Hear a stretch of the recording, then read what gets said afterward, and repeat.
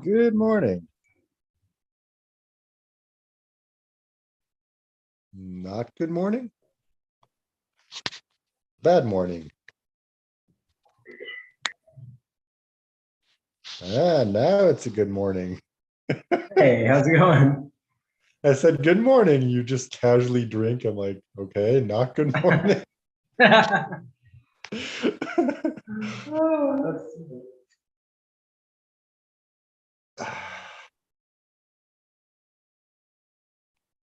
So, how's your new life? I feel like it was amazing. I feel like I don't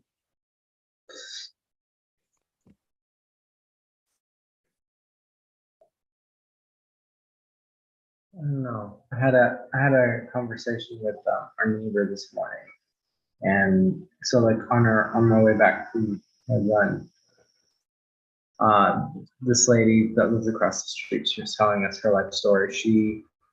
Her dad committed suicide when she was a kid. He was like a doctor. 20, he was 28 and he had 7 kids. And so like he died, and then her mom left them at the house to go out to drink. And she left them, like she had gotten a babysitter, but between when she left and when the babysitter got there, it was like an hour. And she accidentally knocked over a heater and burned down the house. She got a couple of burns, and like, and then after that, she was just like, oh, well, your mom's not going to take care of you. So she just told us her whole life story about how, she didn't have family growing up, and just I don't know, it gave me like a momentary insight into like how even the stuff that is not great is like, when you contextualize it with some things that other people have gone through, it's like there's so much to be grateful for, even in the crappy stuff. And then in the stuff that I'm actively pursuing and participating in, like creating and building, it's like I'm just super, super grateful for my life. And I'm really, really grateful for you being in Great. Now I feel guilty not turning on the camera. it. No worries, no worries. I'm just exhausted. For some reason, lately, I can't fall asleep early. Mm. And I'm just exhausted. I'm like, oh, I'm going to need to wake up at 5 a.m. tomorrow to take the bus. And I'm just like, I want to sleep. But then you tell me that story. I'm like, I have no reason to complain whatsoever.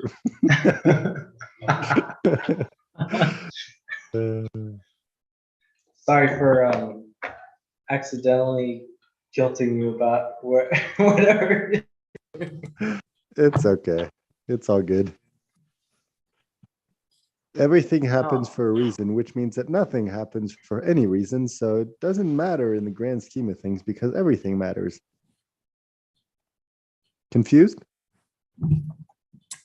yeah, Yes, perfectly. it worked. Wait, the clock dings every half hour? I think it does. It dings once at Yeah. the 30-minute mark, and then it dings like, one for every hour on the top of the hour. Well, that's annoying. Mm-hmm. It also explains why it feels like every time we talk, it's like, whoa, it's been an hour? No, because it's been half an hour. That makes sense.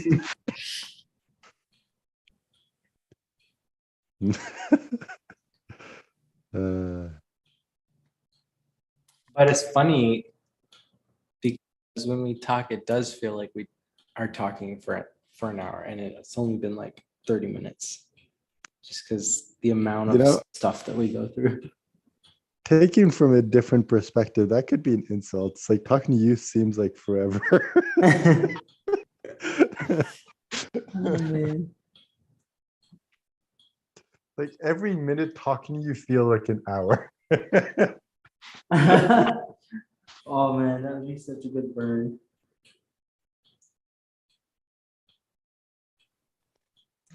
But I think it's like anything, it's very subjective. So you get to decide if it's a compliment or an insult. Yeah.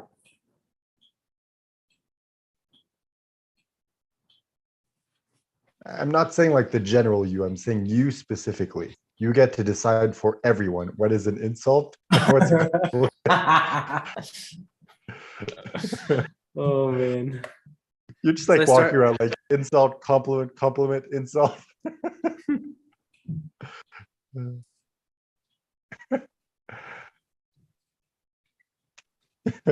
Aaron the all-knowing. that would be so funny. Man, what imagine if that was like you get to a point in your life where you realize like you've become you so much that it's like you have this breakthrough moment that's something like the reality that you know of just kind of like breaks apart and you realize like, oh, this is what my purpose is. And it's something like, oh, you're the guy that decides what stuff is an insult and what stuff is a compliment. Like that's your entire purpose. That would be such a Or weird. or what if your purpose is to take care of porpoises? So you have a porpoise purpose.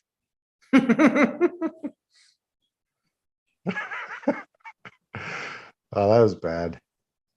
Was that an insult or oh wait, does it only work for jokes? Or for insults, it's like, can you tell me if it's a joke or not, or is that not your power? Well, I was trying to think of like how to extend the bit. It's like if it was for like porpoises with purpose. So it's like like your purpose is porpoise purpose purpose fun or something. I don't know. It just feels Okay, way so less. what if it's a purpose, sorry, a porpoise who has a purpose and during the fulfillment of that purpose hurt themselves and now they have like uh a blister with pus, and you're like, oh, poor pus purpose, poor pus purpose with a purpose.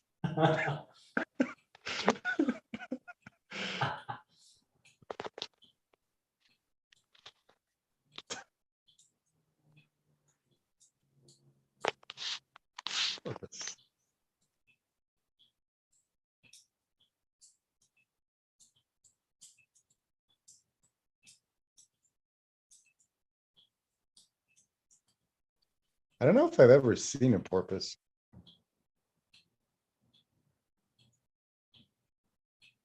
No, I haven't. Not in real life. I'm just thinking like, I've been to zoos and like aquariums and stuff like that, but I'm thinking like, I don't think I've ever seen one for real.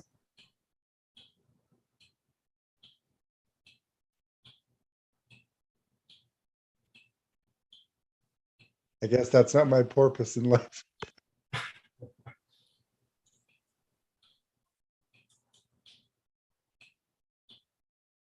Does PAS mean anything in Spanish? DAS or PAS? PAS. That's, not that I'm aware of, but let me Google it. Maybe there is.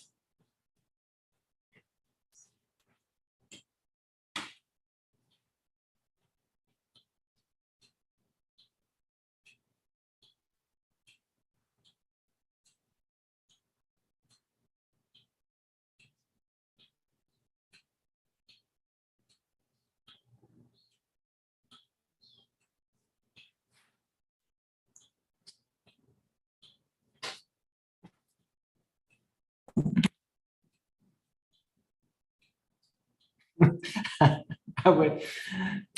I was looking at the board. I was like, "Oh, that's funny." He just like went quiet all of a sudden, and then I looked and it was like, "Guillaume Silva is trying to get in the room."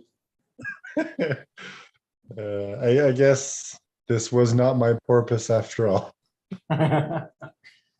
Oh, ooh, So, it's good because I'm a piss poor excuse for a porpoise. oh man, that's amazing.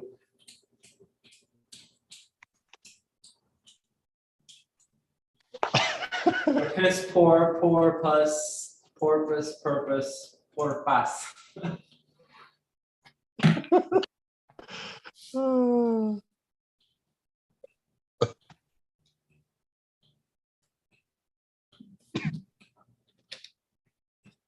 This is a Okay. truly pointless conversation, and I'm loving it. Now I need to go and change the name of this episode to like we did this on purpose. Did this on purpose.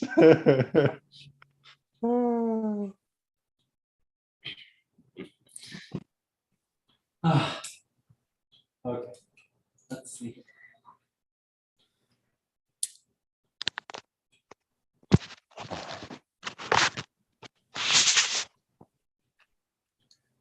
I started reading the virtuality theory. It's pretty good. Confused yet?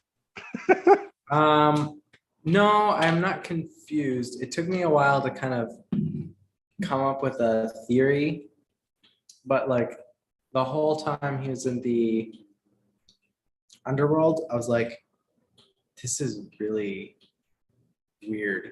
And then I was kind of like, I kind of like that it didn't just pick up where the other one left off. It's like, oh, it's like you were able to like reuse the in medias res, like just start at the middle of the story device, like 2 books and like with the the next book, you're able to just like jump right into it. And then but then as soon as you introduced a few ideas, I started having some like theories of like where it's going. But I'm only like 20% into the book, so we'll see. We'll see how. But did you get out of the underworld yet? Mm-hmm. No, Okay. no, we're still in the underworld, but he's having flashbacks to memories that he's like regaining. Okay. So we're not out of the underworld yet, but so yeah, right now I'm like, I don't know, is the whole thing just another simulation or what? But yeah, it's really interesting so far. I like some of the things that you did with the like taking familiar mythology and kind of putting your spin on it. What are you talking about? I invented everything.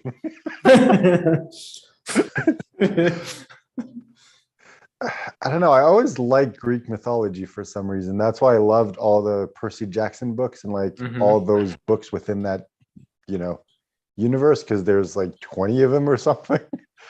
But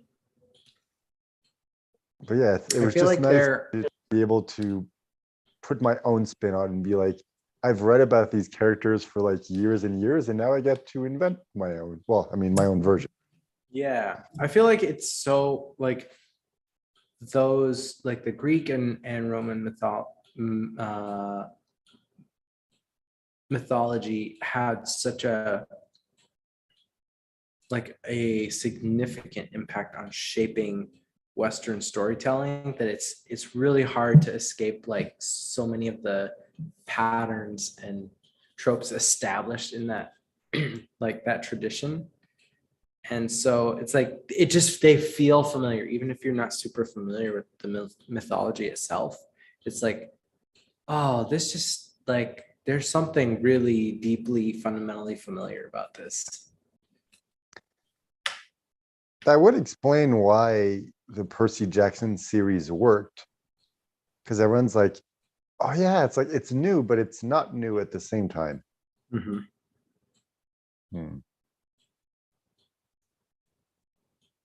By the way, since we're talking about that, it's funny, when I first started writing the series, I was thinking of going as kind of like tongue-in-cheek as that series. I don't know if you've ever read it, by the way. Have you?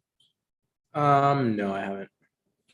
Okay, well, it's very like, typically young adult of like, it's serious, like, life and death kind of situations, but it's with like a hint of humor to just like not take things too seriously. It's like I was planning on doing that for the series the entire time, but when I started writing it, I'm like, that would kind of ruin the effect of just like being in the moment. So it's like I kind of regret it, because like this is who I am by default, just like cracking jokes all the time, and I do every once in a while, just not as much as I was planning on it. And ironically, that might be why the books failed. Then again, probably not.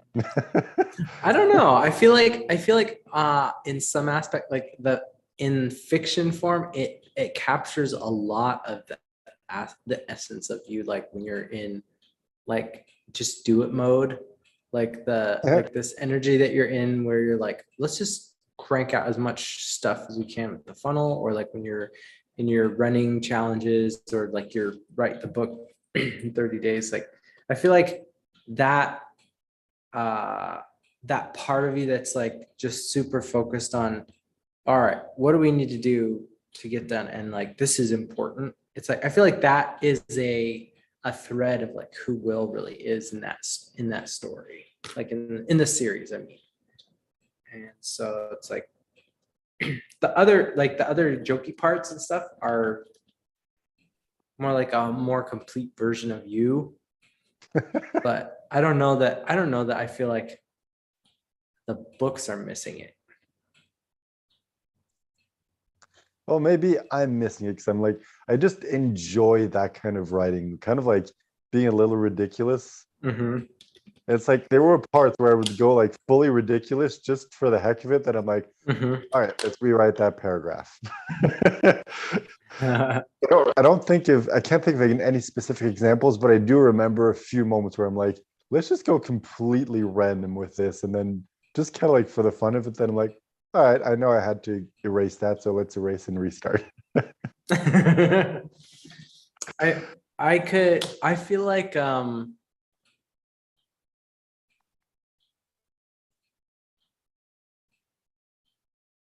feel like I could imagine a movie version of this, or like a TV series version of this series with like a 15, 16-year-old version of Ryan Reynolds, and then and then like the John character is like if Ryan Reynolds like had lost all like sense of joy in the world. Okay, remember Free Guy? I forget Yeah. his name, but when Ryan Reynolds, like his copy becomes like super Uh-huh. beef, like that's basically John. Yeah, exactly. Uh, oh, I remember why I changed it. It's because when I was first working on the series, I was like, this is going to be some sort of like journal or retelling of this story. Mm. But then when I decided to switch it to these are actually like a recording of his memories, I'm Mhm. like, he wouldn't have the detachment that he would if he was Mhm. retelling it. It's like he can't be cracking jokes all the time Yeah. because it's in the moment. It's like, I'm gonna die. Like, I'm not thinking of making a joke right Mhm. now. Mhm. Yeah, I think that's what happened. It's like it was a hard decision. 'Cause I'm like, memories are way better and way more original than just, hey, this is a Mhm. journal. But I'm Yeah. like, it kind of saddened me that I would have to give up like him retelling. It's like he can retell it through his own lens of like, yeah, just to let you know, like I'm gonna be an idiot for the next like, third of this thing. So sorry in Mhm. advance. Like I would have had a Oh, lot of fun with that. I think you just gave me an idea. Okay. So I've been trying to figure out how to like make this into I don't know, like an audio drama or a TV series or something. I was thinking this would be a really interesting series to do as like if a like a teen who is the right age for this demographic is like he finds these stories which are like as a journal, and his dad is like a depressed version of Ryan Reynolds.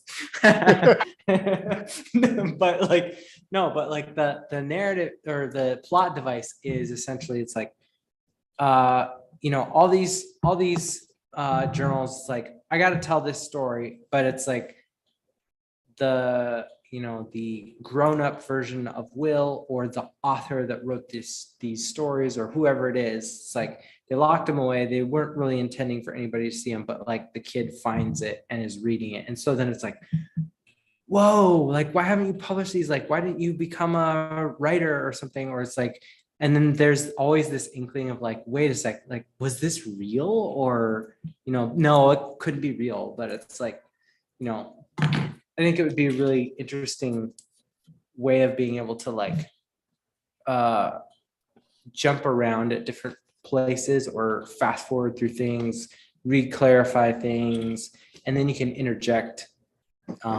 stuff like you were saying, like with a journal device. Then it could be. Well, I think it's easier like when you're doing like a movie or something. It's like you're not thinking about the fact that, okay, if you're really in that situation, you wouldn't be cracking a joke, you'd be like screaming or frozen. But like, I don't know. So what it sounds like you're describing is what a crap ton of movies have used as an example, like Journey to the Center of the Earth. It's like, it's based on the book, but it's Mm-hmm. happening in the real world, and the book exists Right. with that like that version of the world. Yeah. Yeah, like the Goosebumps movie that came out a few years ago. Yeah, that too. Or Mhm. The I guess okay, here's the thing that I've always loved this idea. It's like the Big Fish story that Tim Burton did, but like I've always loved this plot device of somebody having a perspective or point of view, and then the everyman character that is the stand for the audience is like the skeptic. And so it's like you have to decide like what's real, like what do you believe is the fiction the thing that's the truth, or is it that this was a nice story that fits into that world, but you don't have to believe it was real or something. But yeah, so kind of having that parallel, like it's not the best example, but it's like, remember the Martin Lawrence movie Black Knight? Oh, I Or never like saw that. tons of But Disney movies do but that. yeah, Where it's the same. Yeah, it's the same premise as the Connecticut King Arthur's Court. It's like was it all a dream kind of thing. but it's more the like, they go to this enchanted, realm or whatever, and then Mhm. fall in love and come back and meet the, real world version of that same woman in real life. And then like, it's like that type of thing of like two stories that are kind of parallel. Mm-hmm. But that just seems like way too complicated. Already time travel is super complicated when you add like another story. Actually, never mind. That's what I did with his son. Never mind. This was my first series, and I'm like, let's make it as complicated as I can. It's a story within a story, and it's about time travel.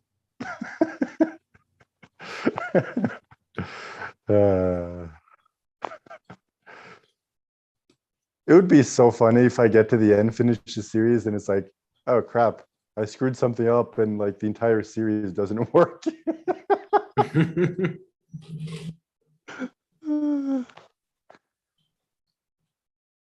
Oh, that'd be hilarious.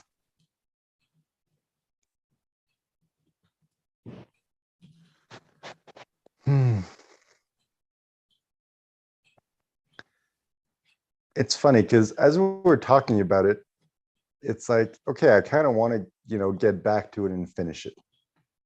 And it's like, well, I can't do that until the business is set up and generating money so that I can spend time on writing the next books. It's like, all right, I guess we got to make money now. Yep. That's where I'm at. I'm like, dang, I really need to make this thing happen. But yeah,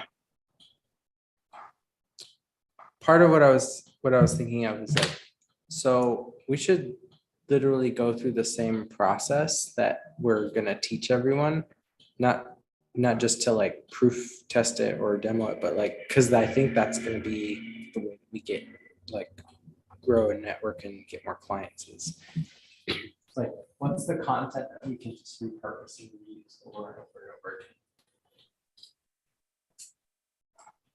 I'm assuming you stepped away from the camera or from the microphone because I didn't hear that last part you said.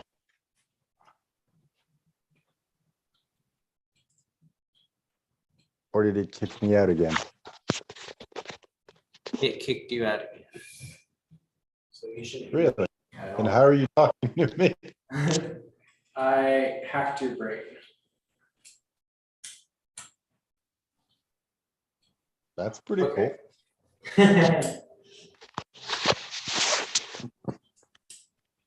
So let's see.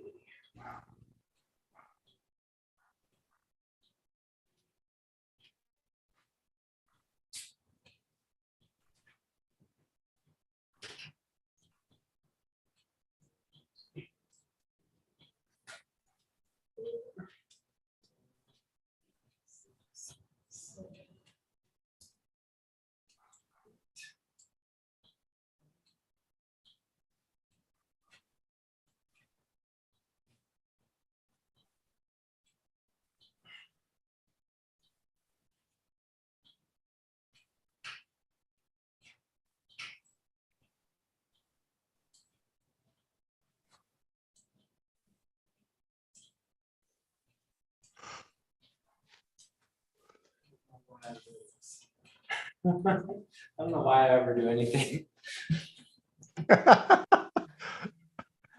Oh man. Seemed like a very general comment. All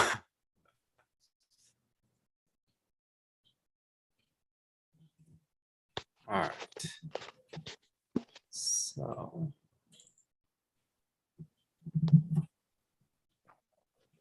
how to create engagement. Let's just follow the plan.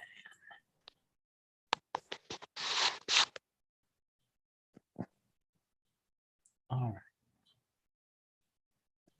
How to create engagement. Ask people to marry you. right. Exactly. Uh, It works. Go test Will you it. be my business wife slash husband? Because nowadays you can't make assumptions.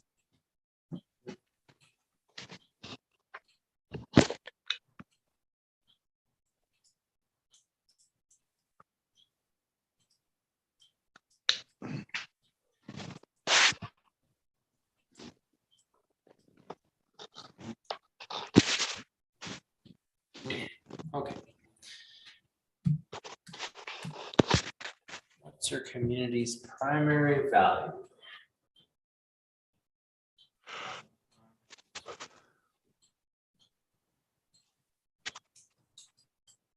Easy. Consistent.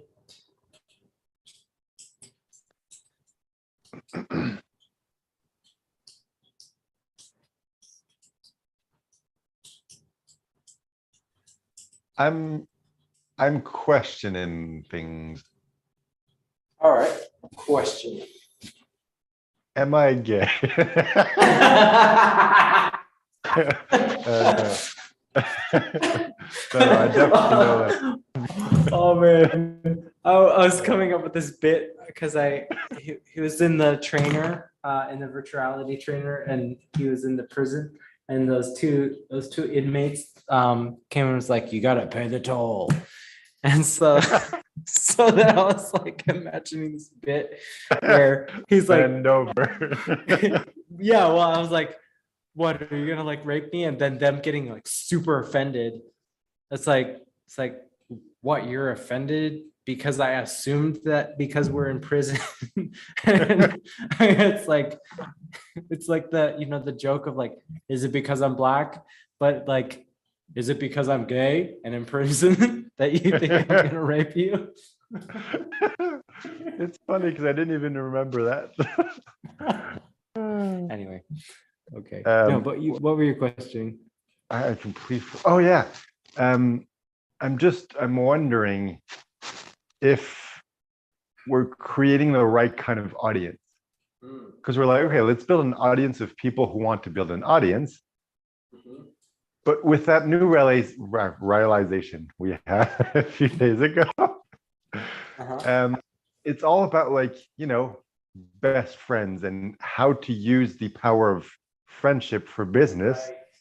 So what if that was the audience we created? And then it's just like, well, in order to be successful in business, you need to use that mechanism. And it's like, just sharing that whole principle of this is kind of the foundation of what we're teaching, along with wait, what is it?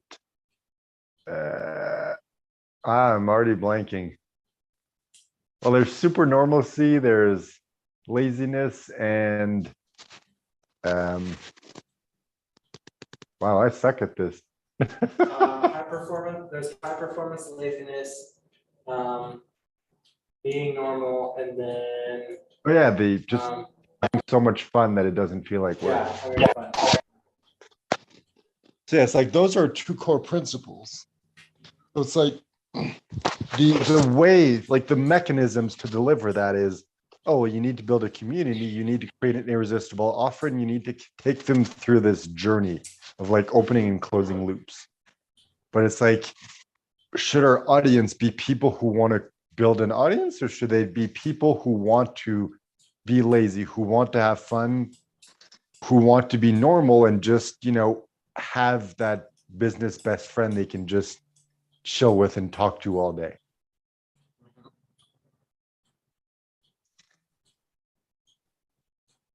Yeah, so if I'm hearing the question that you're asking, it's sort of like in order to get that best friend, that person, it's like the mechanism that we're delivering is like, well, build a business, like go expand your network, provide a bunch of value in the process of finding that person. And it's like you're gonna get all these amazing other benefits on the way to doing that. But this is how you find that person. But like if that happens within like the first, like one of the first people they meet, then it's like they're done. Promise delivered. And like they can shortcut all of that. Well, I don't have to build a business because that's not actually what I really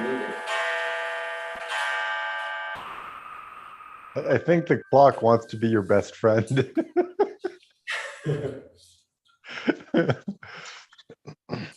Yeah, so it's more like, to come back to business essentials is teach people what you're good at. What we're good at is exactly this. We're good at being best friends. We're good at being Yeah. lazy, at having fun, and being normal. It's like that's what we're offering people. And then the way we're doing is through the mechanism of, hey, share your story so people are attracted to you, build an audience you can share that story to, create an irresistible offer so they can pay you, Yeah. and take them through this like journey of transformation, which is what we're doing for you and for ourselves. Mhm. So it's like that is the entire structure of building a service business. Yeah. I'm just wondering, like, are we focusing in too much on one step? I think what I'm hearing, what I'm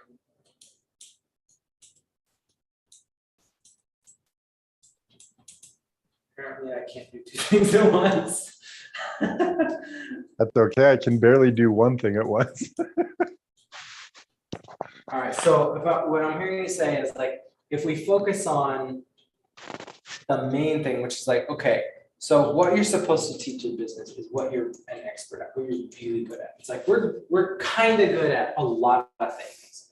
Like all of these different things that we do, like are kind of bonuses. But the thing that we're actually experts at that like nobody can refute is like we know how to have fun and like get along with people. And the proof of that is like if you know us and you like us, it's like there you go. So if you want to experience or learn how to do that for yourself, which is like the thing that everybody wants is connection. The thing everybody wants is like feel like they belong somewhere. It's like we have a process that allows you to do that, but not just like find people to hang out with and be with, but it's like actually build the world that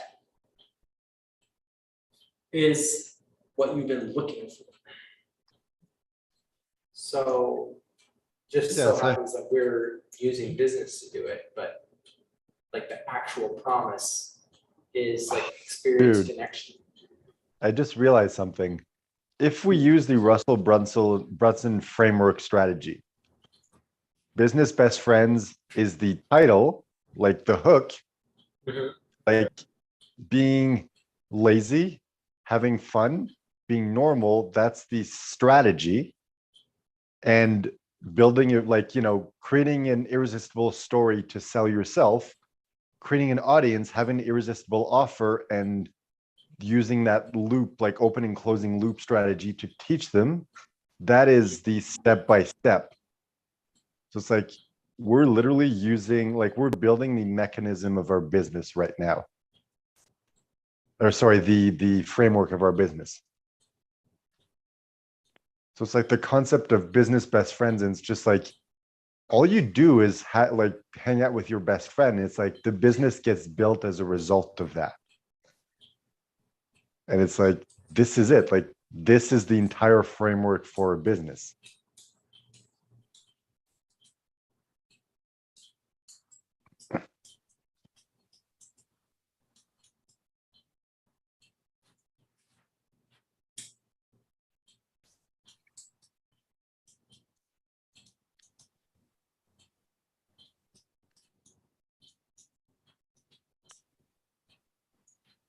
Okay, so if I'm understanding what you're saying that That's right. our I'm saying that it's full of business, crap. our business is the framework of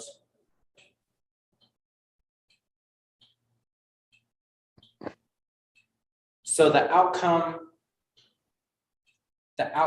is like have a business best friend, or is that what I'm hearing you say? I mean, I don't know if that's necessarily the outcome, but it's like, you know, before when we came up with the whole lazy, happy, normal concept, we're like, Mhm. what is the term that we use to describe that? And I think business best friend is that term.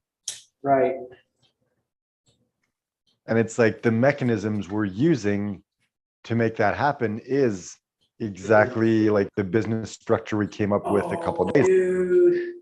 And I love what you just said. So this is the framework, and the how is like the how it works is the lazy, fun, and normal. But it's like the outcome is that your business is going to become your best friend. You are going to become your business's best friend because the way that you show up for your business and for other people, and the people that you work for are going to be the kind of people that you want to be best friends with. Yeah, so it's like it's not just about you're going to have a business best friend, you can create the business together. It's like this way of doing business is going to create best friends in everything you do. So it's like your business is your best friend, your clients are your best friends. You know, it's like everything that you do when you're approaching life and business through that lens makes like everything more powerful. I, this is good because essentially we're, oh my gosh, God damn it. You know what we're doing? We're selling networking.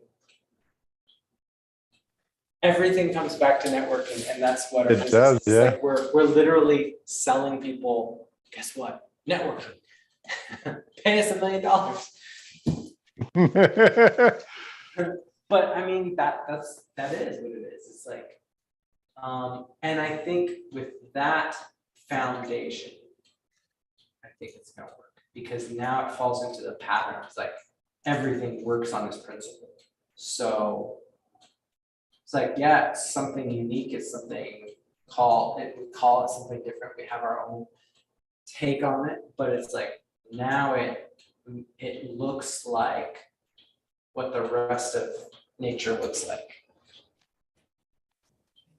Oh, dude, I just realized we've just combined so many different elements from so many different concepts of like, okay, we just created the framework, and you know how like they're like in business you need to teach, because the thing is like in business there's only a few concepts that you can teach. Mhm. And it's like it's just a question of presenting it in such a way that people are like, oh, that is unique. But at the end of the day, like when you look deep, you're just teaching them the exact same thing as everyone else. Mhm. It's instead of starting of like, okay, we're going to teach people how to network, we just created this entire thing. And now we realize like, oh, that's what we're selling. So it's like without realizing it, we created our own like brand, our own philosophy, our own framework, teaching people networking without ever saying networking so that people get the result they want without realizing it. Okay, this makes so much sense, dude. Because now that I'm looking at my engagement template, it's like with this model, it's like the values that people have are things like, well, I want to get more clients, I want to have less of them, I want to have fun while I'm doing this. It's like all of those things are things that they want, but it's like the overarching umbrella that all that fits in under is it's like what we're offering is the thing that meets all of the requirements of everybody in the community. It's like all the stuff that people really want. It's like, get clients, don't be overwhelmed, have fun in the business, like don't feel like you're stressed out, you feel like it's easy. It's like all of the stuff that people are asking for instead of being like, okay, well, here's how you do that thing. It's like, well, it sounds like the common thing between all of the stuff that everyone wants in business is actually enjoy yourself. It's like have a good time while you're doing it. So it's like, how do you do that? How do you have a good time doing it? Do you do it with the people you like? Go hang out with your best friend. And you do hang out with that person over and over again because that person gets you more than the rest of your friends. So, okay, this is helping clarify stuff for me. And it's funny because it's not just about business. Like, if you look deep enough, the drive for connection is one of the most powerful human drives, and we all crave that. Mm-hmm. Like, why do you think that in this overly, digitized world, people are feeling more and more depressed and more lonely? Because they're lacking that sense of deep connection.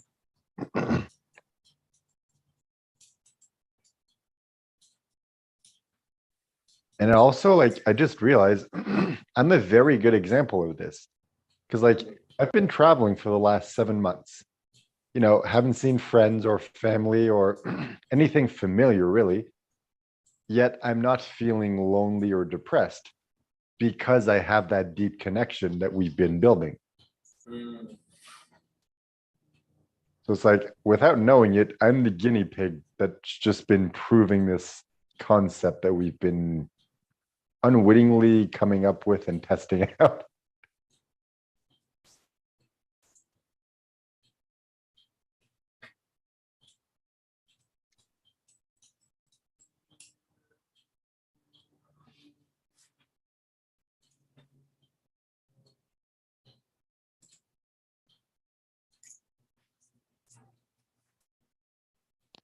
And it's funny too, because like the whole heart-centered entrepreneur thing has been like such a like common thing in the last few years. Mm-hmm. And it's like, I don't know, that always seemed kind of like cheesy and fake to me. So it's like, well, yeah, if you're an entrepreneur, it's like you want to help people. It's like it's normal, but it's like that speaks to what people are really saying when they say heart-centered entrepreneur. It's like people who want to connect, who want to create communities and connection between other people. Mm-hmm.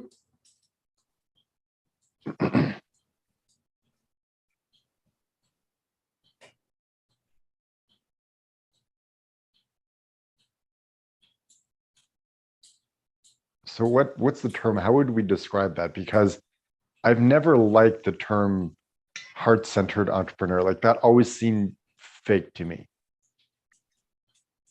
Of like, oh, I'm so selfless. I'm helping people. Look at me. It's like, Yeah. no, I know that's not what they're trying to do, but that's kind of always how it came across to me. Yeah. I mean, I like the idea of people who are like community builders. I mean, it feels like it gets more to a specific thing. Or okay, so heart-centered entrepreneur, I mean, heart-centered anything. It's like that's a feeling that is so subjective. It's hard to be like, yeah, but what does that mean? It's like if you're building community, like you have to be satisfying needs or like selfless to some degree in order to be successful at that.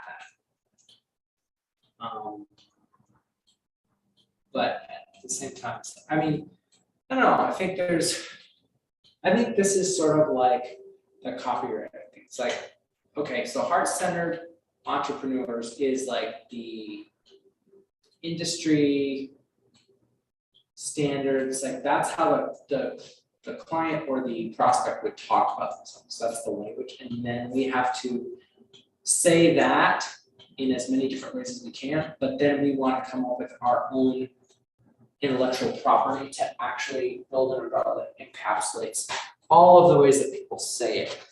So if it's like business best friend or like whatever that thing is, it's like, can we define the term better than everybody else can?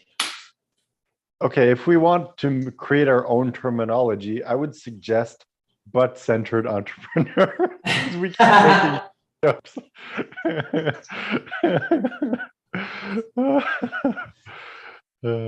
Oh, so instead of it being networking, it's networking.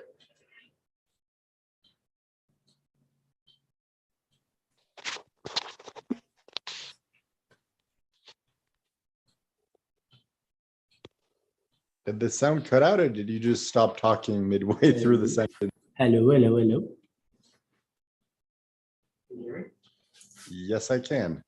Oh, yeah, I don't know why that happened. That's weird.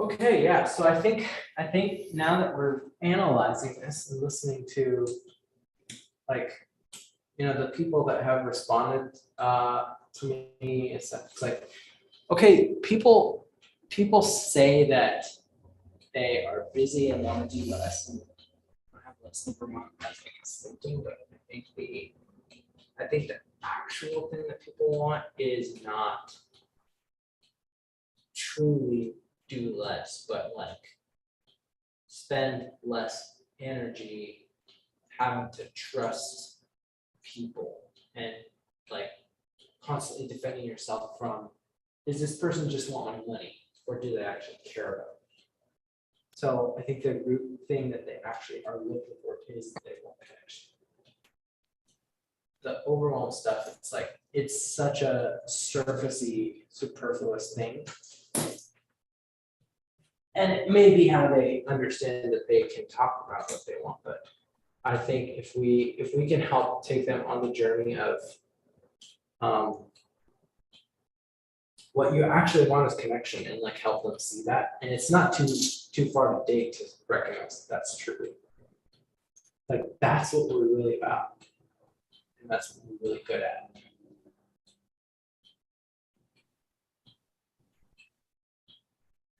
Yeah, so I think we've become very clear on, I don't know, the term to describe what we do, and then the strategy, and then the mechanism to deliver it. Now we just need to figure out what wording do we need to use so that people are like, yeah, that's what I want, even though they don't really realize that's what they want. Yeah.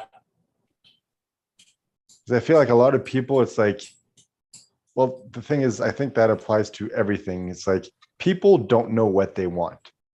It's like we figured out what most people want, or most people who are like us want, because we figured out what we want. But it's like we need to go back to who we were before we realized this, when we were struggling, when we were kind of like searching, and figure out how do we describe that to that version of ourselves.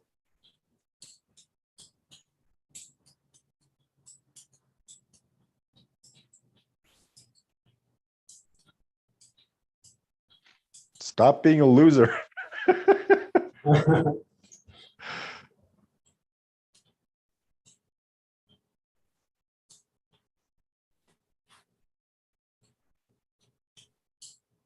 Well, actually, this whole process, the last 2 months, as we've been building this business, it's like just the act of talking regularly has caused it to evolve and grow and clarify. So it's like we probably don't need to force anything. That's We probably just need to do like, we're at the step where, oh, okay, I'm going to build the funnel, and you're at the step where you build the community, and it's like the rest just falls into place whenever it's meant to fall into place.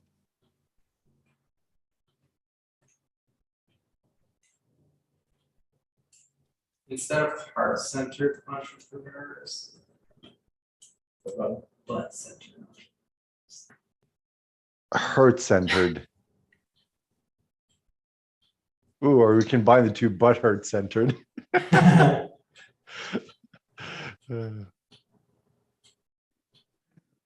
Is your butt at the center of your heart? We do that as a joke because you're like, entrepreneurs are like butthurt and they're just like complaining and stuff. It's like, but we end up attracting only like, newly gay guys.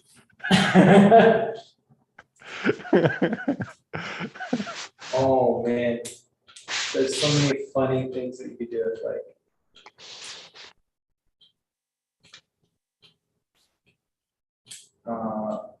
I don't know, like illustrating. It's like if you start to draw a heart, it kind of looks like a butt until you like finish drawing it at the bottom.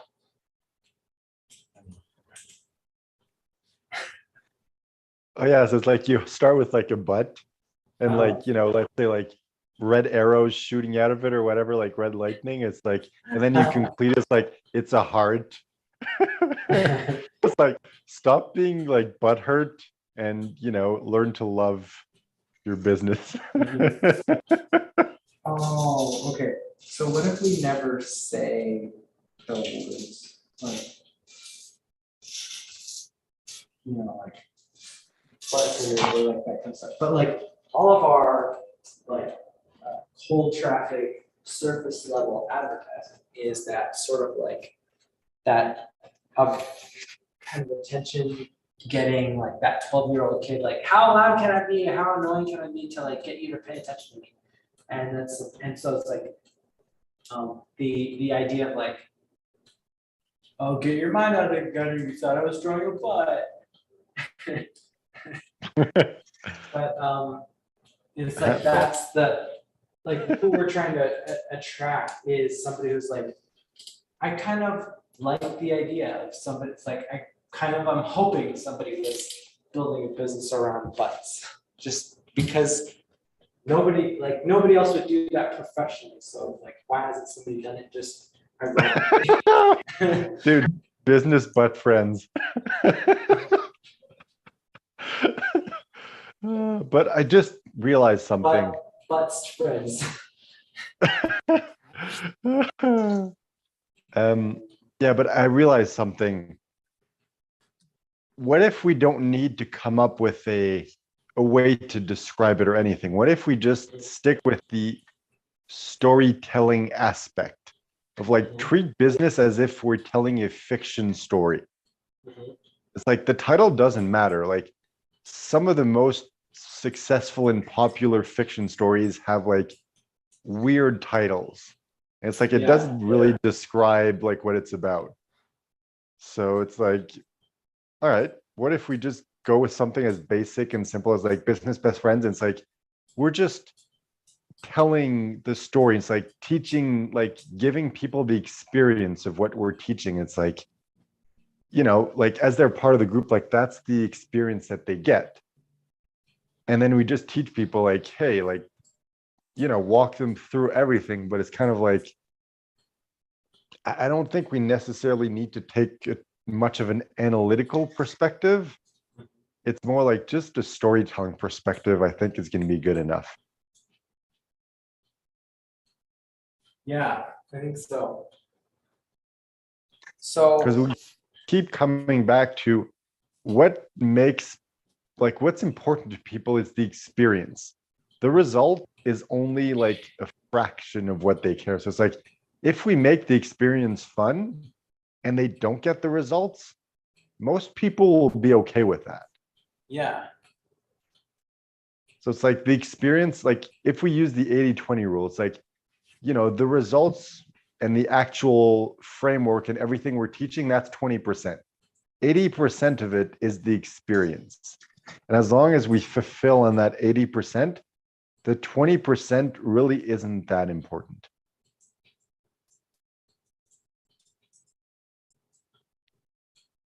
Whereas I feel like we've been focusing on the 20% for, well, our entire entrepreneurial journey. It's like, that's why we failed. Oh, That's the beauty, because when you focus on the 80%, that is the experience, then the 20% that is, the work and the results pretty much comes by itself as a result of that 80%. So it's like the reverse 80-20 rule. It's like the 20% comes from the 80%. But it's like, I think that's what was wrong with the 80-20 principle. It's like, do 20% and get 80%, like 80% of the results. Like, yes. But at the same time, if you don't have that 80% of experience, like that 20% of results is going to feel like crap. It's going to feel exhausting. It's going to feel like work, and you're going to hate the entire process. So it's like, do you really want only that 20% without the 80% of experience? It's like, if you learn how to make the 80% fun, then it's not about getting rid of the 80%. It's about enjoying the 80% and doing the like 2% that you need to work you need to do to get the 20% of results. And I think that's where we're coming to. When you were saying before, it's like, it's not that people don't want to do the work, it's just they want to enjoy it. So it's like, that's what we're selling. Like the 5-minute Facebook group still works. It's like, you only need to do 5 minutes of actual work, but you're still going to have to do like the other, like, 4 hours of work per day, but it's not going to feel like work because you're just like hanging out with us, with the community, with your best friends and everything. So it's like, you're doing the work, you just don't realize it. Yeah. It's sort of like, so the ideal, like, here's the paradise pitch. It would be like, we want this to feel like so much fun that you feel guilty for not having done anything until you start realizing that you are making money. And you're like, how the hell did this happen? It's like your wife or your friend should be like, why are you spending so much time with those people?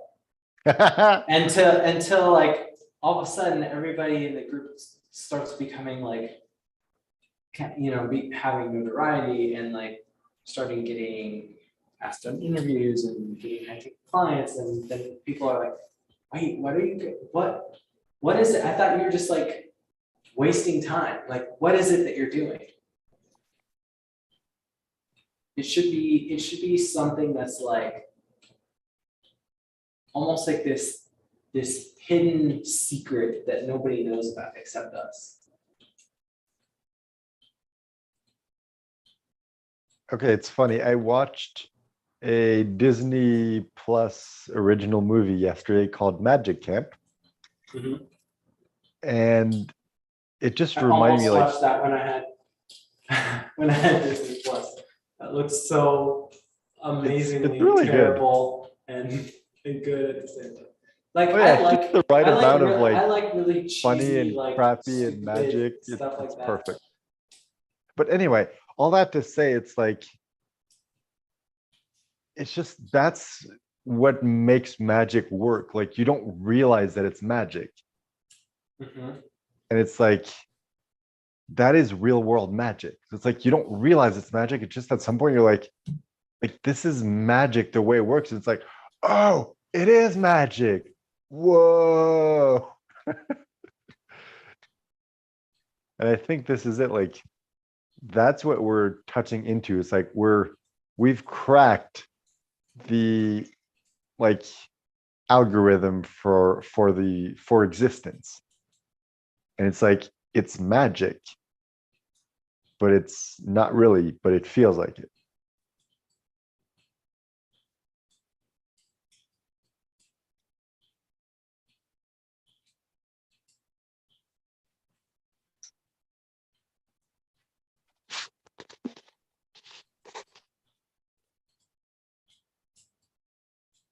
It's funny. Every time you go quiet, I'm like, did I get kicked out again?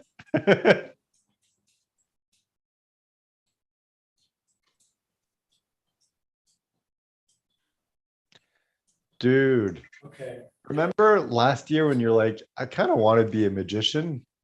You are, you just don't realize it. Dang. This is like what real life magic is about. It's sort of like if Harry Potter was real and you could really create spells, it's just that like it is, but it happens in such slow motion that it feels like it's not magic. It's like you have to not only be the wizard, but you also have to become like the potion and like whatever the magical particles are that like create the spell, and then you have to like, you know, break down reality and then reassemble it into whatever the thing is. It's like that's what our lives are as artists or entrepreneurs. Like we create something from nothing, and it's to us because we're the ones doing all the steps. It feels like laborious and torturous and like so slow, but because nobody else cares about your crap, it's like they only look at you when something amazing happens. It's like it feels like magic to them because you don't exist to them until you do something that's like, whoa, how did you do that? And it's like they don't see all the rest of the work. They don't see all the like, you know, years of practice or like of setting up all the dominoes so that you can just like flick the one and the whole thing just goes. Okay, two things came up. First of all, have you seen Barnyard, the movie? Oh, it's been so long. That's the one where like Kevin James is like the voice of the cow and he's got like udders and stuff. Yep. But remember, Yes, forget the I name. vaguely remember it. Remember that like animal they keep in the box that's just like a ball of fur that just like bounces around whenever they like dance? Oh, uh-huh. When you said Harry Potter, I just pictured like someone who makes pottery who's just so hairy they're just a ball of fur with like two arms sticking out making pottery.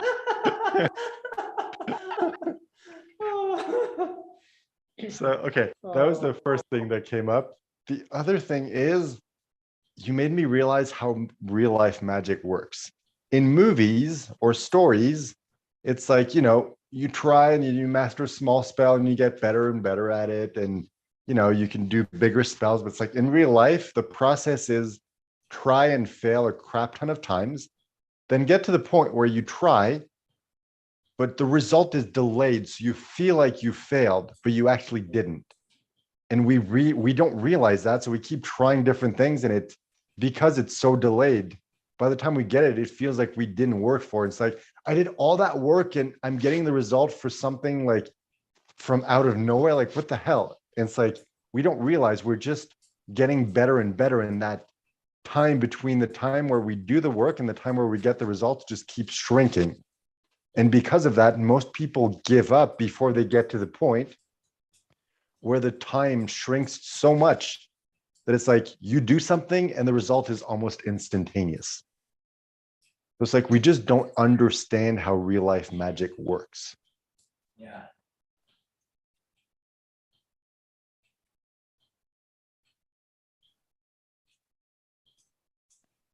So it's like we're tricking people into becoming magicians without realizing it. So one day they get to the point where it's like, oh, wow, I can do magic. How did I learn this?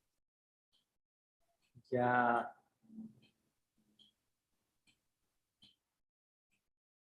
Okay. This is amazing.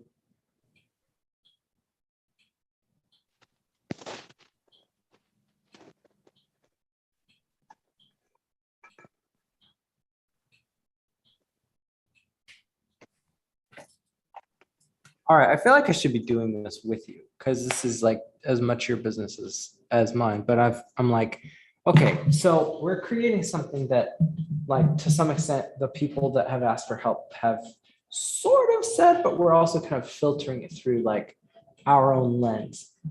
But it's like once we kind of lock in, it's like, okay, now we have like a homing beacon. I was like, this is the stuff. Like we're just gonna pulse this beacon over and over and over so that we find the right people and we get better at like how do we make it more articulated so that who is actually looking for what we're wanting to do is finding it. But what I'm doing right now is trying to like expand that and blow it up so that we can kind of like quantify it. But I'm trying to, so this exercise that I'm doing is the like the engagement masterclass that I did is it's just basically a spreadsheet of, so the three things that communities need at the simplest levels, like what are you laughing at? I just realized something. A Yeah. few different concepts we came up with in the past of like, business school, where it's like you physically go to a school and live with other people and you just learn about business. And it's like, that would work, not because of what we're teaching, because of the networking that is built into that structure. Yeah. I mean, I think Also, that's like, why remember places those, like Yale and Harvard are like so prestigious. It's like it's yeah. like the quality of people that you get access to. And it's like, remember those retreats we're thinking of, like doing kind of like mastermind retreats where it's like high-end retreats where you get to go and connect. It's like, that is the ultimate back end of our business. So it's like, the first 3 steps, like the entire front end structure of the business is build an audience, create an irresistible offer, and use our framework to work to guide your clients through this transformation. The back end of that is pay $100,000 to have access to our high-end mastermind. It's like, that is the ultimate business back end. It's like, hey, if we like, even if we get to like, we have more than just 10, because we're thinking like, like those types of groups work better when it's smaller, but it's like, we can have different pods, and it's like, not everyone's going to be there all the time. And it's like, let's say we have 100 people, 100 times 100,000 is 10 million. It's like 10 million. We each make 5 million a year. It's like, we're good. Like, we're set for life. Like, that is the final step in our business. High-end mastermind, which is the ultimate networking. Yeah. Damn. No. The final step in our business is like an invitation only like commune. It's like once you've gotten to a certain level, it's like the group as a whole votes in, hey, who do we want to come like live on this island with us? But I just don't think like people would need to pay for that. It's more like, if we feel you're ready, we'll invite you.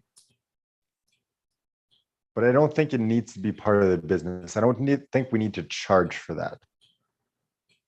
I don't know, maybe.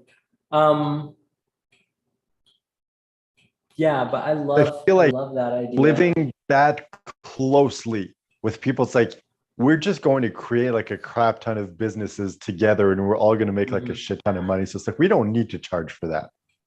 Yeah. Hold on, something else is coming up.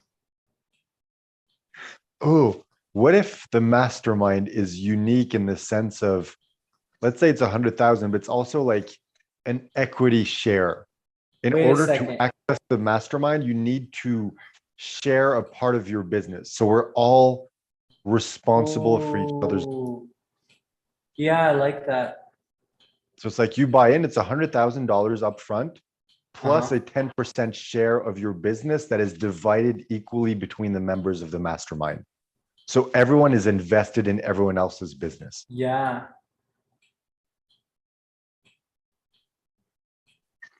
Dang. I like that it's a percentage instead of like a number, because then it's like people who have invested their life in something that's like, well, maybe there's not as much economic value, but it's like that's their thing, that's their art, that's their life, that's their whatever. Like they're just as invested because it's like the same percentage of what they've gone all in on, as opposed to be like, yeah, but my whole entire business is only worth like, 16 million, and there's other billionaires or whatever. I like how it's like, it's only worth 16 million.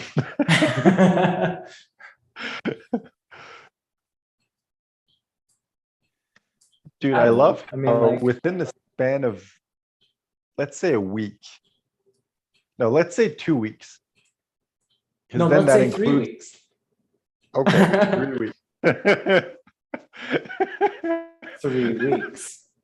I But said then it. that includes the whole, like, everything. It includes lazy, fun, normal. It includes business best friends. It includes the entire structure of like selling story, community, irresistible offer, like the mechanism to get people through that transformation, plus the back end, plus the invitation community of like, these are the people we want to live with. These are our neighbors. It's like within the span of 3 weeks, we've come up with the entire structure and strategy, not just for business, for our lives. I just cracked it. No, I mean, I didn't just crack it, but it's like I just had an idea. I realized something about the pitch of 5-minute Facebook groups will work, not based on the unreasonable claim of like you'll only have to do 5 minutes of work. It's like the actual 5-minute Facebook's premise based on this model is like, we believe you should only have to do what feels like work, like 5 minutes a day. It's like we've boiled down the 5 minutes of training or task oriented stuff that's like, okay, there's nothing sexy about this. Probably nobody's going to enjoy this. Like this is something that I just need to do because it's like the mechanism in the process. But like once you get over that hump of just that 5 minutes, it's like everything else that you need to do can be fun. And the whole way you get to be successful in business is when you've done more stuff, you've done better stuff, you've done things longer than anybody else around you. And the only way to do that is if you're having fun. Oh my God. I'm sorry. As you're talking, I'm like, so what we're going to create is a community. And I'm like, well, that's kind of like Mind Valley, but for us, it's going to be Butt Valley.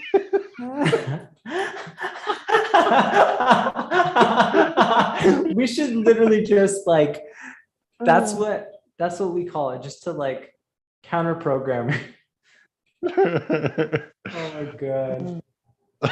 Like, can we create like the most rowdy, irreverent group of like entrepreneurs that are having so much more fun than everybody else?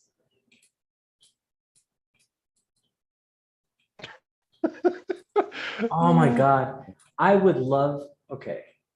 I don't know what I even want. I just want to do this.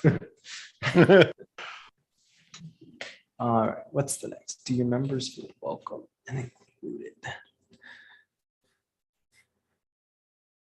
feel like that's the same.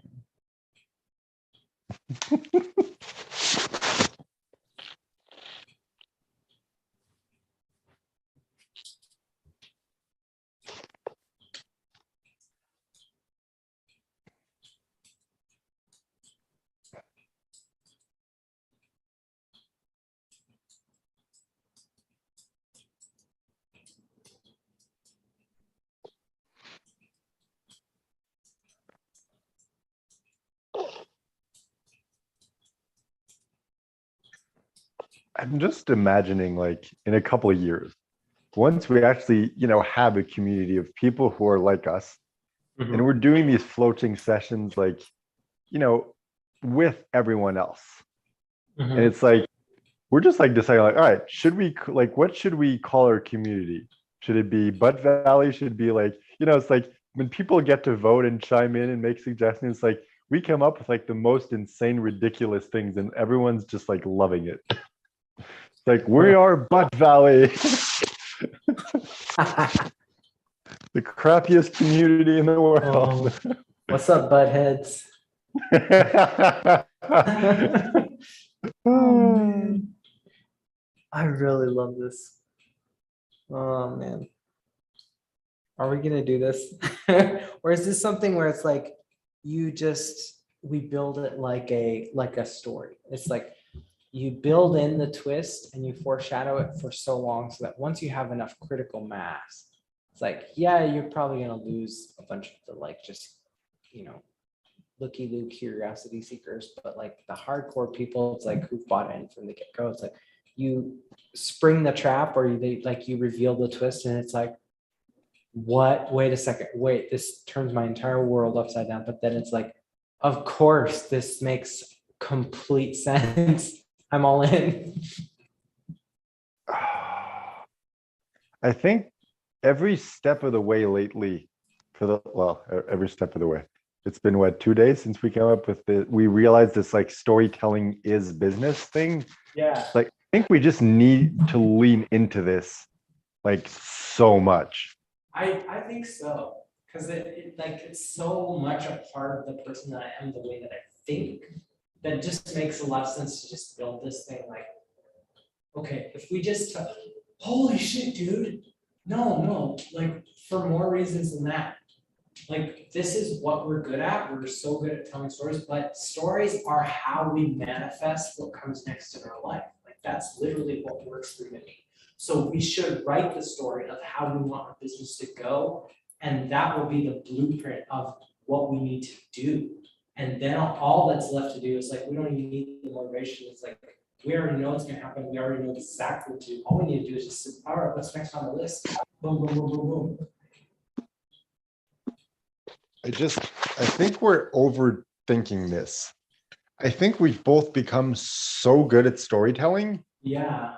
That we instinctively foreshadow, which is why we've developed the ability of like, this feels right. I don't know why, but it feels right.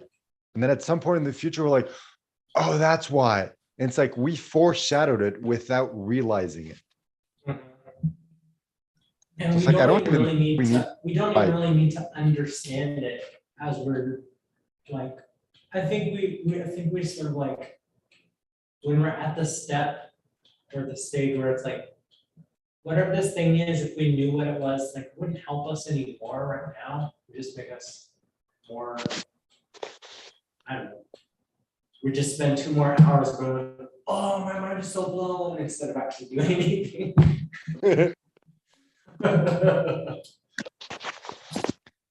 But I mean, that's what allows us to like, that's what we love, that back and forth, that mind blowing, that, well, I'm like, is there a gay joke in there somewhere? Probably, but I can't think of it. Okay. You blow my mind and then I'll blow your mind. There it is. Oh, man. But yeah, I think it's like that comes back to the mind-blowing thing is the great. Now I'm just thinking that every time. We've ruined that phrase forever. But yeah, I just think like that whole process is part of the 80% that's fun, that makes the 20% of results possible.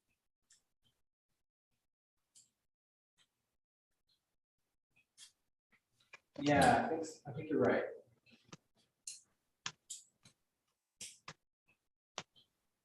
Because I think that's the beauty of floaching. It's like we have amazing realizations only to realize, I don't need to do anything with that. So it comes down to that concept of I needed to do it in order to realize that I didn't need to do it.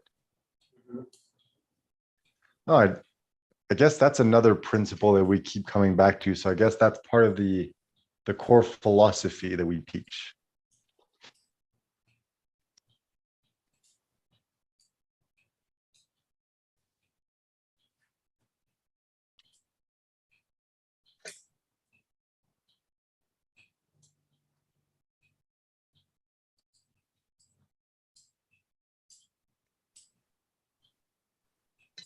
It's funny how it's like we just come up with these concepts and frameworks without realizing it. And then at some point we're like, we've been saying this so many times.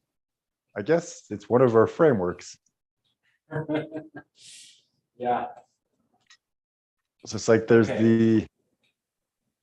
definitely the, like butt/poop/fart jokes framework. Mhm. Like that's a big part of what we do.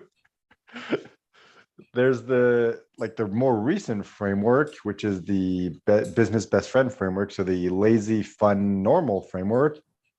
There's the wait, what's the framework I just said? Oh yeah, the doing it to realize you didn't need to do it. And there's another one. What's the other one?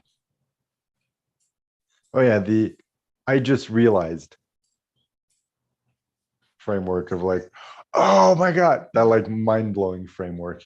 Okay, tell me these frameworks again because I want to write them down. I just realized it's going over. So yeah, I just realized there's doing it to realize you didn't need to do it.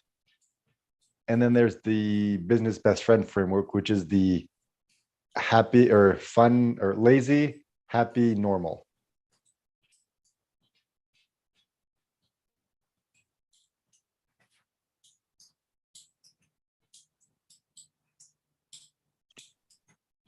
Oh yeah, and then is that like the lazy, happy, normal? Was that the FUN principle, or is that different? I mean, that's what the principle is. I don't know if we want to call it something else.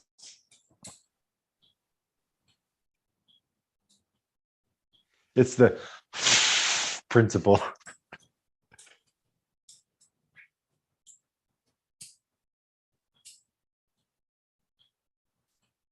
The It's four the F, principle. the 4F framework. Oh yeah, 4F framework. I like it.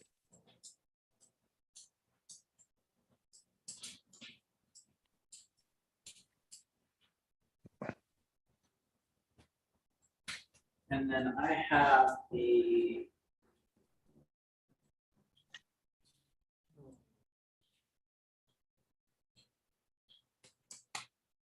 I've got a couple of frameworks that I use quite a bit. It's like the three,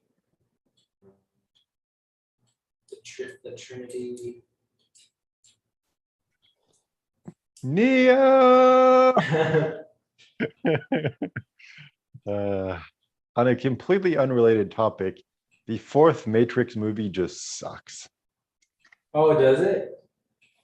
Oh yeah, it's like it tries to redo what it did in the first three, but just like on a smaller, crappier scale.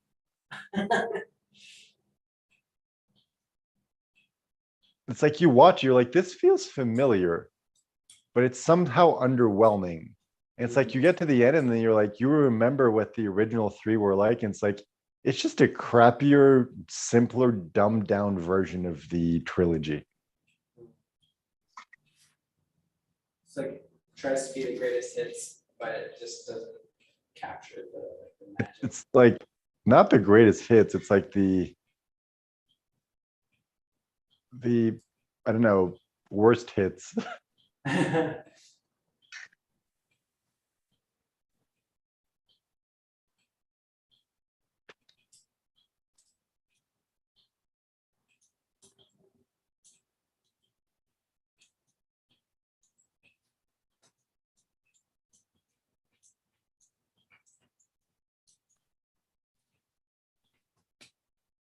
It kind of feels like this should have been made before the other three, and then they were like, okay, this has a like this concept is good.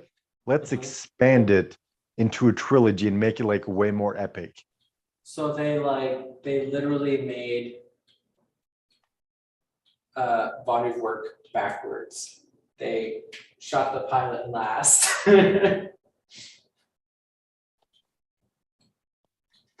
I guess. And the thing is, like, I don't know, like maybe it's just because they were trying to make something when there was nothing there, or the fact that it's only one of them instead of the two of them. So maybe it was the wrong one. Maybe the one who made it good was the one who didn't do that fourth movie.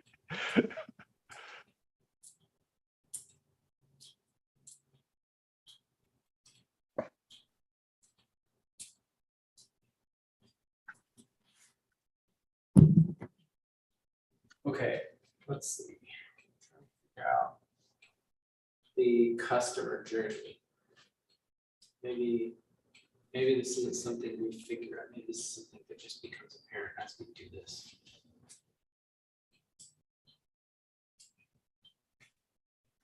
Dude. Hmm. Customer journey is super fucking easy. Because now that we're approaching this from a storytelling perspective, it's the hero's journey. So it's just a question of figuring out where are they on their hero's journey? What's the next step? Let's help them with that. And it's like, that's exactly it too. Because it's like, Okay, so if we're essentially the mentor, or no, that's what everybody does. They take the mentor role. We should be the foil. Like everybody in your life is telling you, like, you need me to succeed. You need my special friend. If you need it's like, no, dude. Like, you need like Chewbacca to be best buds with Han Solo. You need like I'm trying to think of like other duos that like your Doc Brown needs a Marty McFly to just be like, I did, sure, like whatever, like go for it. Let's do this crazy stupid thing. dude, I can totally picture you as Doc Brown. And I mean that like in the best way possible. Yeah. Yeah, it's like your Harry Potter needs a Ron Weasley. Like you don't need another Dumbledore in your life. Like you already have those. You already know what those are for you. It, like your heart tells you when something feels right or not. And then you have some belief system that's already like working for you. And you're going through the library of things in order to add to what is already working for you. We're not trying to upend that stuff and change it. What we want to do is we want to be the guy that goes with you on the journey and be like, whoa, that was so cool. I hope we never do that again, but that was amazing.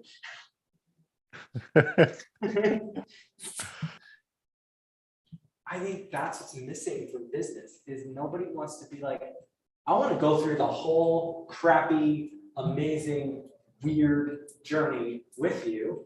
It's like, there's like, you're never going to make it on the journey unless you listen to me. It's like, we've heard that our whole lives from everybody that we hate. Like our parents tell us that, our school system tells us that, our religious system, our culture, our, whatever. It's like, why doesn't somebody just be like, dude, you're doing that, I'm all in. Dude, no wonder most people don't become heroes because they live in a world that glorifies the hero so much that every single street corner, there's someone saying like, hey, like you can go on this epic adventure, become this epic hero. Just use my epic like hero framework. Mm-hmm. And then you start that, and then you find another one. It's like, oh, that seems better. Let me hop to that, and then to that, and then that. And you just keep like jumping from one to the next, always starting over and never becoming a true hero because a true hero has to discover that for themselves.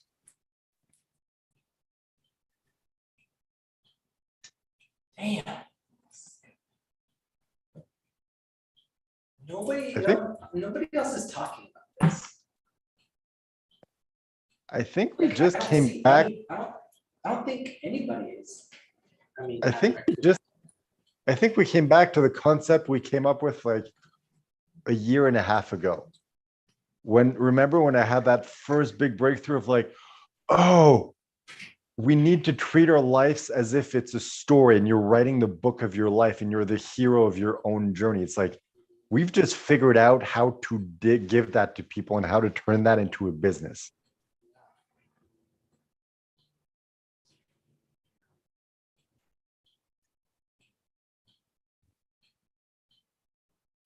Okay. Oh, damn. Okay. A year and a half ago, when we realized that's what we need to do, then I went on my own adventure and learned what I needed to learn so that I can now teach others. Damn, that is such a good story. And this works so good because it's like we spent like, you spent however many years trying to sell your books. I spent like a couple of years like, um, working on learning business and trying to figure out like what's the right way of like making friends with millionaires, saying like, show me everything you know, let me copy what you do. It's like none of it works because it's not your thing. You've got to take your journey. You can't go on somebody else's. They already fought those dragons. They already, rescued that princess. And they're selling you on their story, even if they don't realize that that's what they're doing.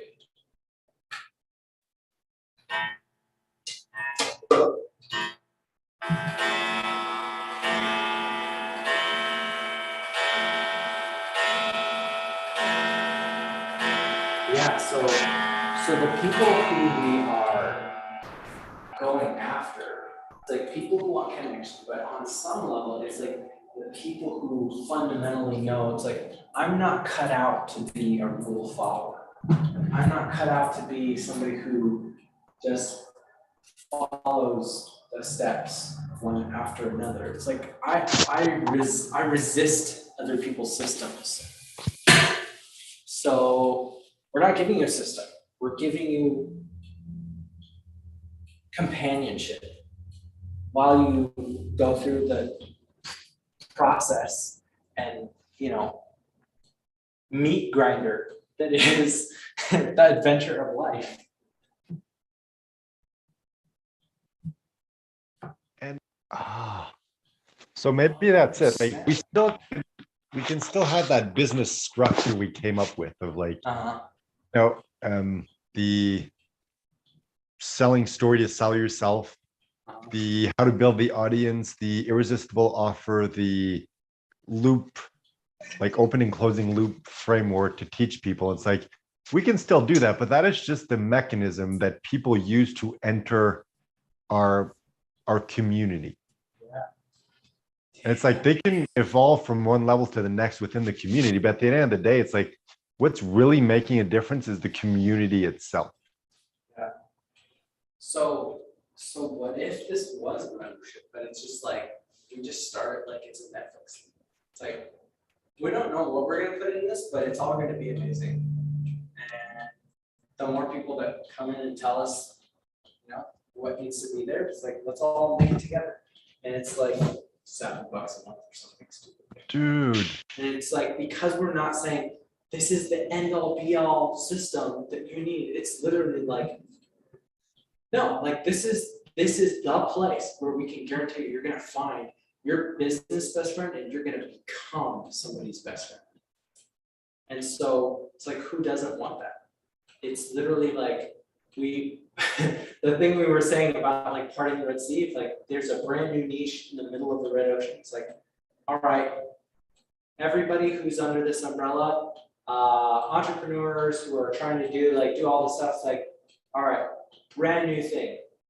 We're not about business. We're about the relationships and like every single level of our business. It's like whether it's low level community with some storytelling and networking, teaching, or like high level mastermind. It's like everything is about the network. It's about, are you finding people that you really love doing time, doing life with, spending time with? I mean, on some level, it's like, the parts of life that feel like you're doing time. It's like, well, I hope you got a good cellmate, because otherwise it's just gonna feel like you're getting screwed.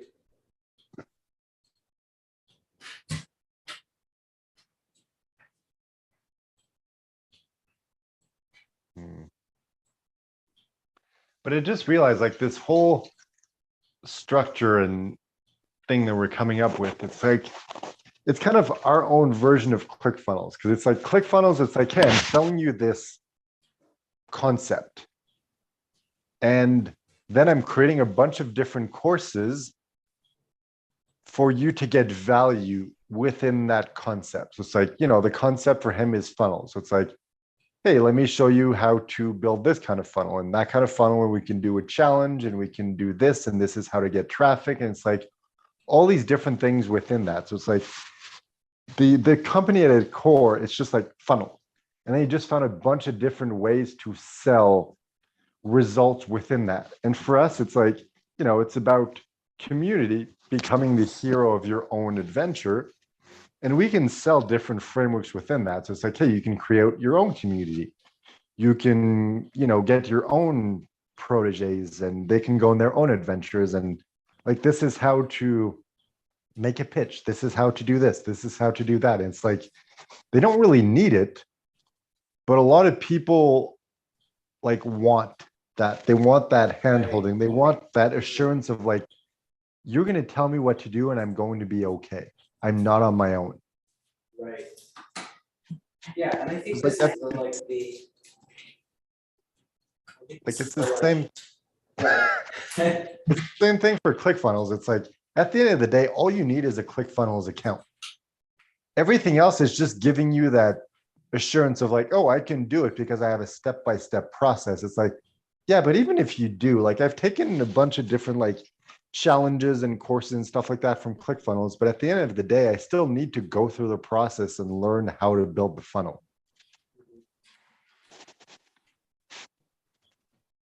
And it's like, I think that's the thing. It's like by charging for it and showing strategies and techniques, it gives people the confidence to take action and to figure things out for themselves, which is why it really doesn't matter that much the actual result, because it's about the experience. It's about the journey. It's about them feeling confident along that journey. Dude, I love this. And we have so much social proof. We have like hours and hours and hours of us talking. We've got tons of our mastermind recordings and stuff that just shows like this is what the experience feels like. This is what you can have. This is where you can live all the time, is in deep connection with people who matter to you, people who actually want to see you win. It's like we can't possibly do that for every single person who ever wants to work with us, but like you can find the person that does want to do that, and like you are the perfect fit for them to be like their best friend. It's like maybe it's us, maybe, but maybe it's somebody that like you already have in your life and you just hadn't realized it. And all it takes is just reach out a couple times and establish that connection and friendship. And you have no idea what it will blossom into.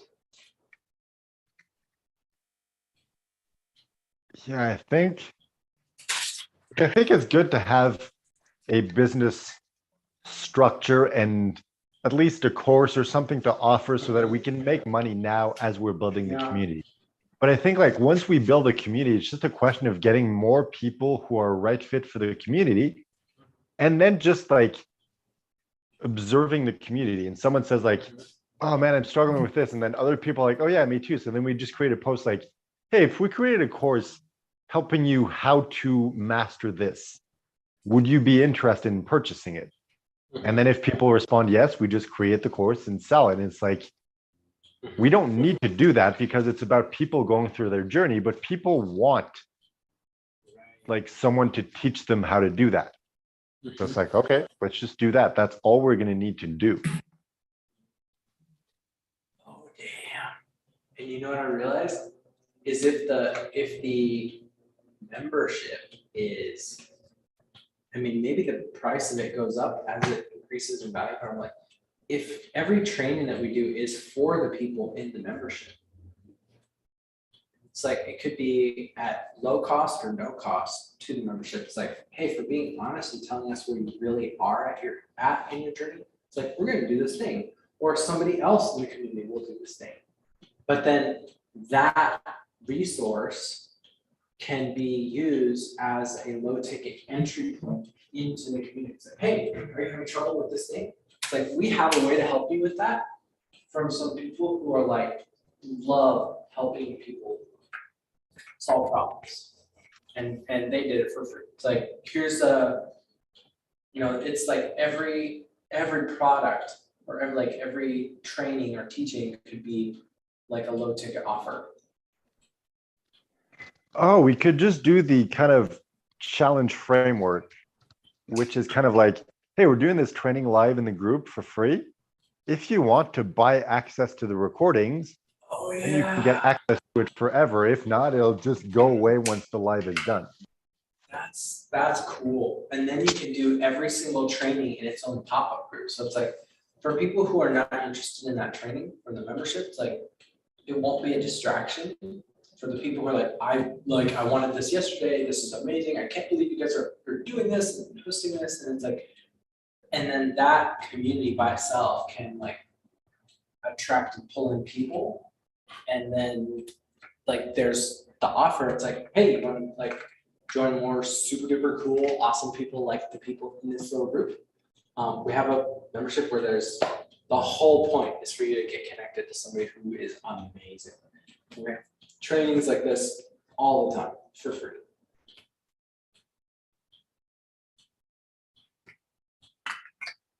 And so then literally everything that you do from that point becomes another way that you could advertise. And so it's dang. Or what if we just use the group as we use the group and their experience and their feedback and everything to build, to drop the bottle, to build the course. And it's all we get at the back end of it, even though we did everything for free, is we get the course and the funnel. And then we just go and sell the funnel. It's set up the funnel, drive the traffic. And then we make a crap ton of money from that, but we don't actually make money from the community. They're just our free or paid market research and product creation engine. Yeah. I like the idea of having it be something that's low cost. So it feels like the value is really high. Because if you're just constantly providing value, where if it's free and you're doing lots and lots of things, it's at some point it just becomes overwhelming, or it's they don't value it enough to really pay it enough attention. But having it not be super, I don't know. I like the idea of having this, and it fits so well with the fast. The 5-minute Facebook groups, it's well, you can create a group and community container for business super, super quick. You could literally that day, it's if you have a conversation in your group, it's oh, we should do a training on this. All right, 7:00 p.m. It's everybody able to come? It's no, okay, we'll do it tomorrow at 7:00. And then it's you can start up the group, invite everybody, and then do a training in the group. You don't have to build a business or do the market research or build a funnel. It's you have all the stuff you need to just get it going. And then I think what we need to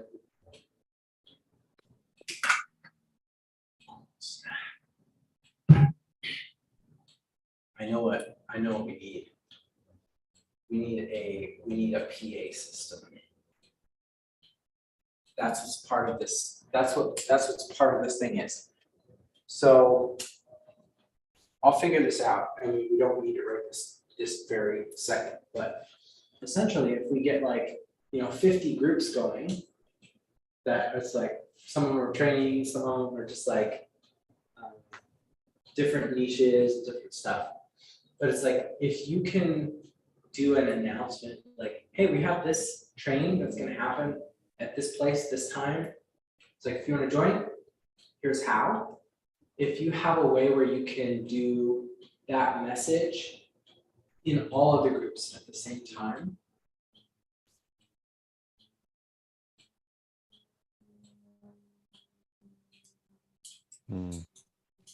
So then you're essentially, your advertising or your marketing method is literally just tell stories or share what's happening in your life right now with everybody that it might be relevant to. So it's like if you have a way to essentially create a brand new business without a lot of effort, like a Facebook group, it's like how can you push new information into that Facebook group with very little effort? And I think using a platform like Stream or something where you can just have all your groups set up as destinations or pages. So it's like when you go live once, it goes to everything. It's like, hey, here's the latest training. If you wanna show up, here's where to go.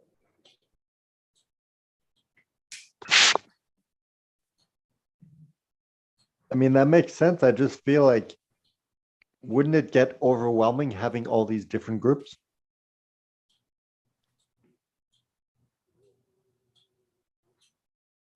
I don't know. I don't think so. I think what I would do is I would try to identify a leader or like a co-admin like as soon as the group starts. Like if somebody instigates the conversation, it's like, hey, how do you solve this thing on like my clients don't understand how to use LinkedIn or whatever. It's like, so how would you solve this? And so then, enough people like, I have a bunch of lead gen on LinkedIn. I'd love to have people understand like the value of like why they need to have a profile on there or whatever. So it's like, okay, so who really wants this training? And it's like, you talk to the person who initiated the conversation. Hey, if I started a group, will you be in it? Will you run it? So then it's sort of like you kind of delegate responsibility to people to like keep the communities going. But it's sort of like the main community that everybody is in, that you pull people into is the main community. And Okay, then so if what you're nothing talking happens about in is the other kind of a, ones- so it's kind of like a Zoom type thing. So it's like there's the main Zoom room, then there's the Zoom breakout room. Yeah, that's a good way of thinking about it. Is there a way to do like subgroups within a main group? You totally could. Yeah, you totally could with like hashtags and guides. You can do them where it's like if there's a certain topic or type of training, it's like you would create a hashtag so that people can tag content with that. So if it's like an officially sanctioned thing, it's like it would get added to that topic. So then when you click on topics in the group, you can actually sort by posts that have that tag. Or if it's like this is like a resource or a paid thing or something that like you've decided is good enough quality that everybody should see it and have access to it, you can put it in a guide, which is just like a pinned sub container inside the group. So yeah, there's absolutely ways to do that. I mean, you almost could just do it all within one group. And it just gets like,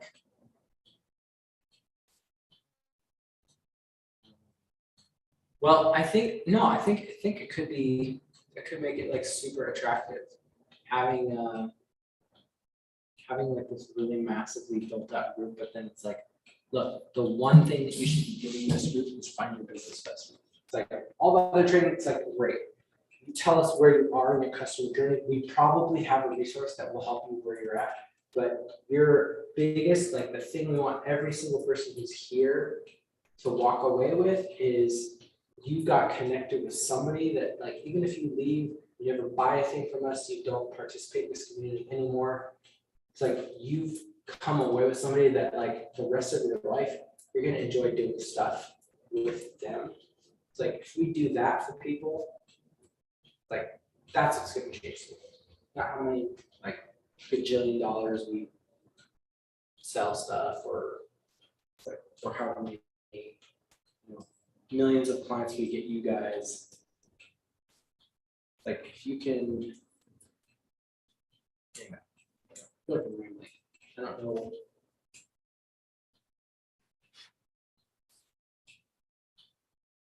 feel like I got zoomed into something and I kind of want to jump back out to something.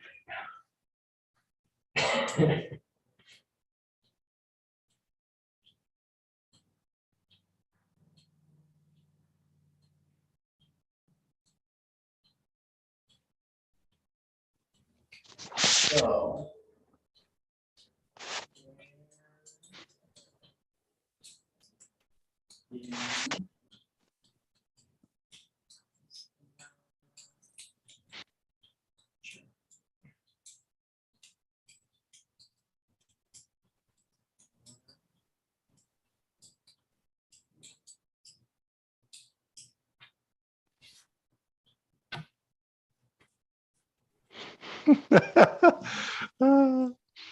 We totally have to create like a tag in the group, like butt jokes.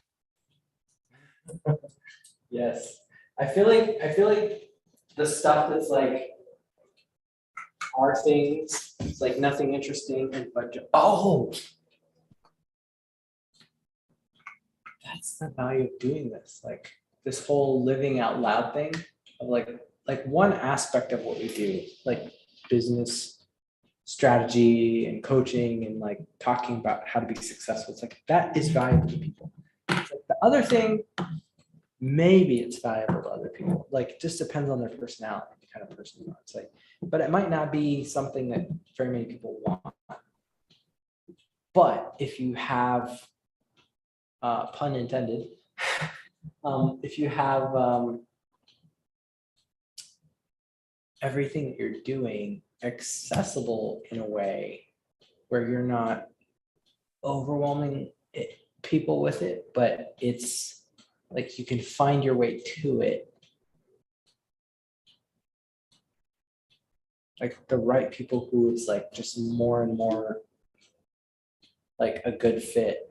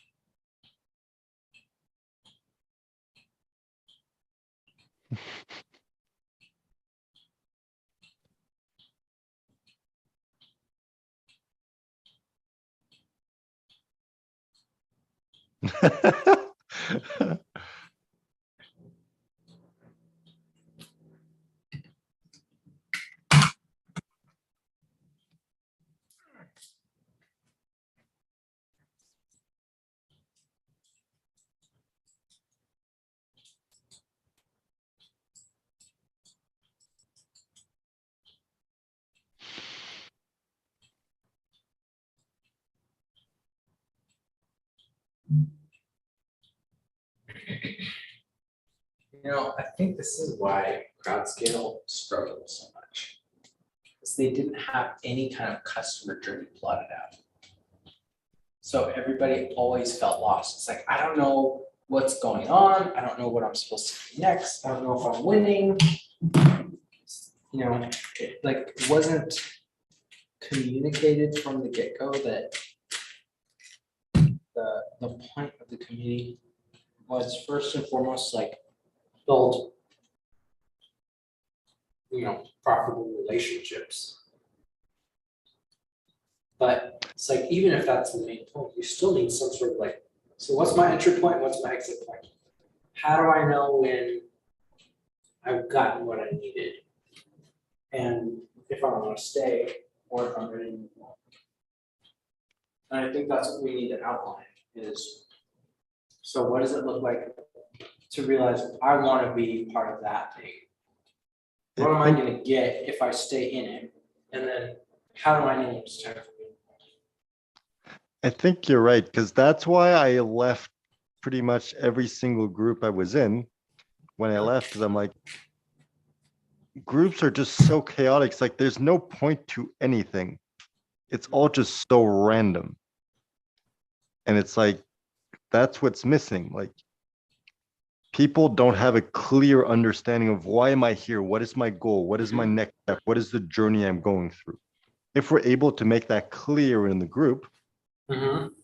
I feel like people are going to be Yeah. like, oh, this is like a course, like they're going to find so much more value in it.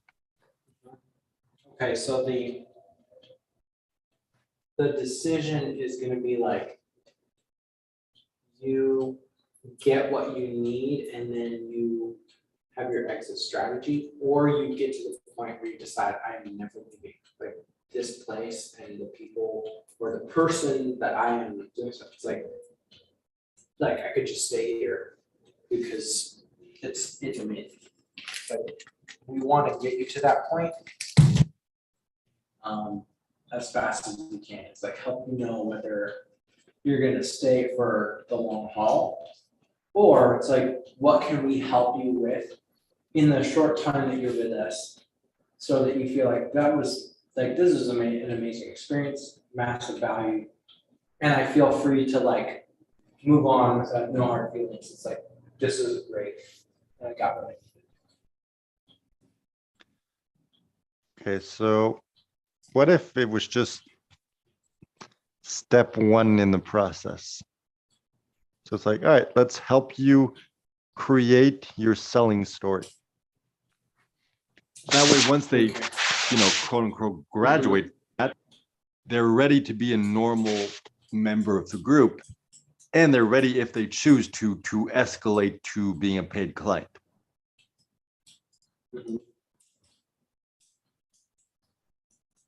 Okay, so the story workshop or story framework should be like, we want to help you craft your adventure story. You've already had a mini adventure in your life that demonstrates what you can do to help people, but like, how does that fit into what would you like to experience on the journey of entrepreneurship? Like, if this is your hero's journey, what do you want that to look like?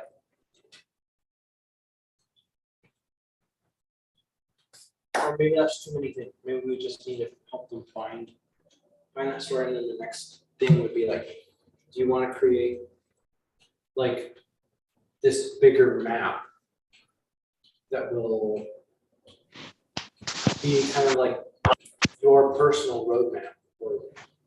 Oh, what if we treat this community, well, actually this community, but it's like, what if the strategy we use is like, you can go on quests within the community.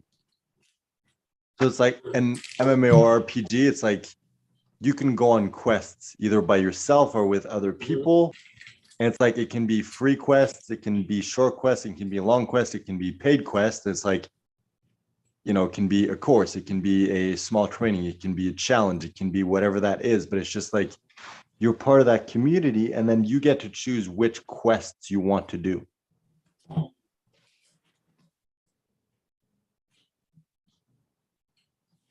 Yeah, I like this.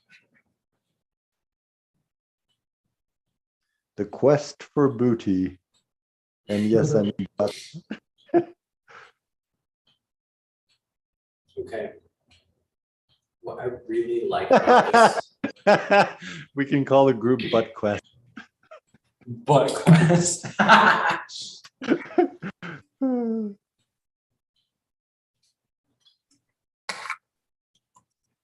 Bigger booty.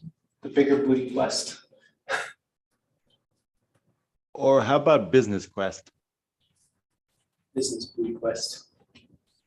Biz Quest. Biz quest. Sounds like Nesquik, but for business. Biz Quest. Biz quest. Biz quick. I think we're getting off top quick. Okay. So step one is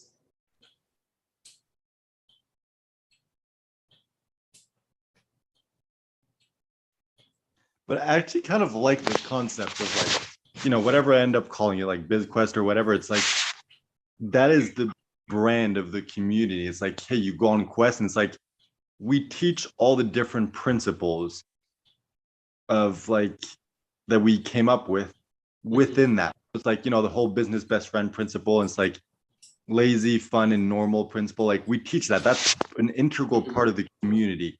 But in itself, it's just like you're part of a community of entrepreneurs who want to treat life and business as a game and have fun and go on quests to build their business.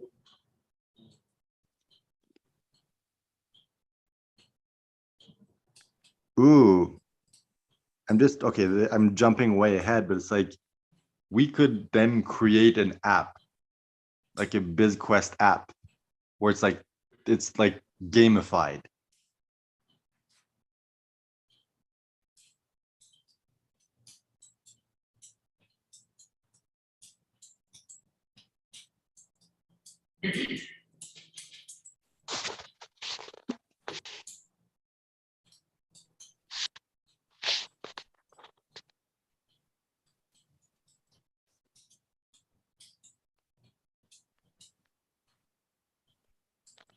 Okay, so step one feels like first interaction with us. So it's like either a post, somebody randomly stumbles across our group, they get a BizQuest already exists. recommendation, and we have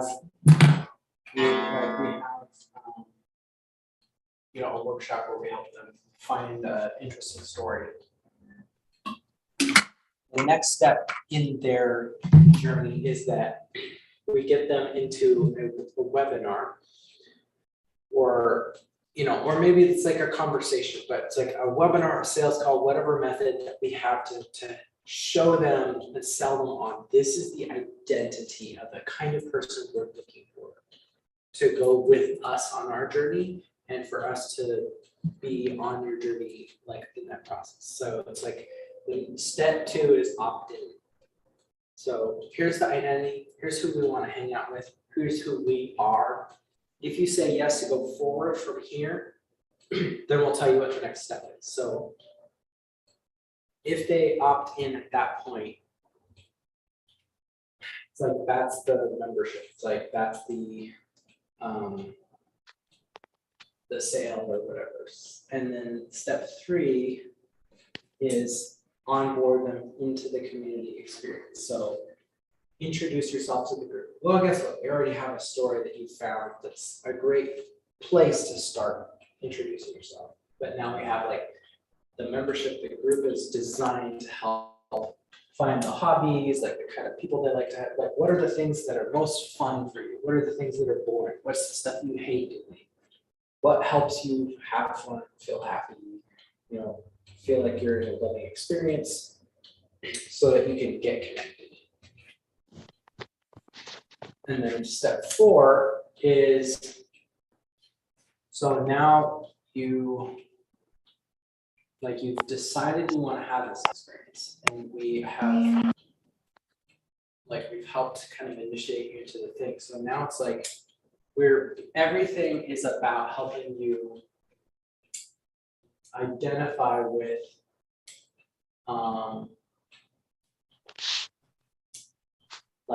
either to say, I love this place.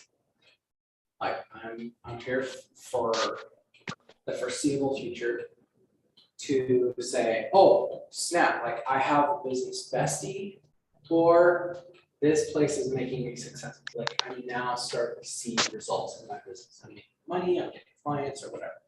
So the step is like, so they've raised their hand on, I want that identity. Now it's like, what tier have they arrived at to where they can say, oh, I feel like I belong now. I feel like I'm having the experience that's in line with the promise of the community. So it's like, feel like they belong.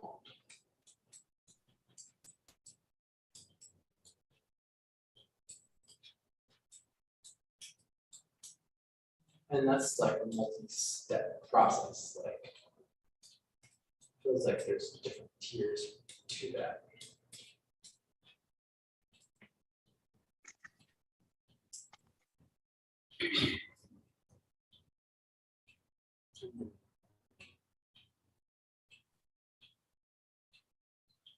Five.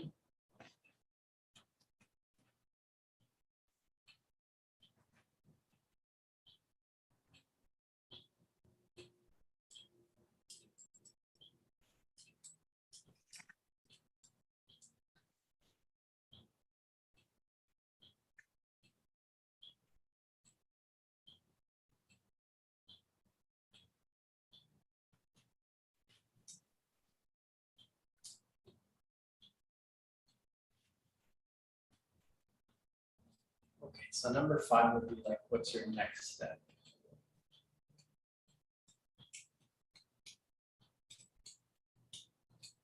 What's changing? What's new?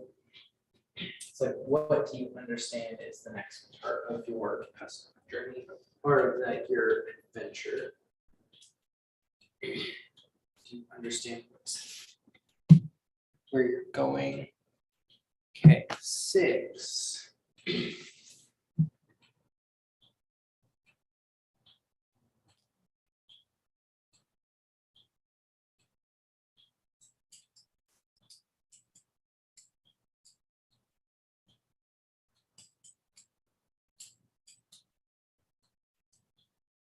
Oh. And then once we have community and like we have created those courses and those trainings for the different steps. So it's like, create the story, which would probably be when they first join. And then, step 1, the build a community. Step 2, have the irresistible offer. Step 3, it's like, how to teach your clients and get them results. It's like, we can just have 1 month. It's like, all right, this month is, community month. And it's like, we just teach principles on that and just like promote the course that entire month and then just go to the next step and the next step. And once we're done, we just restart. So it's like, no matter what, within a couple months, anyone who joins the group will have a chance to buy in if they want at whatever stage they're at.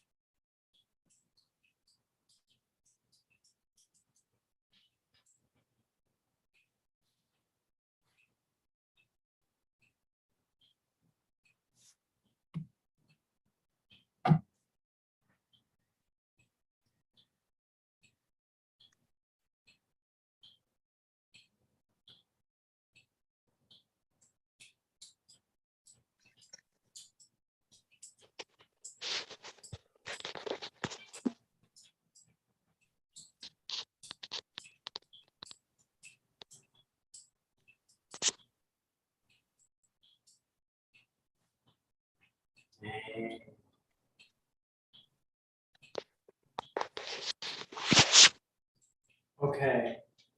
I think the big customer journey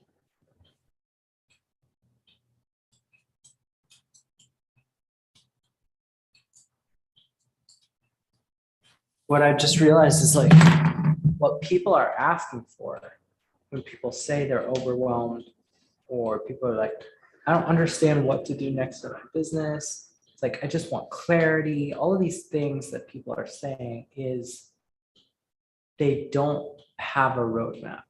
They don't have a clear vision for who they want to become and how are they going to do that. So maybe that's a big part of what we can offer for people. I should ask that first time I do a webinar. It's like, what if you could build your own roadmap? So it doesn't matter what community you're in or what program you're using. It's like, is this getting me further in my own journey, like my own roadmap, my own hero's adventure? Because I think that's the problem for most people is like they don't have anything to measure progress by. I mean, I would even say that's been true for me in some ways. It's like I have a, I'll pick some things of like, am I on target or not? But in the grand scheme of things, it's like, am I truly on the journey that I want to be on? And how do I know if I'm lost or if I'm like taking a detour, or it's like, is this a side quest that's like actually on target? And I think, oh snap. And you know what? Our magic sauce is you and I, because we're storytellers. What people do is they say, oh, well, I can take any form. It's like they'll plot a linear path. It's like, I need to do this, this, this, this, and this. And because we're storytellers, we can see that it's like the thing that makes it most interesting. It's like when you have all these weird twists and turns, it's like before you see the whole thing come together. And what we can do is help people. They will articulate, well, here's where I want to go. But then we can see how all of the things that they've done somehow connect together. And you're like, holy shit, dude, do you realize you're almost there? You're way past halfway. You're like, you feel like you're just getting started and like, you don't even know what you're doing. It's like, you're already on that journey and you're like, you're almost at the top of the hill. Okay, what's coming up as you're describing this is, it's funny because you were talking about the linear journey and the zigzags. Like the second you talked about like a map, I'm picturing kind of like a treasure map where it's like, there's like, that dotted line like Indiana Jones when they're traveling, but it's like, going all over the map, like there's an X, and it's like, if we can present like, this is the overview of the map. So there's the start, there's the end. These are the points you need to hit along the way. But there's a ton of different ways to hit those points. And it's like, we can have an option of like, hey, you can be part of the community and just like figure out where you are on the map and keep moving towards there. And there's like, milestones you hit along the way. And it's like, if you want to do it yourself, just be part of the community. We can ask questions. Everyone's going to encourage you. If you want to do the direct path, we created this course teaching you how to get from point A to point B. It's teaching you how to build a community. It's $1,000. This is everything you get. Once you're at point B, it's like, hey, if you want point B to point C, it's like, this is where you want to get. You can do it yourself, or once again, we created a course. So if you want to shortcut it, then you can buy this course. And it's like just getting them to understand, like you're saying, like get the clarity of like, okay, this is the journey that I'm on. These are the major mile points I need to hit. This is where I am on the journey. Yeah. These are like the checkpoints I need to hit along the way. How far am I on that journey? Do I want to do it myself, or do I want to pay for someone who's been there and done that to teach me what is the quickest, most effective way of doing this? Yeah. So this is this is what we do for people. I don't know if you can see this. I'm not looking, but let me look. Ah, nice. Okay. So what happens is people go it's like, oh, I think I want to do this thing. So I'm going to go here, and here, and here, and here, and here, and here, and here, and here. And it's like, okay, you don't have any plan. And so people, what people sense or they know, it's like, what I actually need is I need somebody to define this is what I'm after. So now what they think they want is they want to go from where they are to like, oh, okay, so now I can just go, it's like straight there. It's like, that's what you think you need is if I just have the right plan, I can just go from where I am straight to the X and I don't have to do this like this thing. And if you use our courses and our system of like finding a business best friend, finding people to do life with, using a community where it's like you're enjoying the process, that's what this will give you. What they don't realize, and whether we tell them this or not, what they don't understand is that all of this, like this stuff, like this is the actual journey of going closer and closer and closer to the thing. What they don't recognize is like, this isn't flat and you don't go straight there. It's like, this is more like it's like a top hat. It's like collapsed. It's like, here's the, it's like, and then you've got all these wrinkles in here. It's like, this whole thing is just like a tunnel. And so you're like spiraling, you're walking around the perimeter of this thing that is like expanding and you're getting closer and closer and closer and closer and closer and closer and closer and closer and closer to this thing. You're actually traversing like another dimension by going, let's see, it's so hard to explain this. It's sort of like what looks like on the map. It looks like this on a flat map because that's the only way that you can fit enough steps into something that's like going into this like black hole. It's like, here's where you want to get. And like your little guy that is on this journey is like, he's going into this like dimension. And so like, when you look at it, you think that this, like you can't get to the center by just going, it's like, like that's not how it works. Because that's actually really like way further away than you think. And what most people do is they collapse this thing so it looks flat. It's like, look how short a journey that is. It's like, I'm going to show you how to get from here to there. That's what most people do. When in reality, it's like, that's actually something that is, the perspective shift of it is like really far away. So like the amount of steps that it takes to get there, it's like, you can't fit that many steps in just short of a journey. It's like, it has to get stretched out and uncompressed. So what this feels like a waste of time for a lot of people.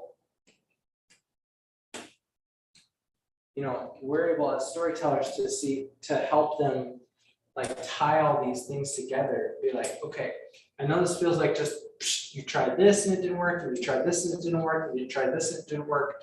But did you realize that like you're trying to go straight there, but actually this whole thing is like this gigantic vortex of like energy that's like, it's like taking a slide and you're just like rocketing towards the thing.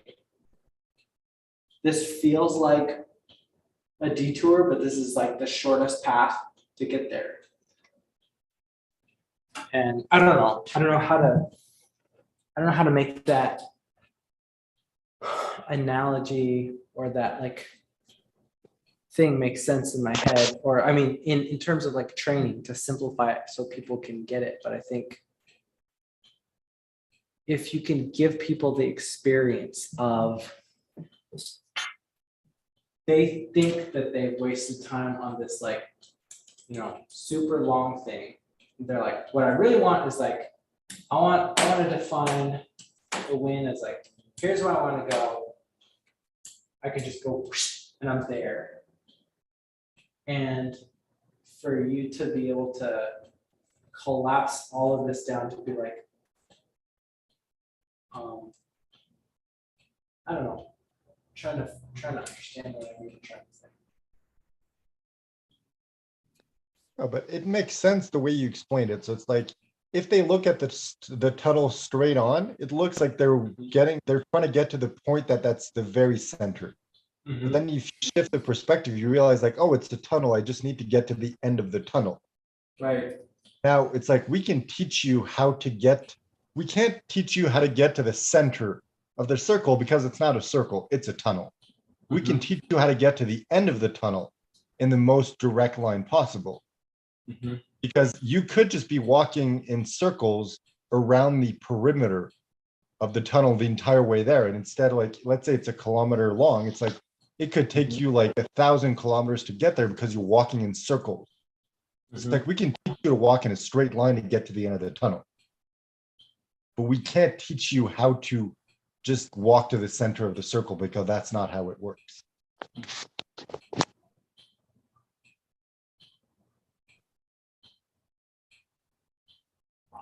Dude,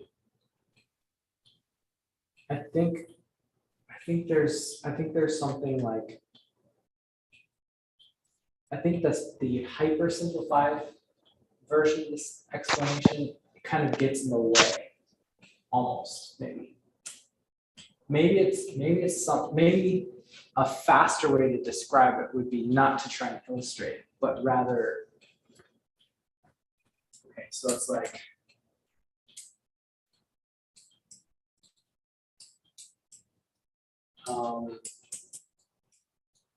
so you think that you have done this like crazy, you know, it's like, what a big old waste of time, right? So it's like, I want to get here and I've done all of these things. And it's like, I wish somebody could just show me how to get from here to here with as little effort as possible. Well, what you don't realize is that you have already been, like, your life's journey is like, there's like a monster here, and there's like a big pit here, and there's all of these things. It's like, you can't go straight. There is no path. It's like there's a cliff drop off like right here. And so like the most efficient path that you can take is this, like, it's like you're going around all of these obstacles and feeling like not getting there is the obstacle. But you're in a jungle and you're just trying to find your way out. And so like you've got to go around the waterfalls. You've got to like hide in a cave until the herd of elephants has gone by. And it's like all you can give them a way to see that the journey that they've taken is the best version of what they could have done. And I think, like, instead of trying to like unpack it visually, it's like let them unpack it by letting them interpret what is that, like that hero's journey of, you had to take the path that you took because, you know, if you copied somebody else's story, it wouldn't be unique. if you didn't take the long way,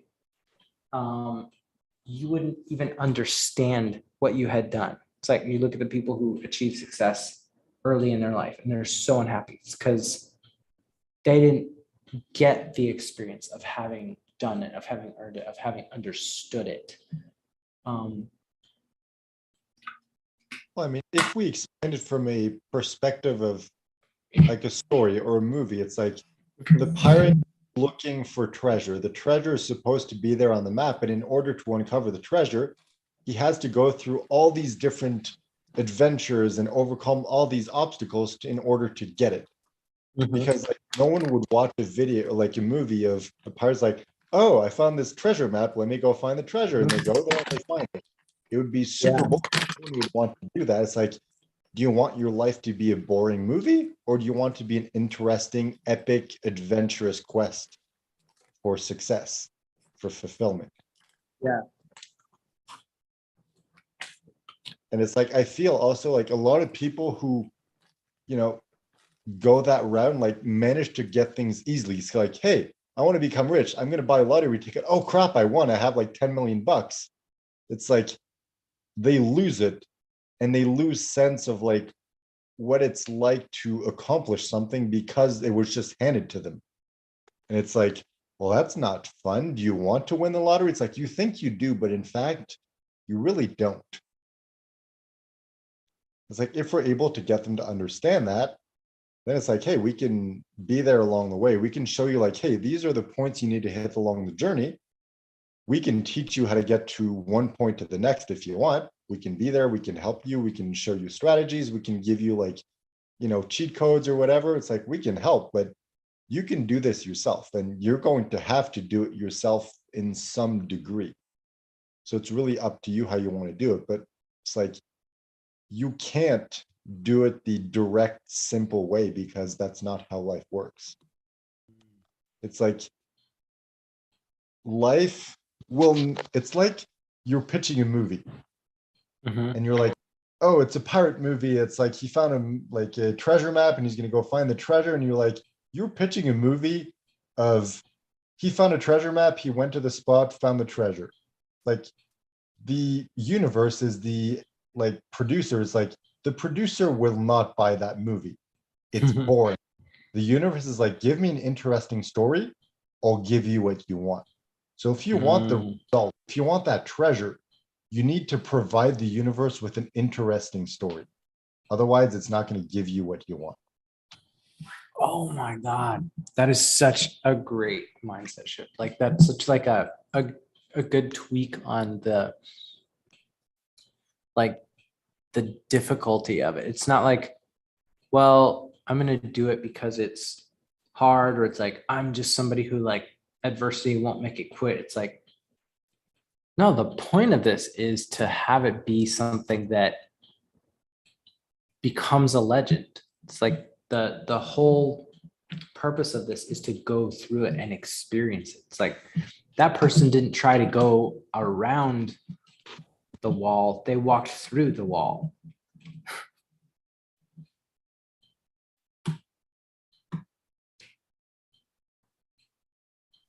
By the way, feel free to keep talking. I'm going to go pee. Oh, when you said something about, I forget what it was, if you had brought up the idea of a video game or if it was just something I was thinking about, but I was thinking if it's sort of like playing a video game that's really, you know, like the game is known for being worth beating, or like having the credibility of like, oh, you beat that game. It's like, well, you can play it with cheats. It's like you can just skip to the end, or you can play it like the whole time and you are the one that actually figures it all out, and there's people in the room watching you play who want to see you figure it out, who want to see you win, who want to see you have the experience of like figuring it out for yourself. It's sort of like if you watched a murder mystery, and it's like, do you want, most of the time the way that we relate to our business is like, tell me who the killer is. It's like you come into the movie at the beginning, it's like, tell me who the killer is. And then it's like you're part of the way through the movie, a new character introduced. It's like, okay, tell me if that's the killer. It's like, that's how we treat our business. We're just constantly asking for the outcome instead of going on the journey of the reason knowing who the killer is satisfying is because you sat through the whole movie. It's because you went through all the twists and turns and explored, well, what if it's that guy? Oh, but it can't be that guy because all of these reasons. And it's like, what if it was that guy? Well, I hope it's not that guy because I like him. Or it's like the motive, it's like the whole reason that something feels like a twist or it's like a really satisfying story experience is because you went through all of it. You don't watch a movie like, for the first time and just hit the highlights. You don't go, okay, so I know who this guy is, and then okay, just fast forward to the part where he kissed the girl, and then they solve the murder, and then we're done. That would not be a satisfying movie at all. And yet, when we're learning how to build a business, like we act like that's how we want it to go, instead of like getting to the end by having gone on the ride. It's like earning the result. It's like once you know what the journey is, like you can just go back to the parts that are your favorite. You can come back with a suit of armor, the parts where you don't want to really spend a whole bunch of extra time there. But it's like part of the experience of doing this and having it be meaningful is just truly like going through what it takes to do it.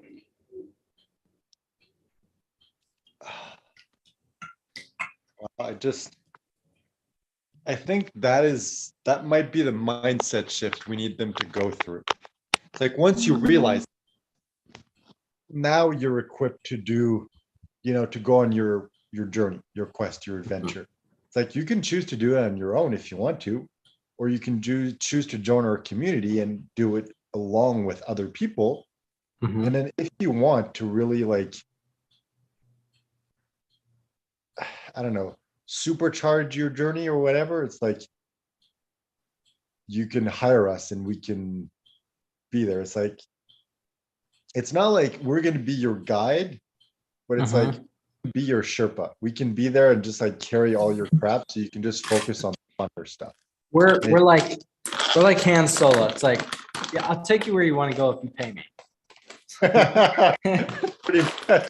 Like we'll stand there being like, yeah, you're probably not gonna make it, and we'll just crack jokes at you the whole time. But nobody else will take you there, so you might as well go with us. That's a pitch. It's like, yeah, we kind of suck, but you don't really have a choice. Oh man. No, but I think if we can collapse the decision down to that, it's like everything else you've tried, everything else you've seen doesn't feel like a good fit. So you don't have another choice. It's like you need to do something different. You need to do something that's not outcome and strategy based. You need to do something that's like, why don't you find the right people you want to go on a journey with, and then just figure out how to survive. And if you're doing it with people that you care about and that care about you, even in the midst of survival, it's like you constantly look around and see familiar faces and you're relieved that like, oh, we're still here, instead of like you being on your own and constantly feeling like you're starting over, constantly feeling like I'm just not even a step closer to where I'm going. It's like when you have the right people, it doesn't matter how bleak the situation is because you've got the team, you've got the, you know, Yeah, the yeah. hope, the spirit of like, but we just got to try one more time and maybe this will be it. So it's kind of like it's a heist movie, and you try to pull off a heist.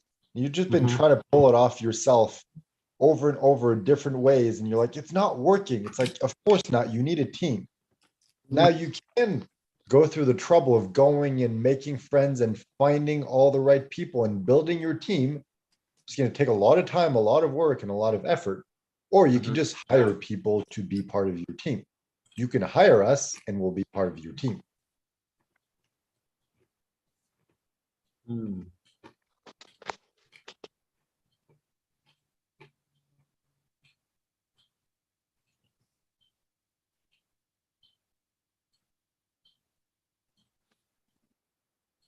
Yeah, that's okay.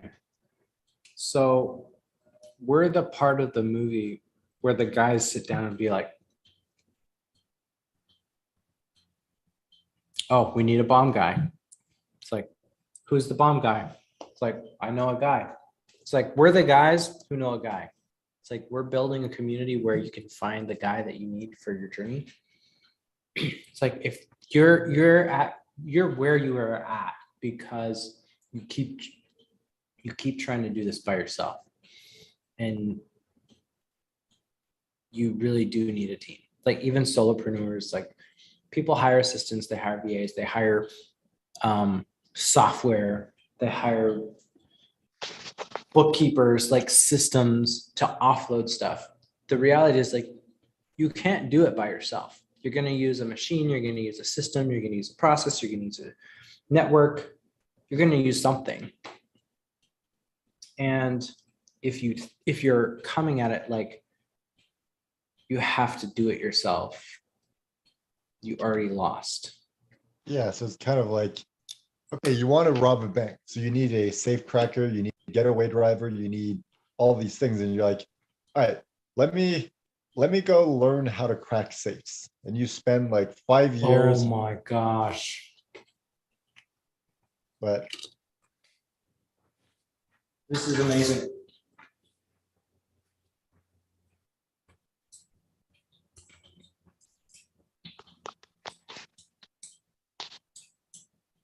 I've always wanted to rob a bank.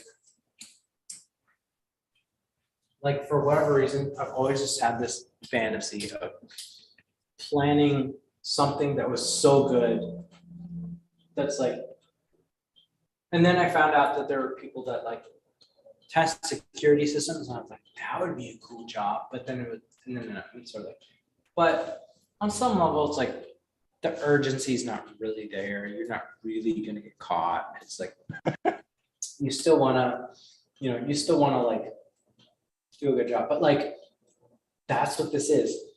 Learning how to be a successful entrepreneur is essentially the journey of how do you rob a bank when the universe it's like has the stash.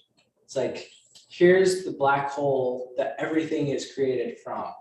It's like how do you get in there and get what you want and get out and not have it destroy you?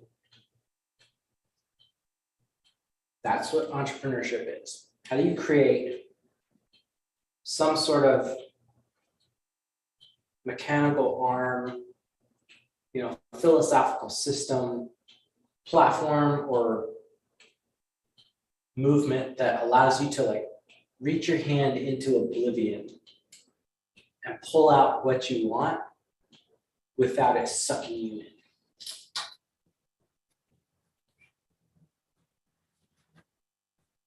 so you want to teach people how to rob a bank. That's what this is for me, I guess. And I think that's what people have to figure out is like, what is entrepreneurship for you? It's like, that's what I want my story to be. It's like, Actually, I figured out how to like I figured out what my getaway is. It's like Actually, I this know how to get in and get out, and nobody even knows I was there, and I have the bank account to prove it. it's a good analogy because it's like you still need to go through the journey of doing all this so that at the end you can walk straight in, take the money, walk straight out, and no one sees you, no one stops you. So it's like you get to do what you thought you wanted to do in the beginning, but in order to do that and not have it feel like, wait, that was it, that was easy, like that was a waste of time. Like you need to go through the trouble of planning the heist, finding all the team members, hiring them, testing things out, setting everything up, doing the research, and then you can go in, you can walk straight in, grab the money, walk straight out, and feel like a total bad. Yeah. You know, one of my favorite heist movies, I haven't watched in a while. I don't even remember that it was like that good, but it just really stuck with me for a long time. It was Denzel Washington. I want to say like Jodie Foster was in it, but maybe not. But Clive Owens was in it. It's Inside Man.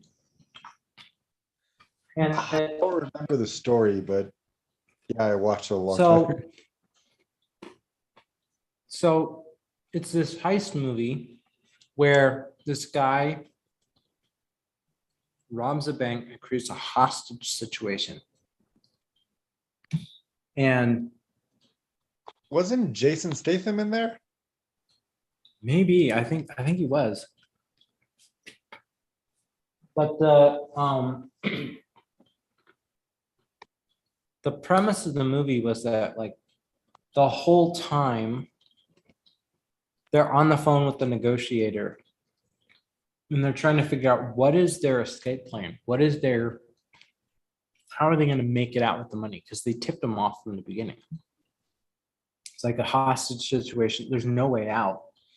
Oh, yeah, I think I remember. And the twist is that he actually like walls himself into the bank, becomes part of the bank.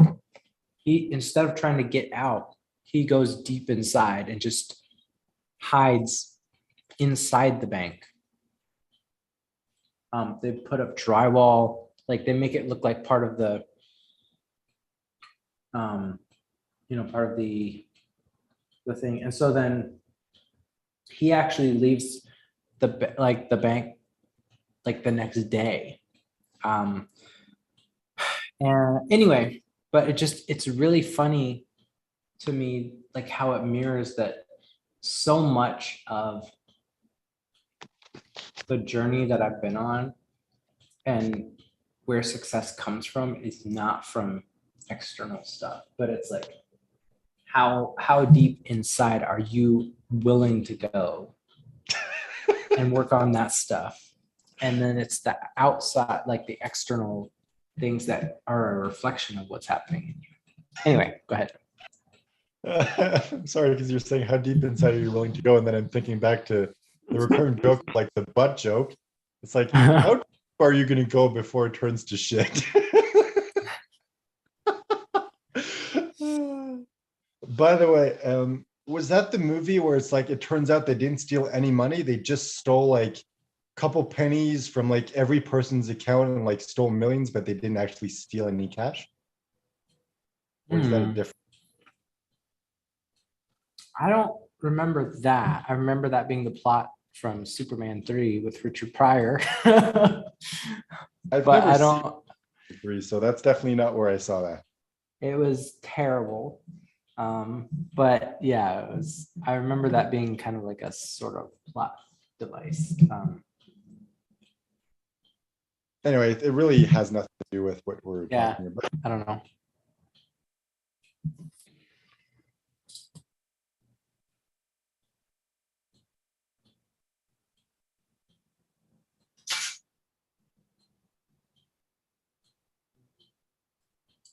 Oops. You just deleted everything.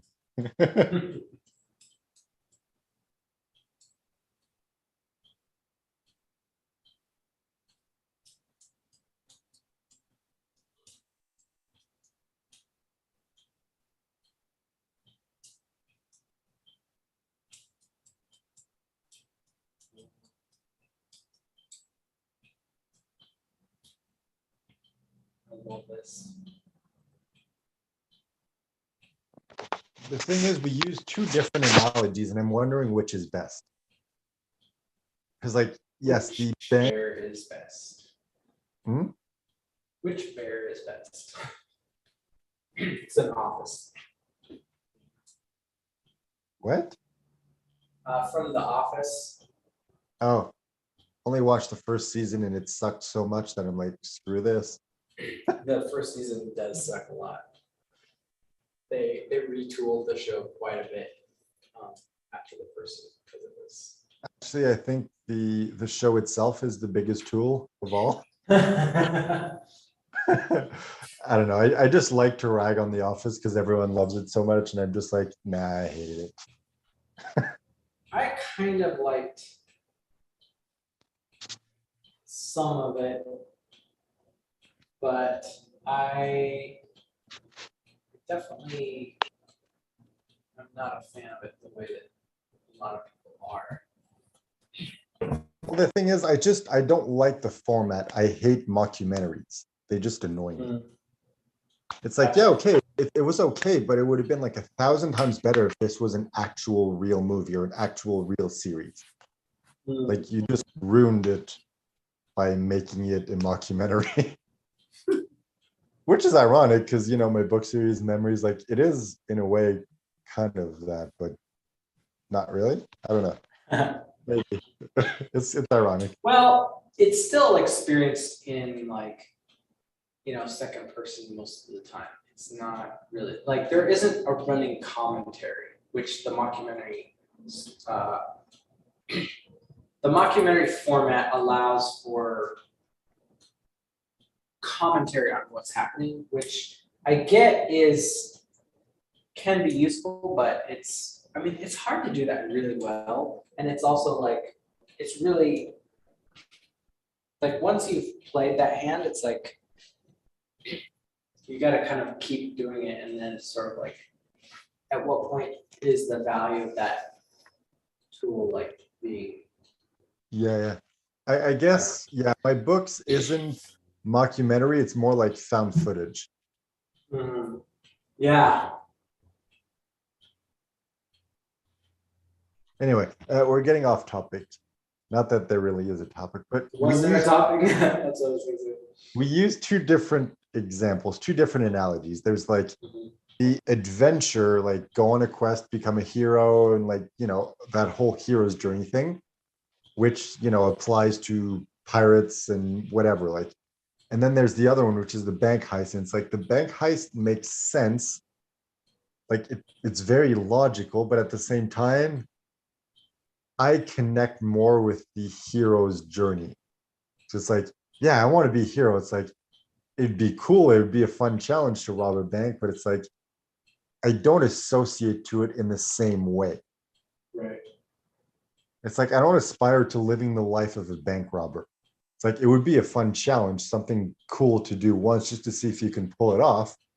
But it's like living the life of a hero. It's like you get to go on quests and help people and save people and combat dragons and find treasure and all those cool things. So it's like, to me, I identify more with the adventure hero Yeah, approach. it feels like, yeah, you're right. I think it fits into the quest category. It's like this is one loop of the journey that you could go on if you want. It's like, but it's not the main storyline. But I guess they both work. So it's like life is like the hero's journey. Business is like a bank robbery. Ooh. Okay. So what if we use that analogy?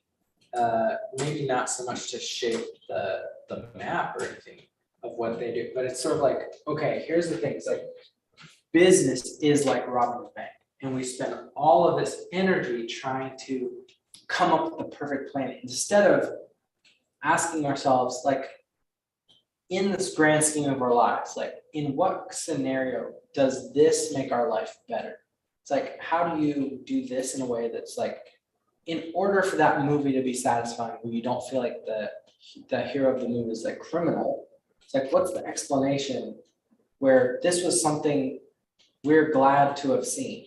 It's like heist movies just show the ingenuity and the like creativity of these people who rob a bank, and that's all we do. And I think that's the problem, is like you get caught up in every different system and every different way you can make money, but we're not asking the bigger story of like, well, what about a character that you really like? And then part of the thing on the TV show is like they get involved with the like helping somebody rob a bank, and then they're like, all right, am I a criminal? Was this something like I did this to help my friend and it's out of loyalty? Or was it like if they didn't do it, their wife was gonna die in a hostage situation? Or it's like, what is the context of this? And the real story that's way more important is your life. Yeah, so it's like the adventure, the quest is your life, and the robbing a bank is the business. It's like the robbing a bank is the mechanism Yeah, for life, but it's pointless if the life itself is not interesting. right. And so it's sort of like this is one stop on the journey, and so many people are having you focus on just this and just this thing. It's like the thing that actually makes you want to do this or get in and get out and make sure that you do everything to make it successful is like, yeah, but this is going to let me go back to the life I have. It's like, you're wrongfully accused and you're in prison, and then the government says, you know what, we have this thing, if you help us out, we'll clear your charges. It's like, well, what do I have to do? You got to rob a bank with a bunch of criminals. It's like, okay, so I would never rob a bank, but in this scenario, the way I get home is I got to rob a bank. It's like, that's what we're doing here is like, if you're not spending any effort on knowing who you are and what journey you're on, and does this fit into the bigger picture and story of the life that you're living? It's like, you could be becoming a criminal, or you could be doing something terrifyingly scary on your way home to your family. Dude, what if we used stories to teach? What if, like, okay, we're going to teach you how to build a business. We're going to come at it from the perspective of building a business is like robbing a bank. So it's like every step of the way, every step that we teach is like, all right, this is step one. Figure out which kind of bank you want to rob. So it's like, what kind of business do you want to build? It's like, okay, once you've selected one, it's like, all right, figure out what's the best strategy to go rob that bank, or aka build that business. Like we present every single step from that perspective of like, hey, let's pretend you're robbing a bank, and then let's just switch the terms over and you can apply that to real life. But it just makes the entire process so much more fun, because it's like, hey, we're going to teach you how to rob a bank. As a side effect of that, you're building your business. We're entertaining them, and it's actually valuable. I have a great idea. So here's the. And the thing is, we can do this like, it's like, okay, this quest is robbing a bank. Just like the goal is to build a community. It's like every member in that community is $1 in that bank vault. And you need to be able to infiltrate the bank and steal that community. And it's like, we just present the entire course from that perspective. And then we can have a different course of like, I don't know, like create an irresistible offer. So it's like, I don't know, whatever, some other like quest or a different type of story that we tell.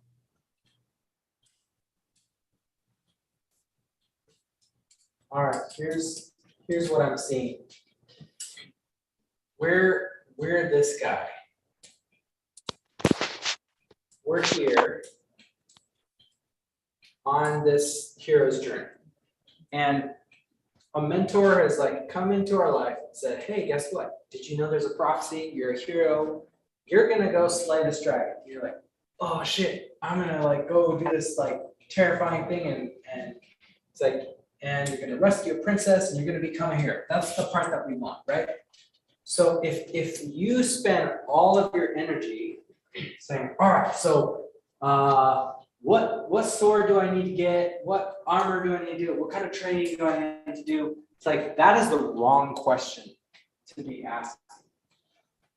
The right thing for the hero to do is like go on the journey that you don't know what happens at any point in the journey. It's like just start walking instead of trying to figure out how the heck am I going to slay the dragon. It's like, well, you have this experience, and then you have this experience, and then you have this experience, and then you have this experience.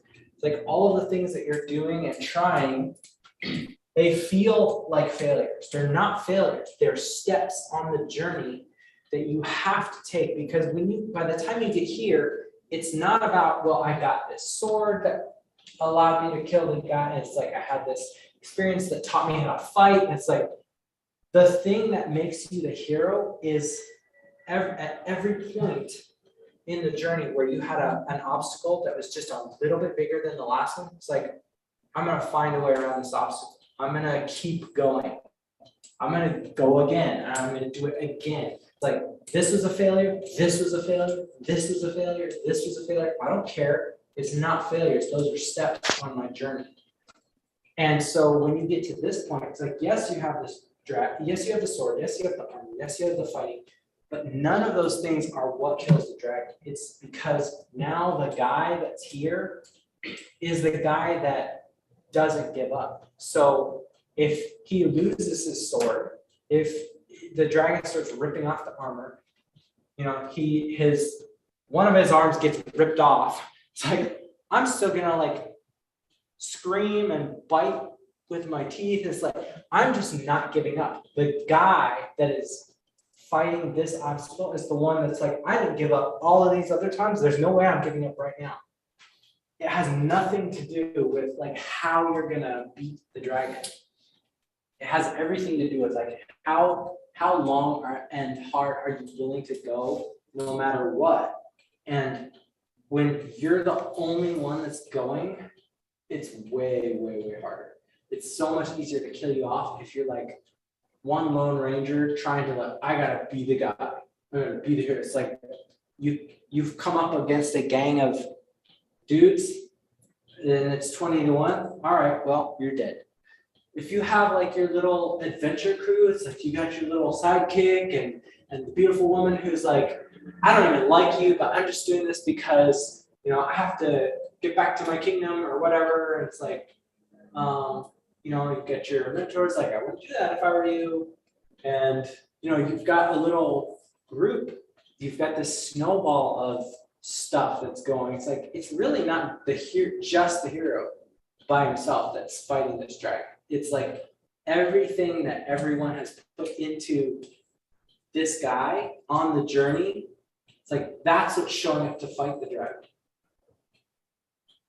And like, everybody just focuses on like, all right, tell me the sword I need, tell me the armor I need, tell me the fighting style, and like, I'm good to go. I'll go kill him right now. And that's not how it works. It's like you have to go through the journey of becoming the hero. And that happens in your life with your family. That happens in like the way that you show up for your friends. That happens when you like learn how to prioritize what's important to you. It's everything else besides getting to this point.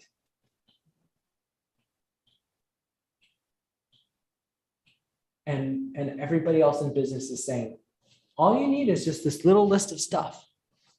And guess what? I just happen to be, you know, a weapons merchant. How convenient. Mm-hmm. Sell snake oil by any chance? And I mean, it's like what we're talking about is nobody knows what's going to be on your journey. We don't know. Nobody else does. And you definitely don't know. What you actually need is that posse of people, like that best friend, the guy, the magical, you know, thing that you get on the quest that save your butt at just the last possible. It's like those things come out of like real life with people. Having people that you can say, oh man, life is super hard. And somebody goes like, well, hey, you know what? That happened to me. Let's talk about it. Let's get through it. Or I know how to get around that obstacle. Would you like me to give you a map? It's the journey of continuing to move forward and make progress is about doing the journey. And not enough people are looking at it that way. Yeah, so like what we're teaching them is how to be a hero. We're not teaching them how to slay a dragon. Right. Well, it's like we are, but it's like we're teaching you how to slay a dragon, not by teaching you like, all right, this is how you craft your sword and your armor and, gather the spells and whatever you need. It's like we're teaching you how to slay a dragon by teaching you how to become a hero, so that no matter what tools you use, you're going to be able to slay the dragon no matter what. Yeah. Oh, this is such a good way of explaining it, because it's like the reason you got to this point and you were able to do it with no training, so to speak, is because every single other thing here is the training. It's like, well, you had to fight a bear here. You had to like go haul a barrel of water up the hill for a bunch of elves. And you had to like defend your honor in this like duel, and all of these other things that seem unrelated came to the table when you got here. If somebody's like, here's all the things that you're gonna have when you're here and you kill this dragon and you need this armor, you can skip, it's like in a choose your own adventure, just skip to the end. It's like, all right, here's the things you need. You need a sword, you need a shield, you need a heat-proof magical amulet. It's like, okay, here's all the stuff. And then here's like the fighting moves. Like, here's your kill shot. This is how you killed him. Like, learn that move, you're good. Like, that's what everybody's selling. It's like, here's the things you need. That's all it takes to be successful. Okay, well, in order to slay the dragon, you have to like actually get to the lair, which means you got to pass, it's like the bears that are living in this forest. Like, if you haven't done all of these things, it's like run at the top speed, for the to get away from some gangs. Like, you wouldn't have the stamina to like outrun these bears, or like you wouldn't live to make it to this place. Anyway, we get it.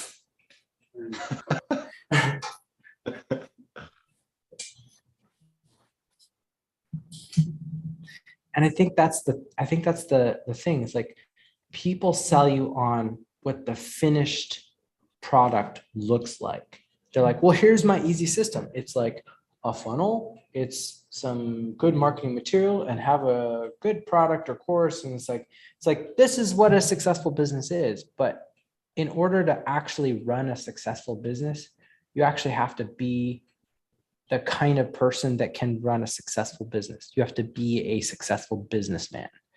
And what that takes is you got to actually be willing to do some accounting, like when it's your stuff, or like pay somebody to do it so that you don't have to. You have to make those kinds of decisions. You have to say, oh, okay, well, I only have so many hours a day I can work. Well, I have like this much stuff that I've got to get done. So either you've got to wait a long time to get all that stuff done, or you got to ask people for help. You've got to start learning the stuff that it takes to be a hero. And I think not that's just collect the items that a hero has. The proof of this is like, you look at business, it's like, example, ClickFunnels. It's like, it's been proven to work for like, what, 1,500 people now? There's hundreds of thousands more, if not millions, who try that exact same system and fail. Why? Because they're not doing what they need to become the hero who can achieve that.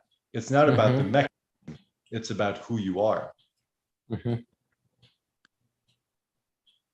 problem is, like, how do we sell people on that?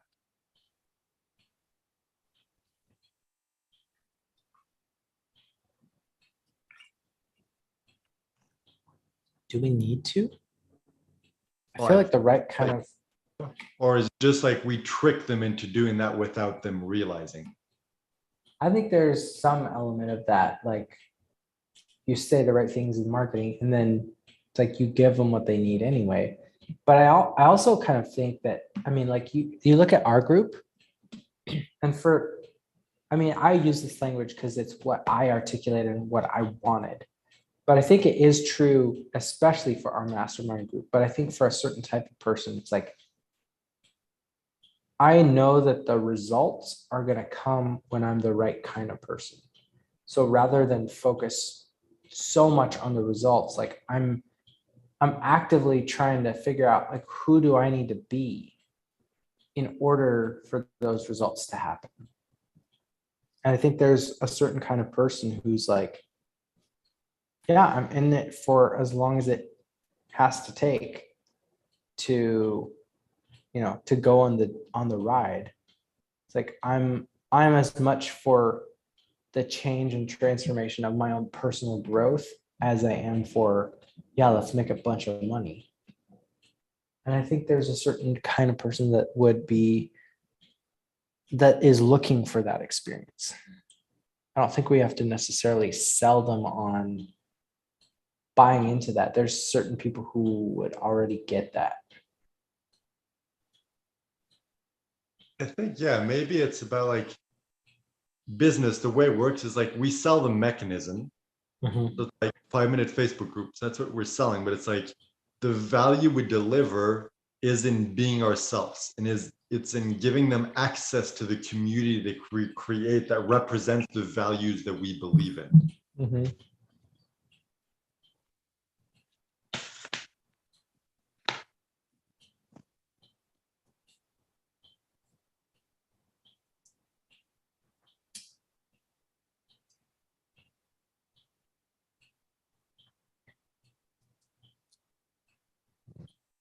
This is gonna be so successful. Oh, it's funny because I was thinking this can be total crap. Well, I think it could turn out to be crap if we get a little too lost in the details of like if this becomes something new instead of continuing to tie it back to like, what have we already done? What are people already asking for? And like, how do we fold this new understanding into what we're doing instead of like erasing and starting from scratch? But what I'm seeing is like, because we are leaning more into our gifting of storytelling, and because metaphor is so much more powerful, like people get story in a way that they don't get tactics and training. Like there's so many people who struggle with the what to do. And I think there's just going to be so much more. I think people are going to resonate with the process of doing this by being able to tell stories over and over. And then when people are like, yeah, but how do I do this thing? I mean, you can show them, be like, here's one way to do it. Here's how I would do it. But, maybe somebody in the community knows a better way. If you make it less about this is the only right way to do this versus this is everybody is going to have to figure out their way. And our goal is for you to actually figure that out so that you don't feel lost anymore. You don't feel overwhelmed anymore, because once you have that way, then it's like, yeah, I could do this my whole life and still fail at it, and it would still be worth it. I would be willing to go on that journey, that ride, even if I never make it to the end, I'll die in the pursuit of that thing. In the pursuit of crappiness.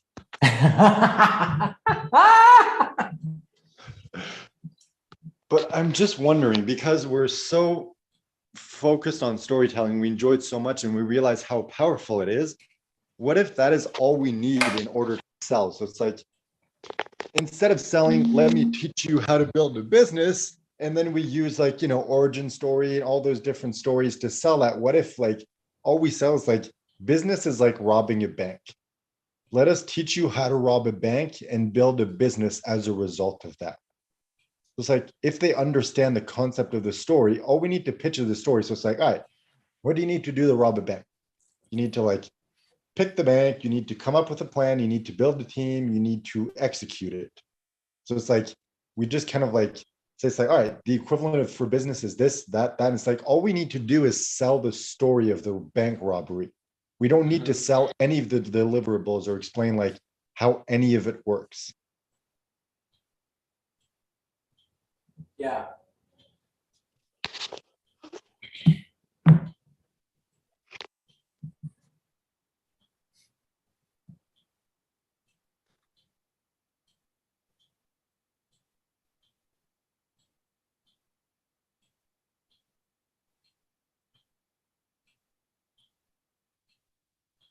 We're gonna scam the universe.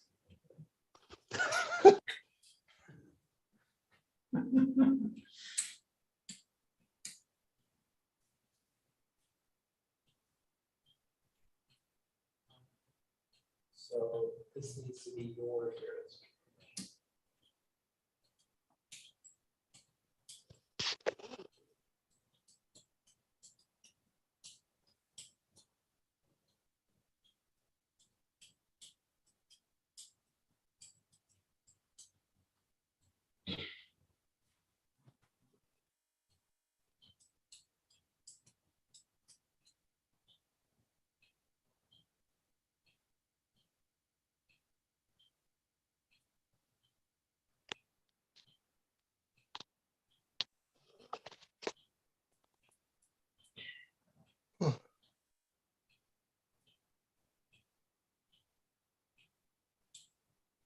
Okay.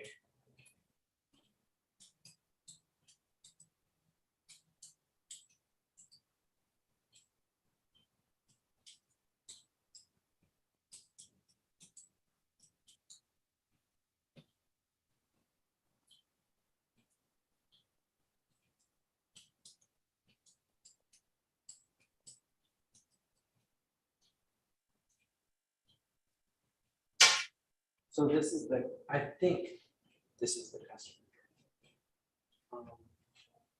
We find the story, we create a story with them that helps them see without any of this articulated. The person that they want to be is somebody that they've already been at some point in their life.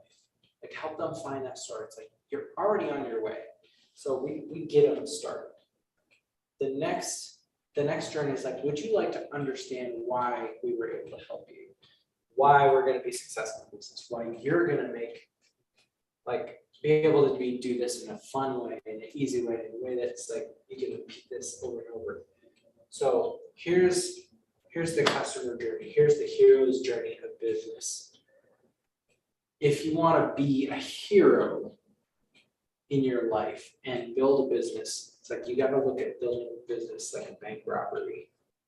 It's like whatever analogy we're gonna. It's like business. You got to stop zooming in to look at and look at zoom out to figure out where are you on your customer journey. If that's the identity that you want to start relating to, or that you already relate to, we've just given the language.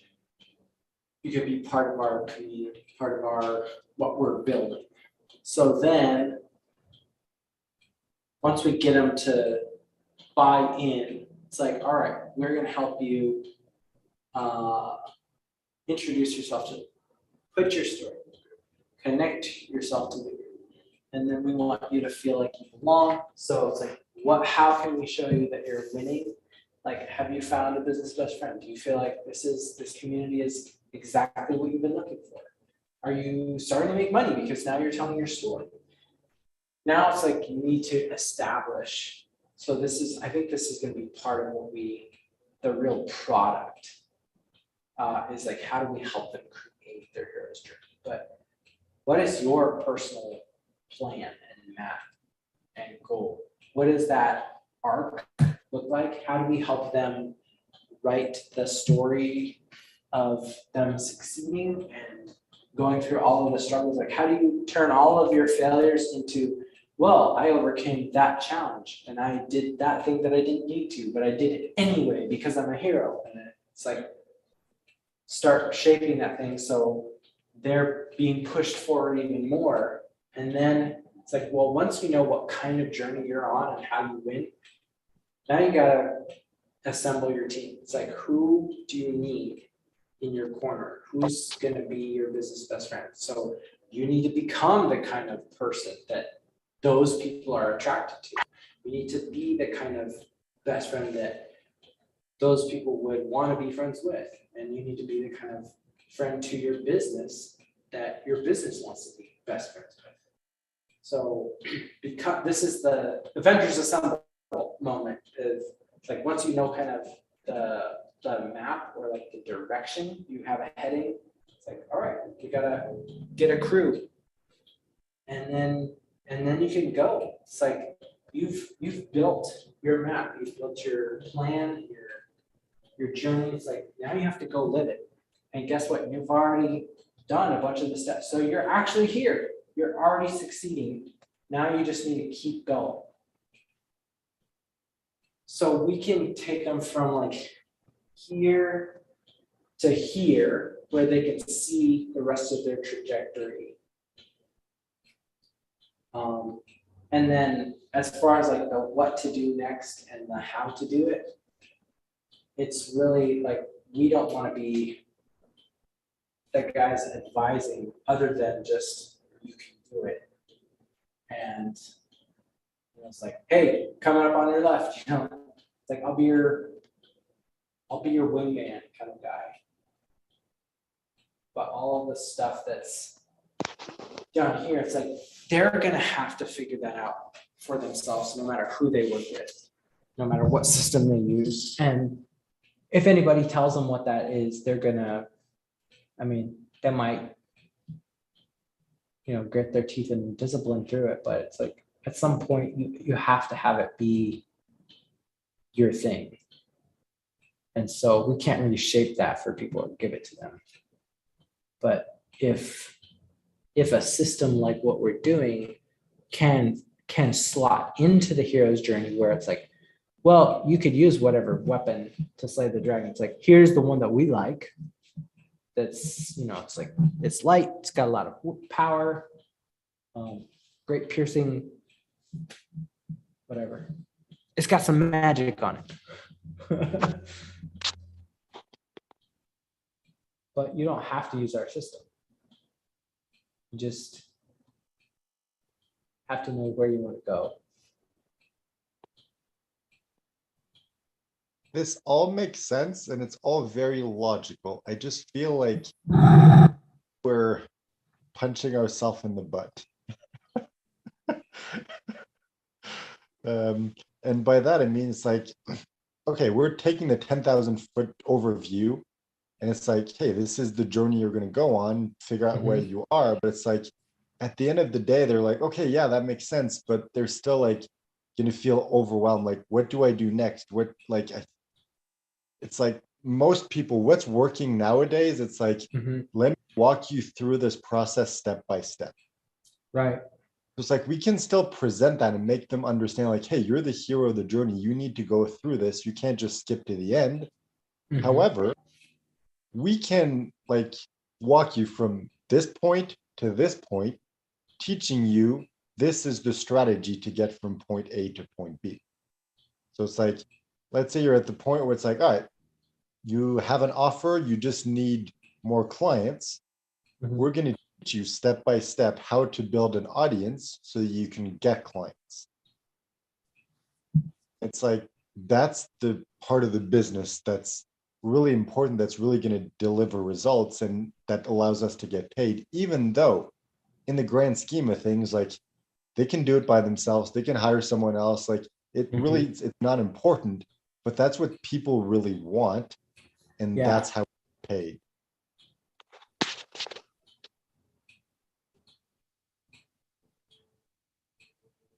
So it's like, I think it's important to make them understand, like, this is the overarching trajectory. You're the hero. You need to hit these points. Now you can do it yourself, and you will to some degree because no one can do it for you.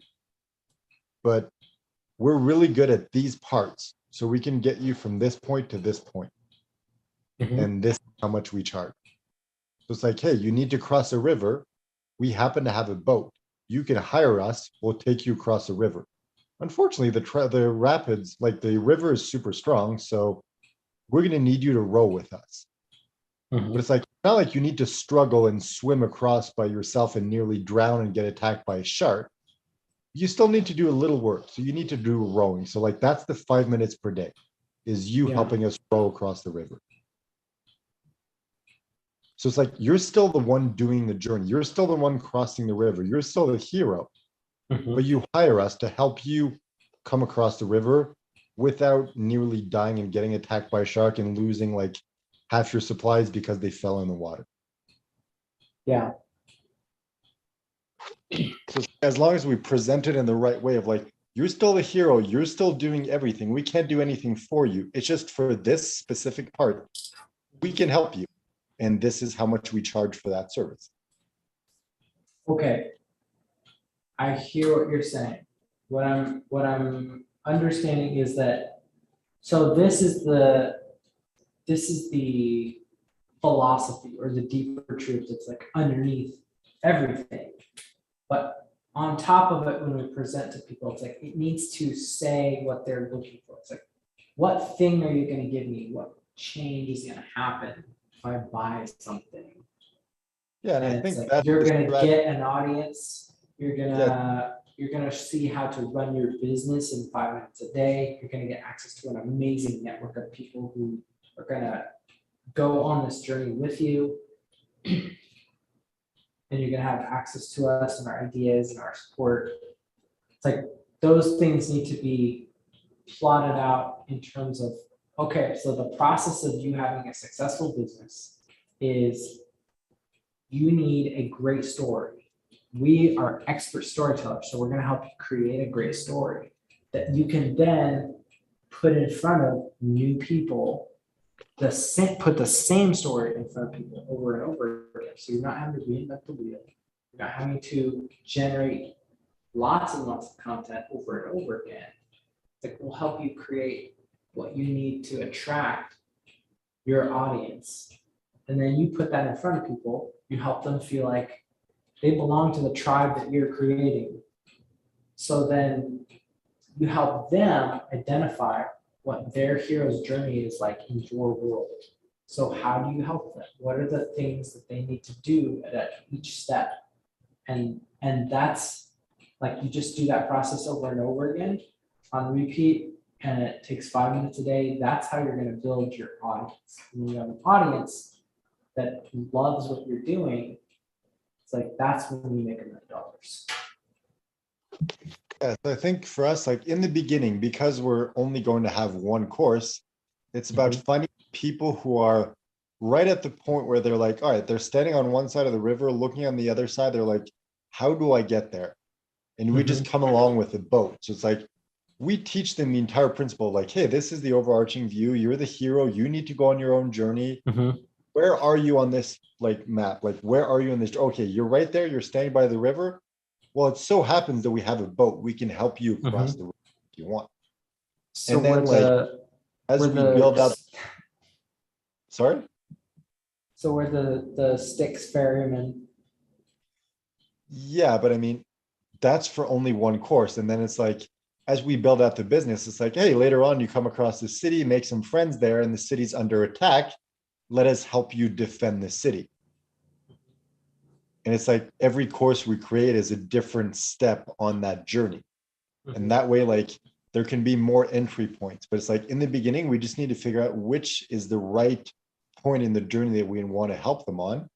And how do we find people who are right around that point? And then it's just a question of teaching them this principle of like, hey, you're a hero, you need to go on this journey, you're on this point, let us help you. Okay, what you just said about the city being under attack. So, okay, so if you're the king, your life is the city. And you're like, okay, I need to not survive. I need to not just survive. Like, I need to thrive. I need to put the pants off of it, this invading kingdom. So everybody and their brother is saying like, hey, we'll help you defend your city.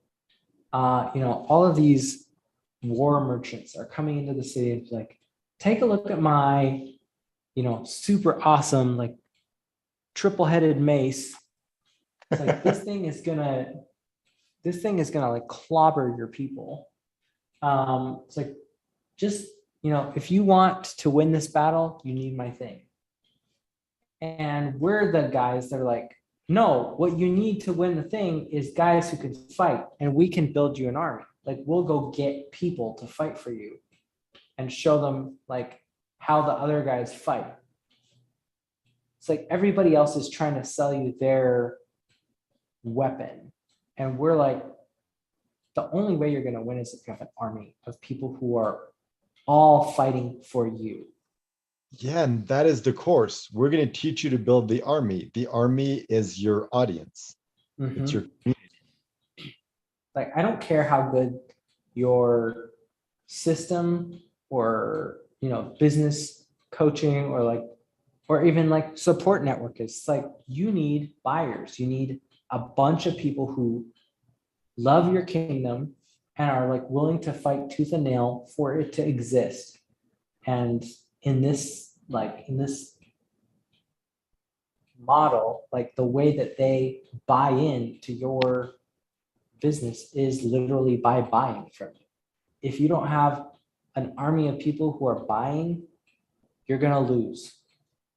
I don't care what kind of souped up crossbow, trebuchet, whatever kind of like doohickey, you're getting swept away with Tony Stark's, Jericho, this is the latest in missile technology. It'll do all the work for you. It's like, I don't care if you don't have a bunch of infantry. It's like, who's going to fire the missiles?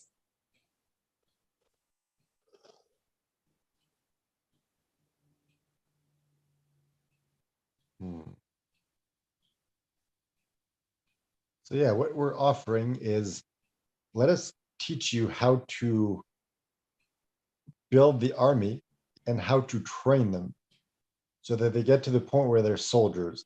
And then the next step is, all right, let us teach you how to get weapons. So it's like the weapons would be probably like, what's your irresistible offer? What is the thing that your clients are going to buy? Yeah. Those are the weapons. Like, there's no point in having an irresistible offer or a crap ton of amazing weapons if you don't have an audience to buy them, or like in this case, an army to defend the city. Right. Yeah, and it's like, if you get a bunch of farmers, like, you don't want to give them like a bunch of cannons that they don't know how to use. It's like, they're used to it's like the easiest path for a farmer to fight is gonna be like, okay, ride a horse and swing a tool. It's like, that feels the closest to what they're used to. So you want your army to be a kick-ass army. It's like, don't give them such a huge hurdle to leap to in terms of your training. It's like, what's the closest next step that you can move them forward to where they're ready to contribute something valuable?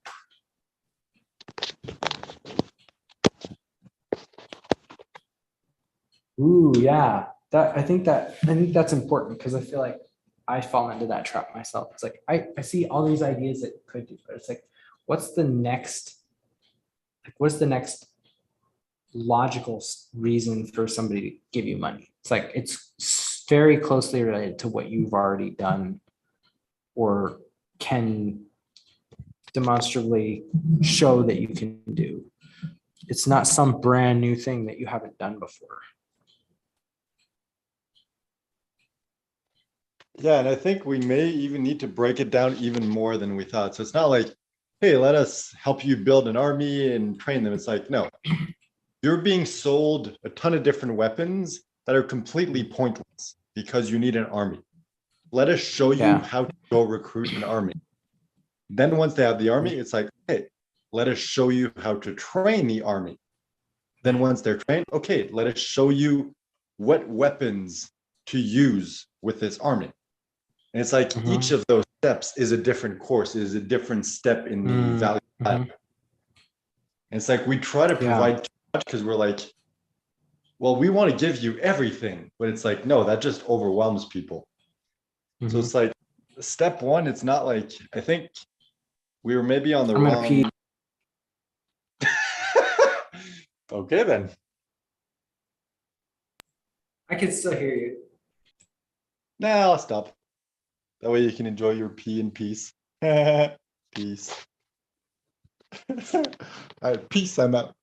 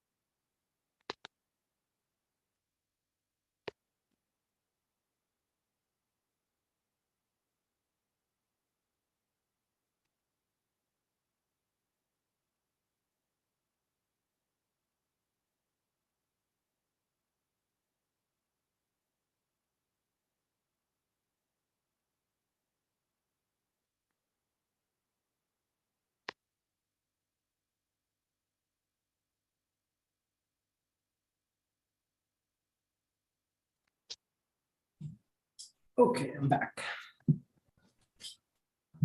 So as you were gone, I realized something. I don't know if people really need to understand this whole concept of hero's journey, everything. It's like we need to understand it so we can identify where on the timeline they're located. Right. And all we have to do is then go and provide them. So it's like we have to identify, like, they're the hero, they're on their journey, they're at the point where they're like the king of their city, and someone's attacking, they need someone to defend them. And everyone's trying to sell them weapons. So we need to be the ones that come in and be like, hey, you don't need all those weapons. You need an army. Let us teach you how to go recruit an army. And it's like, they don't need to be burdened with all this understanding of like, oh, I'm a hero. I'm at this point in my journey. And it's like, it doesn't really change anything. All they want is the result. They want to protect their city.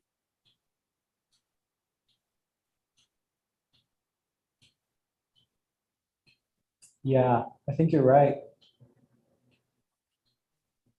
So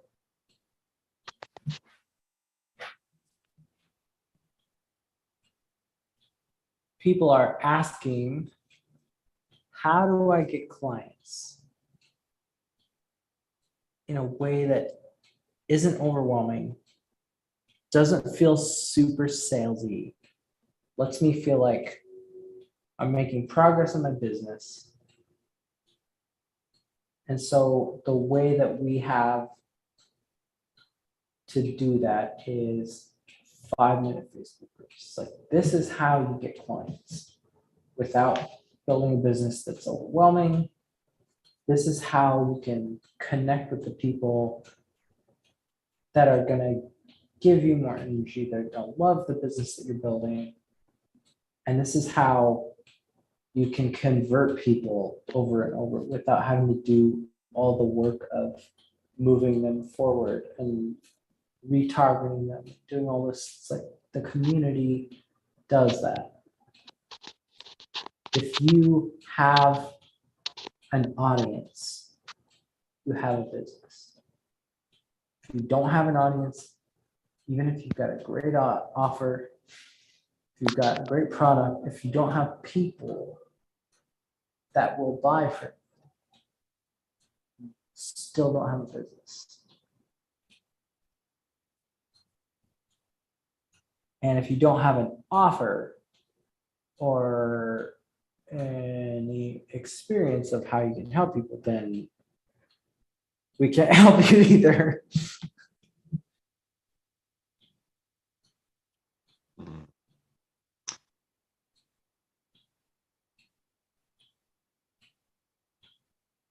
I'm wondering if the better analogy is more like, they built a city, they're the king of their city, but the city is a ghost town because they don't know how to get people to come and live in this city. It's like, you're the king of ghost city. Do you want to be the king of a ghost city?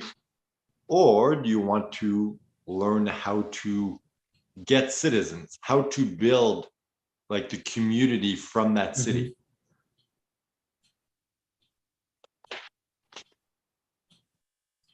Or maybe we're just getting lost in the analogy of it all.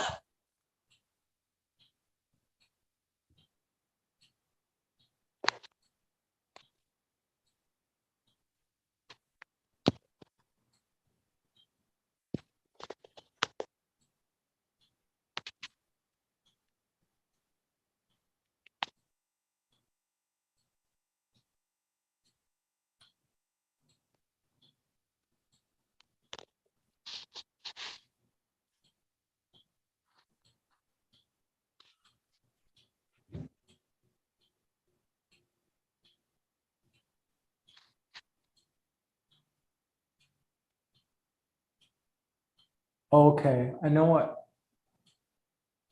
the problem is.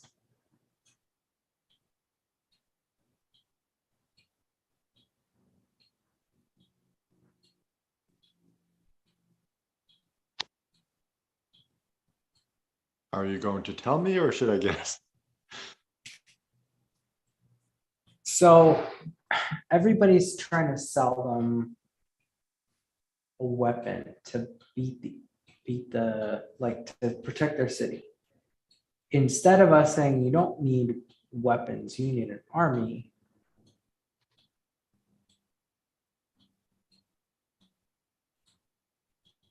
What we need to do is help them feel like these are the guys that can make my problem go away. It's like these are the guys that will help me win the war or avoid the war. It's like they don't care whether I can get them an army or whether it's weapons. It's like, what's going to actually win the war? The future pacing of like a peaceful kingdom is what people are after. So it's like, I just want to be making so much money that I don't have to think about it. That means I have to get clients. That means I have to make more sales.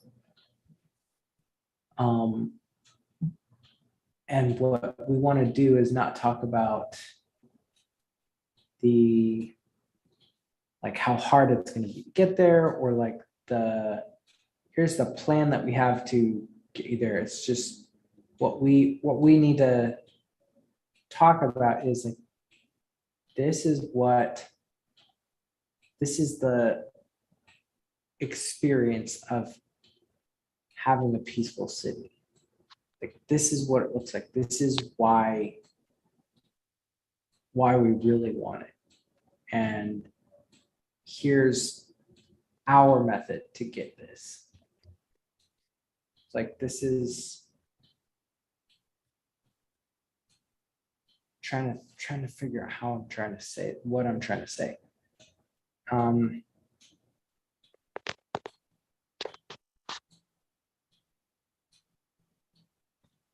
The thing that strikes me is like the guy that was on he was part of the 2 Comma Club X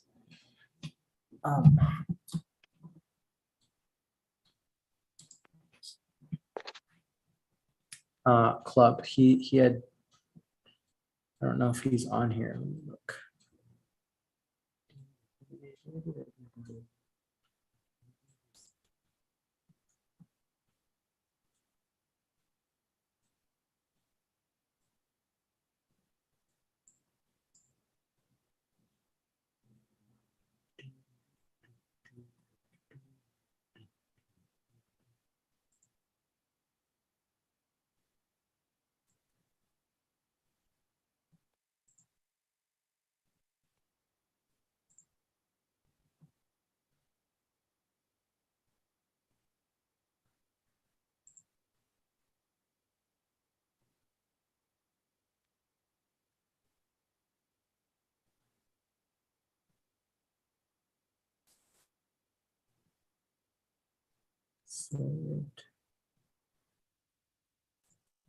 JC Smith.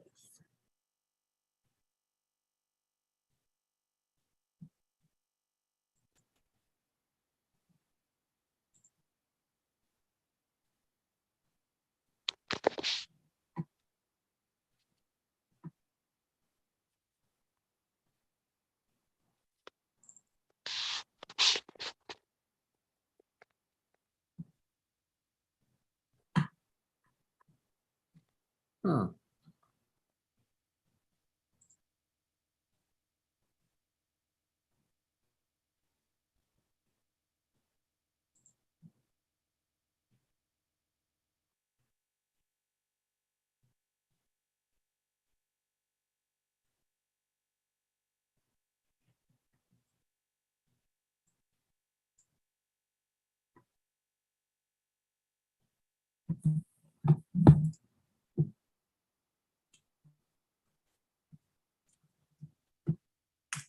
Add another guy on the 2 Comma Club X list.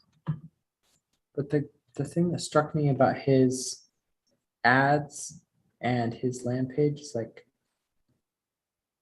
he doesn't tell you anything about his business. The only thing he says is the result. It's like, get more clients and then book a call to like find out how we do it. Basically, it's just curiosity. I mean, they sell you on he has like a 10-minute presentation, and the whole thing is just curiosity driven. It's just like simple system to acquire clients, and then he shows a bunch of results and testimonials, but he doesn't really go into it. And I think I mean, I think it's probably something really straightforward. Just like know what niche you're in and then generate curiosity in your ads. But it's like he doesn't talk about his mechanism at all because people don't care. But that's just the opt-in. Like, what kind of opt-in is it? Is it for like a webinar or something? So the ad goes to a squeeze page. The squeeze page plays a 10-minute book a call VSL. And then they that's it. It's like you have to take action to work with him any further. It's like he doesn't really explain how his business works. But to me, it's like that funnel is his business. It's like generate curiosity by talking about what your people want with a simple ad, drive them to a book or call funnel, highly aggressively filter out the people who are not good fits. And like that's his model. I think that's what he's doing. Okay. But it's just funny that like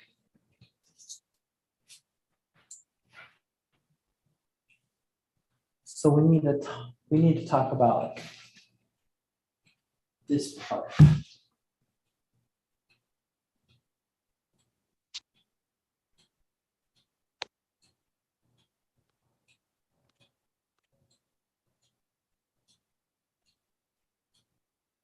And I think as I think about like the businesses that are working, the successful ones, like they have a unique way of expressing and defining what does success look like. So like deliver your G's is one, stop.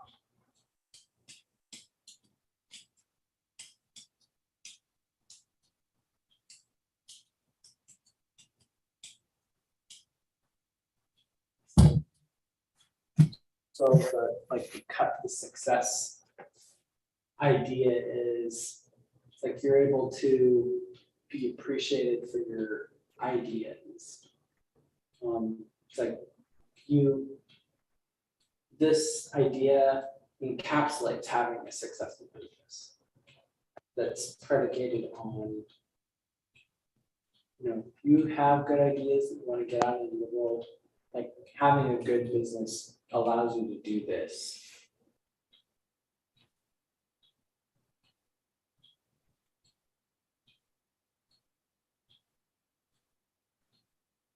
So the thing that people want, the thing that heart-centered entrepreneurs, or at least the people that I'm around that have asked for help and that have been paying attention to, like you wanna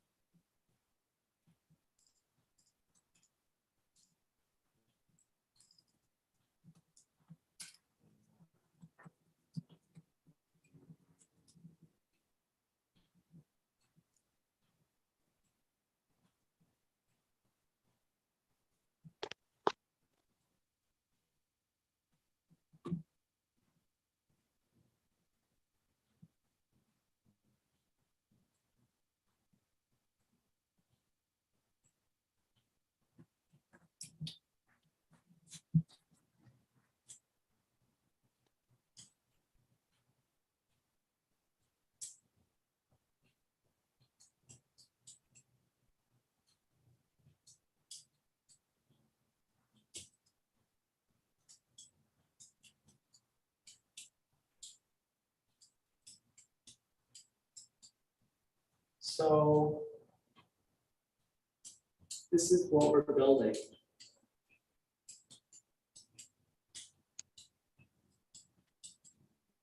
Five-minute Facebook groups is an easy way to get paid to change the world. Like, what people want is they're overwhelmed because they're trying to build a business because they want to have impact. So what we need to talk about is it's simple, it will be successful, and like it's actually going to give you the ultimate goal, which is impact.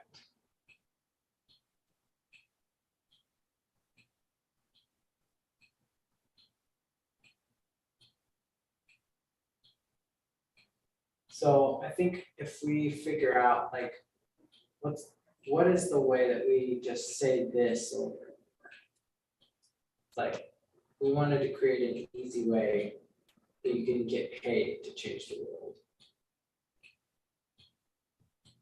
I don't know. I'll have to try it on some people, see how it works.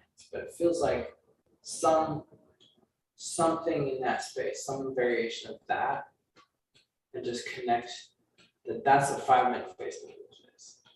5-minute Facebook groups is what we figured out is our system to have an easy way to pay to change the world.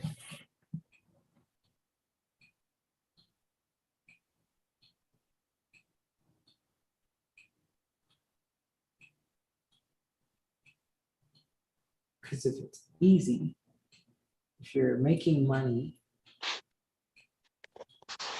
and you have impact, it's like that satisfies all the things that people are wanting.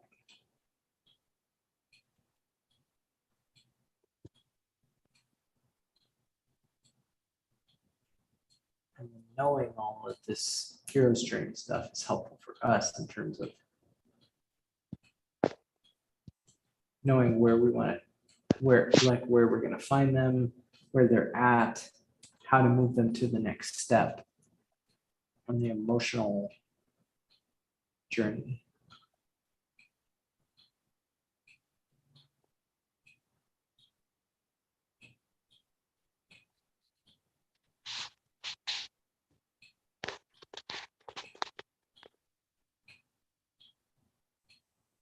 Yeah, that feels like a good summation of what we're doing.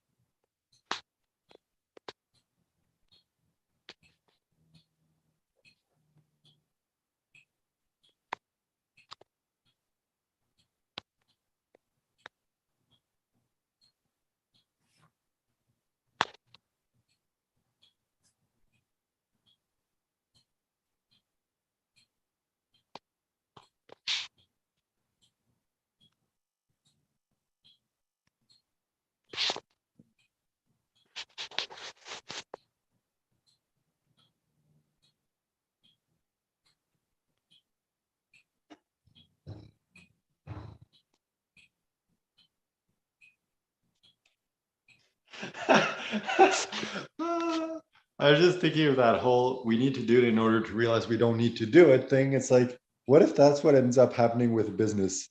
We go through the trouble of creating a successful business and we're like, yeah, I didn't need to do that.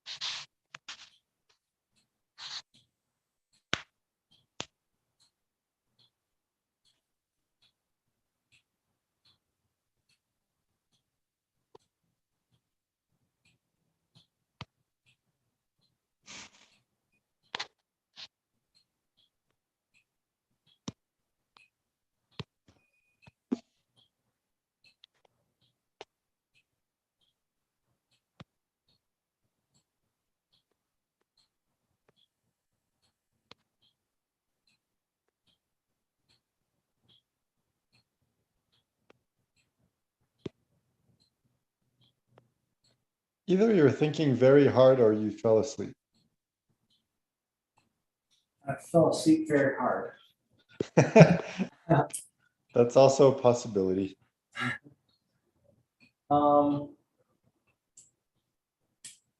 Just thinking about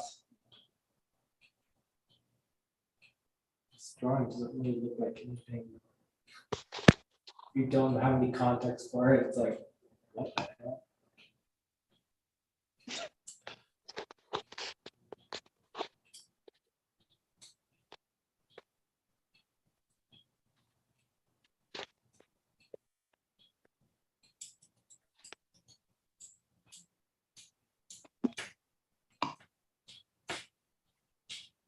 All right, so if what people want is an audience,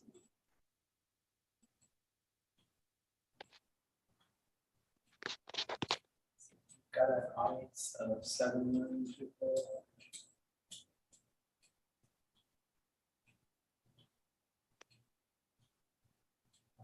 TV, market.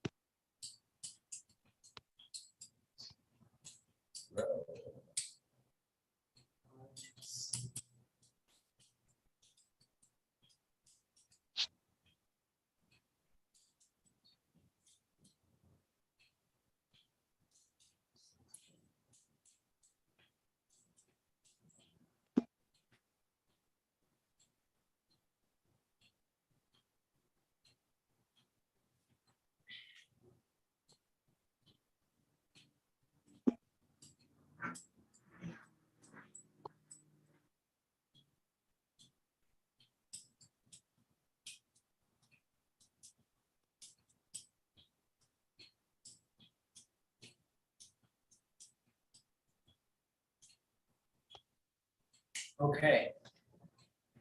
So this is how we sell our thing. You've been read by 7 million people. I've been, in just one example, I've been heard by, on networks that were in the media market, 2.5 million. I helped a client grow their audience to 4.6 million. I worked in an organization. I was on the team that got in front of a brand new audience from scratch in a month of a million. I helped organically reach over 500,000 new people. What's the thing that's the same with all of these? In every single one of these instances, they knew what story they were telling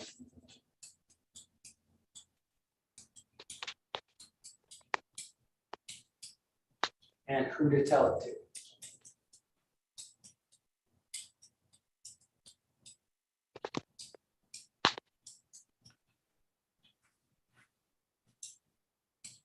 Roy is a pastor. He knows how to tell a great story. You're a writer. You know how to tell a great story. I'm in media. I know how to tell a great story. The church that we were at, the guys that got us to 1 million new views on TikTok, it was the video team, like the storytellers, the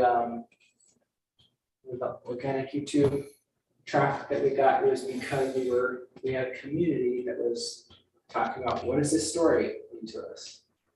What story are we telling and who do we tell it to? Like that is what generates traffic. It all boils down to this. What story are you telling? If you can't open your mouth and tell a great story in 60 seconds, you're dead. Like every single person that I asked in that challenge, like, so tell me who you helped. Tell me what your experience, your background is. Like every single one of them, like hem and hawed for like 30 minutes. until I was able to finally say, okay, so what I understood is like, here's this is what you do, and put it in a story context. And then they were like, yeah, that is what I do. It's like that's a lot easier for you to say and for people to understand than your half an hour of whatever nonsense you're spouting off. What I find is most people don't know how to tell a good story. They haven't tried to tell a good story. It's like every single one of them you could tell, it's like none of them are prepared. Most people don't go through this process beforehand, and celebrities don't either. It's like the reason they look great on talk shows is because they already know what they're going to say before they're asked. They get asked the same stupid questions all the time, so they build pre-rehearsed answers, and then when they go on talk shows, do promotion circuits, like they structure and plan that stuff out so that it comes across as conversational, spontaneous, but it's all like rehearsed. And if you don't do that process, if you don't know what story you're going to tell and who you're going to tell it to, you're just going to sound like some guy who's like trying to figure out what they're trying to say, instead of sounding like a person who speaks to millions of people and can help, a very specific audience. What we're good at is telling great stories that get people to pay attention. And attention with stories is how you get to millions of people in your audience. That's what we know how to do. So if you want a big audience, which that is what you have to have if you are going to be successful in business. Everything comes down to networking. So if you want a big audience of buyers, or you're going to go borrow somebody's audience, right? The way that you're going to get them to trust you is by telling a good story.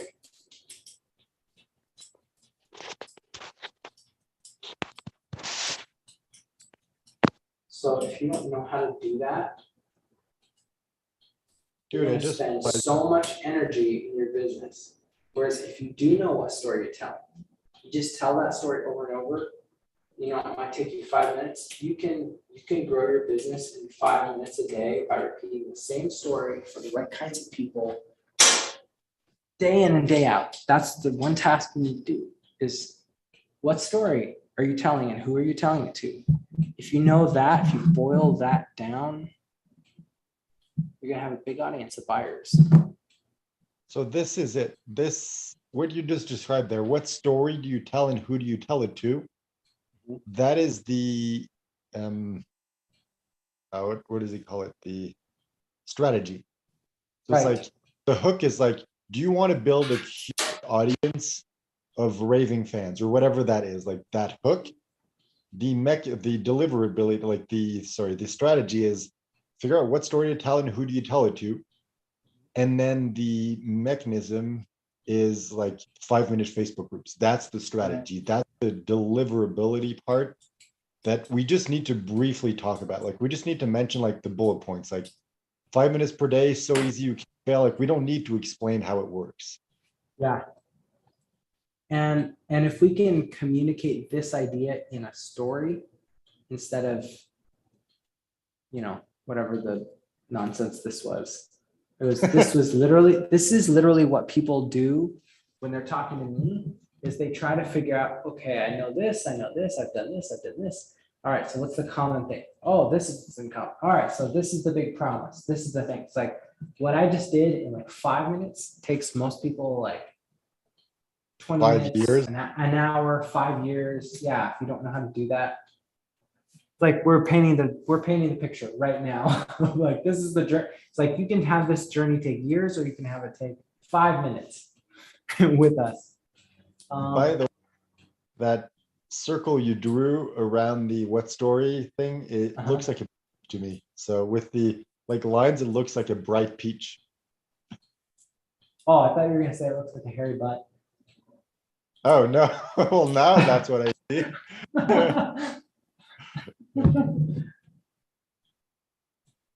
But yeah, like if now if I can tell a story that's like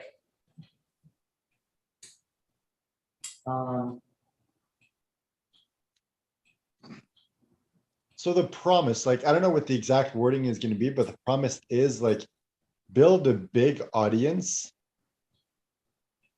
for free with only working 5 minutes per day. Like that's the big.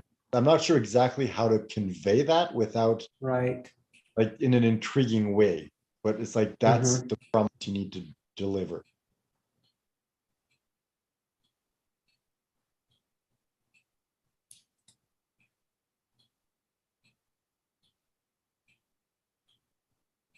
It's like to use the Russell Brunson strategy, it's like the like um the whatever counterintuitive secret to building a huge audience for free in 5 minutes per day. Like, but no, even that, like it's because like you're already telling them what you're going to give them. It's like, I'm going to teach you how to build a big audience. It's like, yeah, but it's like that's the point. It's like you want to intrigue them, whereas that you're giving them the answer. You're not giving them the mechanism, but you're giving them the answer.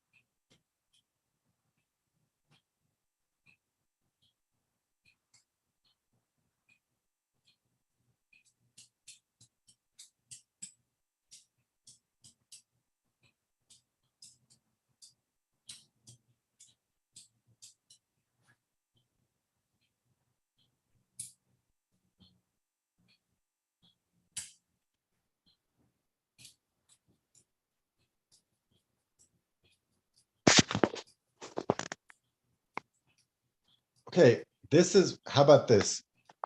What if you could reach millions for free and you only had to work 5 minutes per day?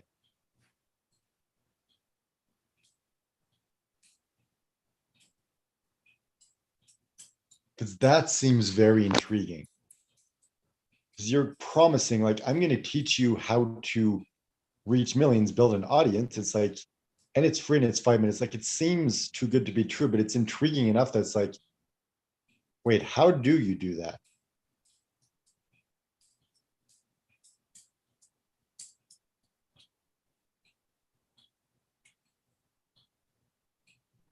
Reach millions for free in 5 minutes a day. You know what?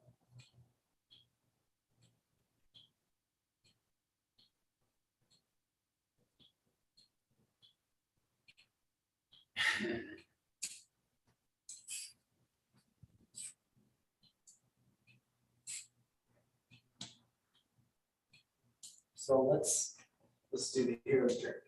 Because I love the what if, because you're not saying you can do this. You're saying, what if you could do this? So people don't automatically think like, no, that's bullshit. That's a scam. That's impossible.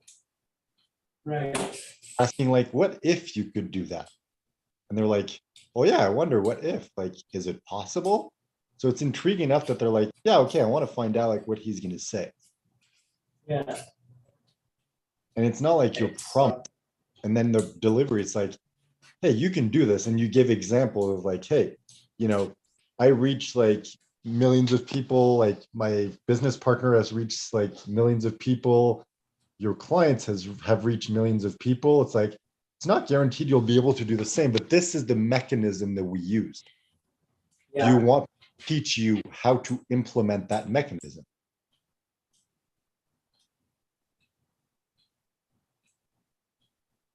Oh man, this is gonna be so good.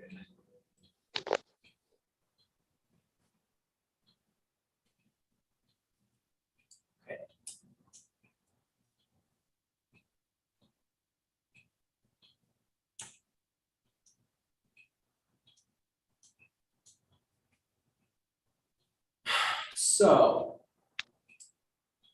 when I was, how old was I? 19, 20? I was 19. Maybe it was 20. Let's say I was. You suck. You're making me work. Because now I'm like, okay, I guess I gotta go input this in the funnel because this is good. And I'm like, all right, let's just do it now instead of thinking about it.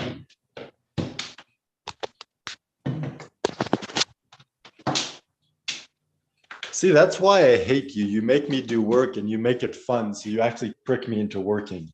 You suck. When I was 20, I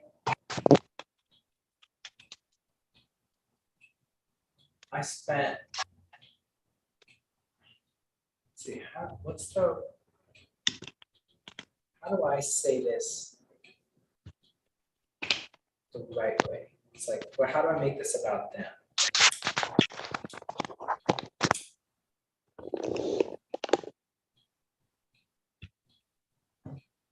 Okay, so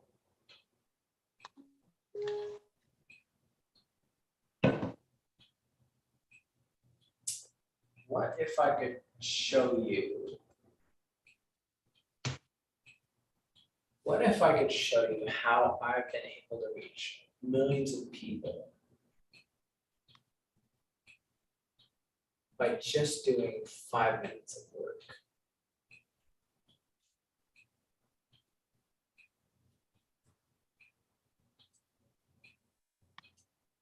So, reach millions. Oops.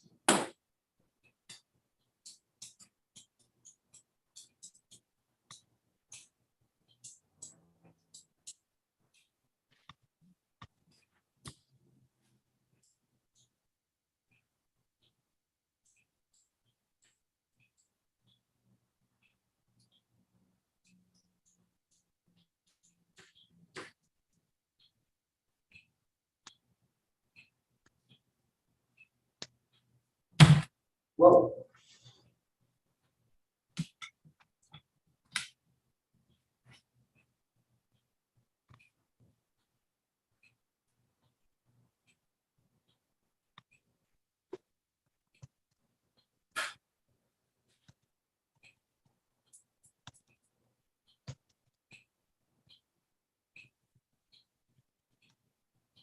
Oh, snap. Okay. So what if I could show you an easy way to reach millions of people?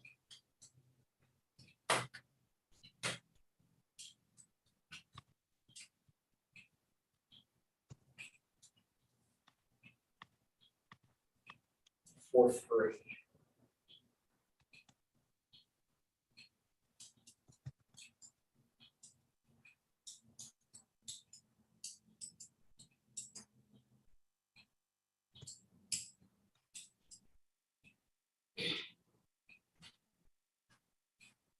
You know,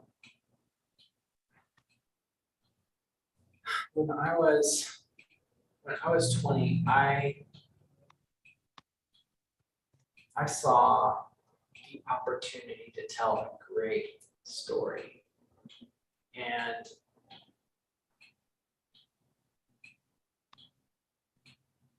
my hunch turned out to be right. And I ended up on the news being interviewed and having my work shown on multiple news stations. And marketing millions of people, millions of households, which means millions and millions of people.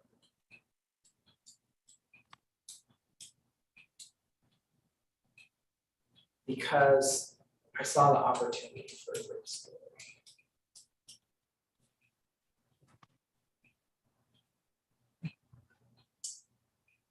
Now, I've worked with people both in my life and my clients who've also been able to reach millions of people.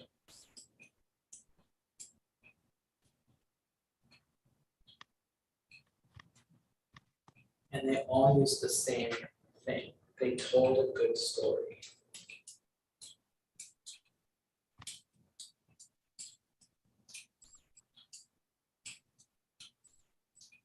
And this makes sense when you think about all of the best examples of good stories, movies, television, books. The great stories that we love automatically find audiences of millions of people. People love Avengers. People love Disney. People love Stephen King's books. People love, it's like anything that's a good story gets out there in front of millions of people. But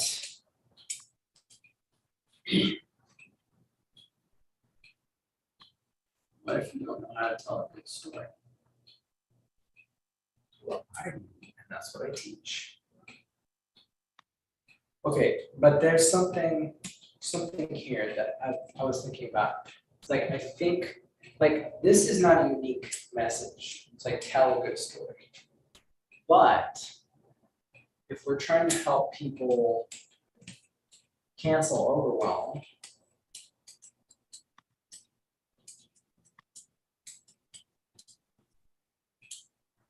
here's the piece that's missing. So I've helped people reach millions. Like, I've gotten paid to do this with people. So I know how to do this. It works really fast, really well for a certain kind of person. And there's a process that you can repeat to do this, even if you're not that person yet. But just being able to reach millions does not mean that you're going to make millions. When I got in front of an audience, I didn't know anything about how to leverage that story to make money. I didn't understand the value of that exposure. I didn't understand. It's like, just telling a story is not enough to make money. And the reason that you're overwhelmed in your business is because you don't know how to get in front of millions of people. You don't know how to turn that attention into cash. So you need access to millions of people, but you also need a what do you call? Oh, you need like an exchange. Oops.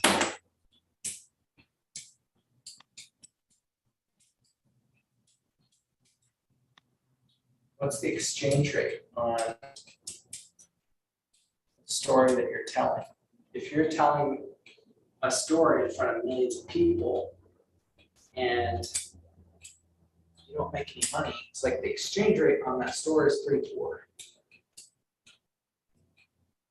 If you tell a story in front of dozens of people and make thousands of dollars, the exchange rate on that story is great. But what if you could have, what if you could reach millions of people with a story exchange rate that converts into, oops, lots and lots of dollars? Now we're talking about something that's interesting, but I mean, if you're overwhelmed, you don't want to have to build this massive Hollywood system or marketing agency. It's like, what can I do that will increase the exchange rate value of my story and decrease the amount of effort that I'm putting into that process? So you need some sort of like business container or marketing mechanism that allows you to take advantage of that story once you get it in front of an audience that will turn that thing into money. But it needs to be simple. It needs to be simple, because otherwise you can have an easy way to get in front of millions of people, which is you've got a great story, but if that story isn't designed to create sales, it's just going to entertain. If you have a great story that sells, and then you also have a way to get in front of millions of people with that story, now have something really valuable. And the way that I want to do this is where there's already millions of people. In fact, there's 1 billion people. It's on Facebook. You learn how to tell great stories on Facebook.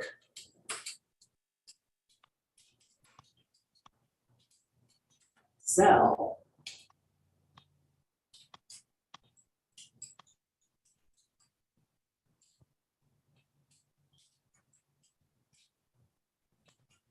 On Facebook in 5 minutes a day. Now we have a system that allows you to get in front of millions of people. Also has a great story exchange rate.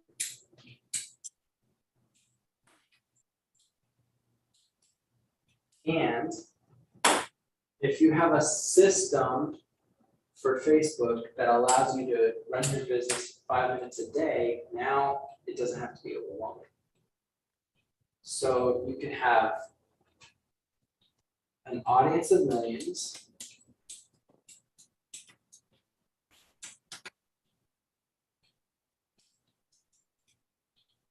Simple business.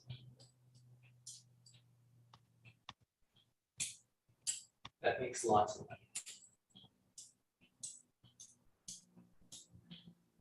And that's what 5-minute Facebook Live is.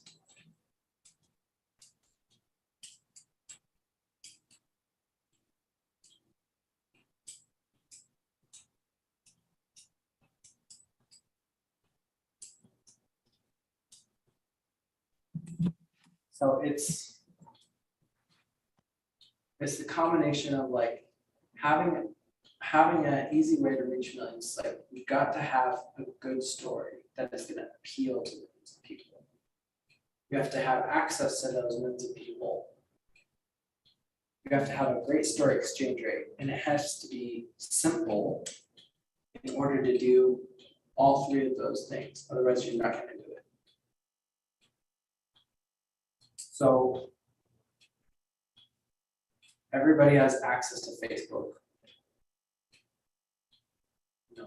I don't have to get you on the news. Like you've got access to a platform of millions and millions of people that are waiting to hear your story. I know how to tell a great story and help you create a great story exchange rate, and so does Guillaume. So now all you have to do is ask yourself, are you willing to spend 5 minutes a day building a Facebook group that allows you to tell your story over and over and over again in exchange for millions of dollars? I think that's the crux of what we're trying to sell people. And if I can turn that into a better story, it's like, if I can share.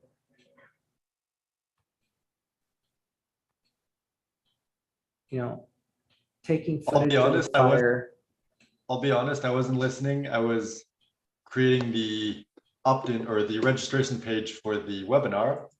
And plus it's like you were just walking through things to figure out exactly what you're doing. On the front end, all we need is, what if you could reach millions of qualified prospects for free in 5 minutes per day? Live webinar starts in, countdown timer, yes, reserve my spot now. That's all we need. On the back end, like I think you're just going through this to understand exactly what you need to teach and get them to understand in the webinar. But on the front end, we don't need to tell them any of that. Yeah. I don't think so.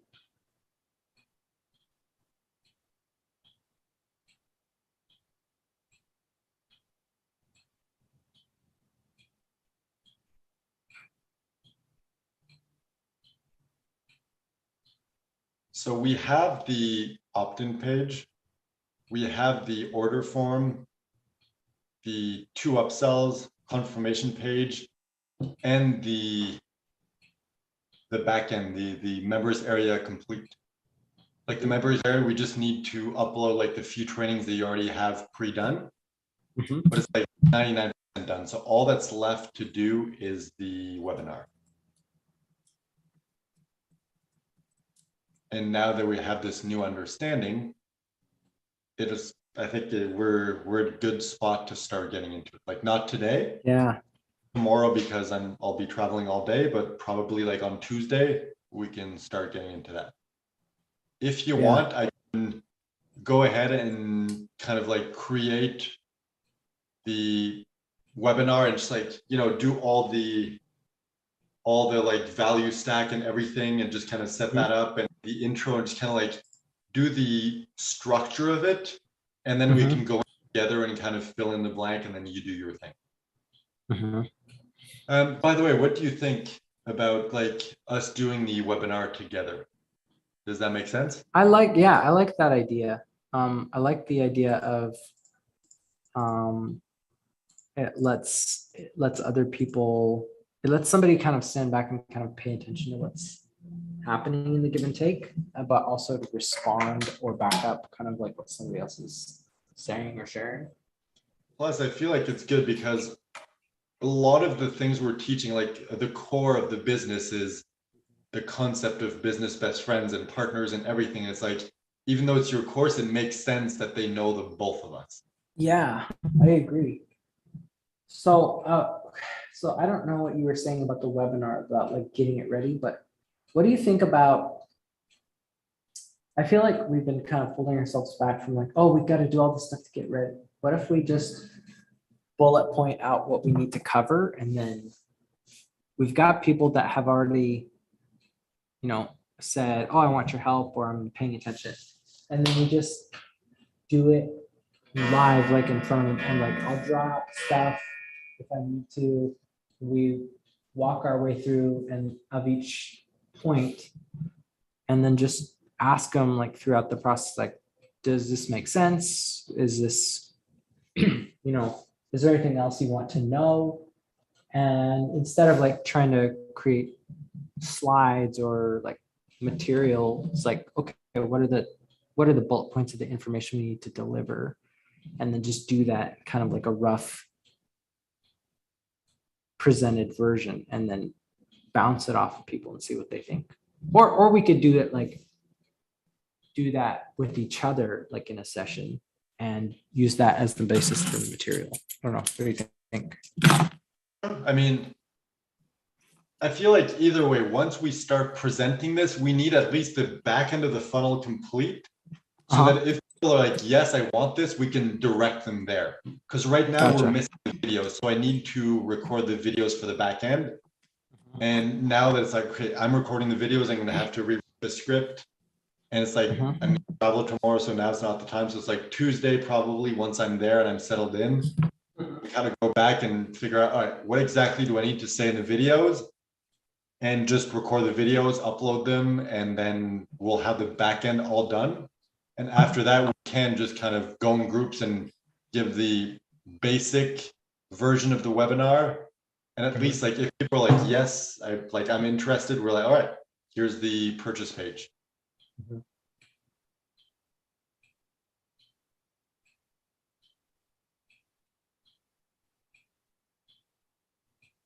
Did you take a picture of that to make sure we don't lose it? I did. Okay. Because I feel like it's good because since it's about story, we can both present on story. Like, even though you're the one teaching the course and the training in the community, it's, you're more present in this than I am. It's like, it's still story. Like, this is what we're both about. I think it's good if we present it together, especially that way. It's like, they already know who I am. So on the back end, when they see me in the videos, they won't be like, who's this dude? Why is he here? Yeah.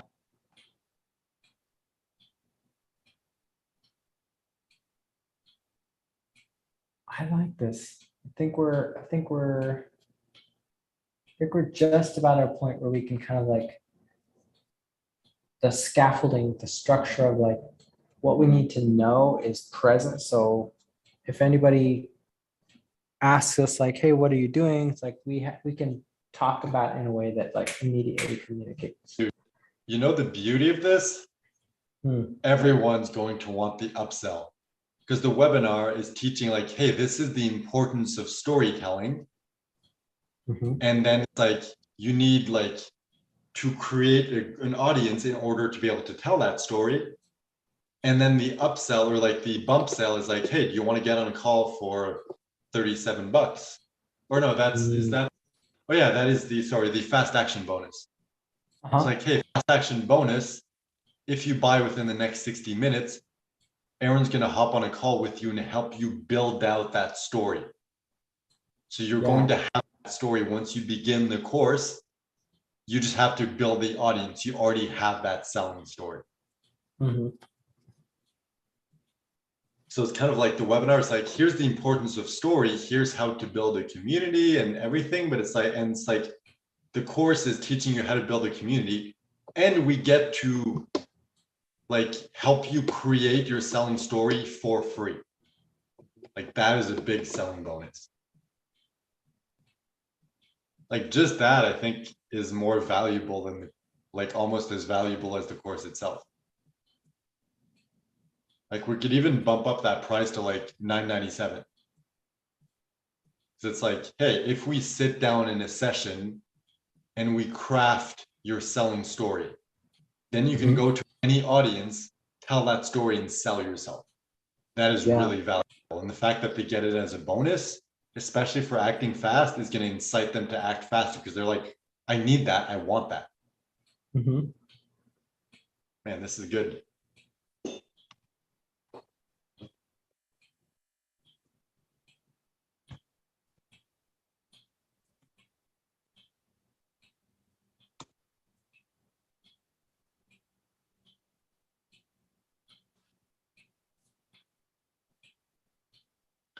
It's funny though, because when I go to the sales page, I don't see that offer anymore. Because I went through the funnel once and like purposely let the timer expire to test everything. And now it automatically redirects me to the expired version of the page.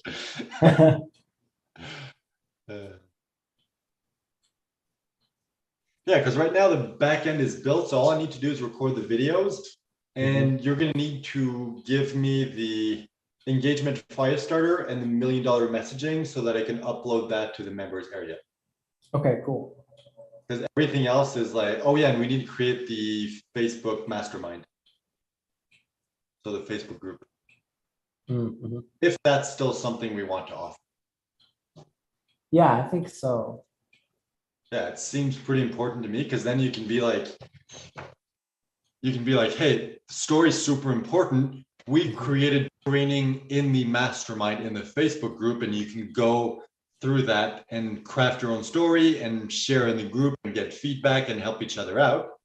And then at the end, it's like a bonus, like if you want me to hop on a call and we can go through that process together and I'll give you feedback. And by the end of the call, you have your story, you'll get it for free. Just join within the next 60 minutes. So it's like, no matter what, they're going to get to create that story.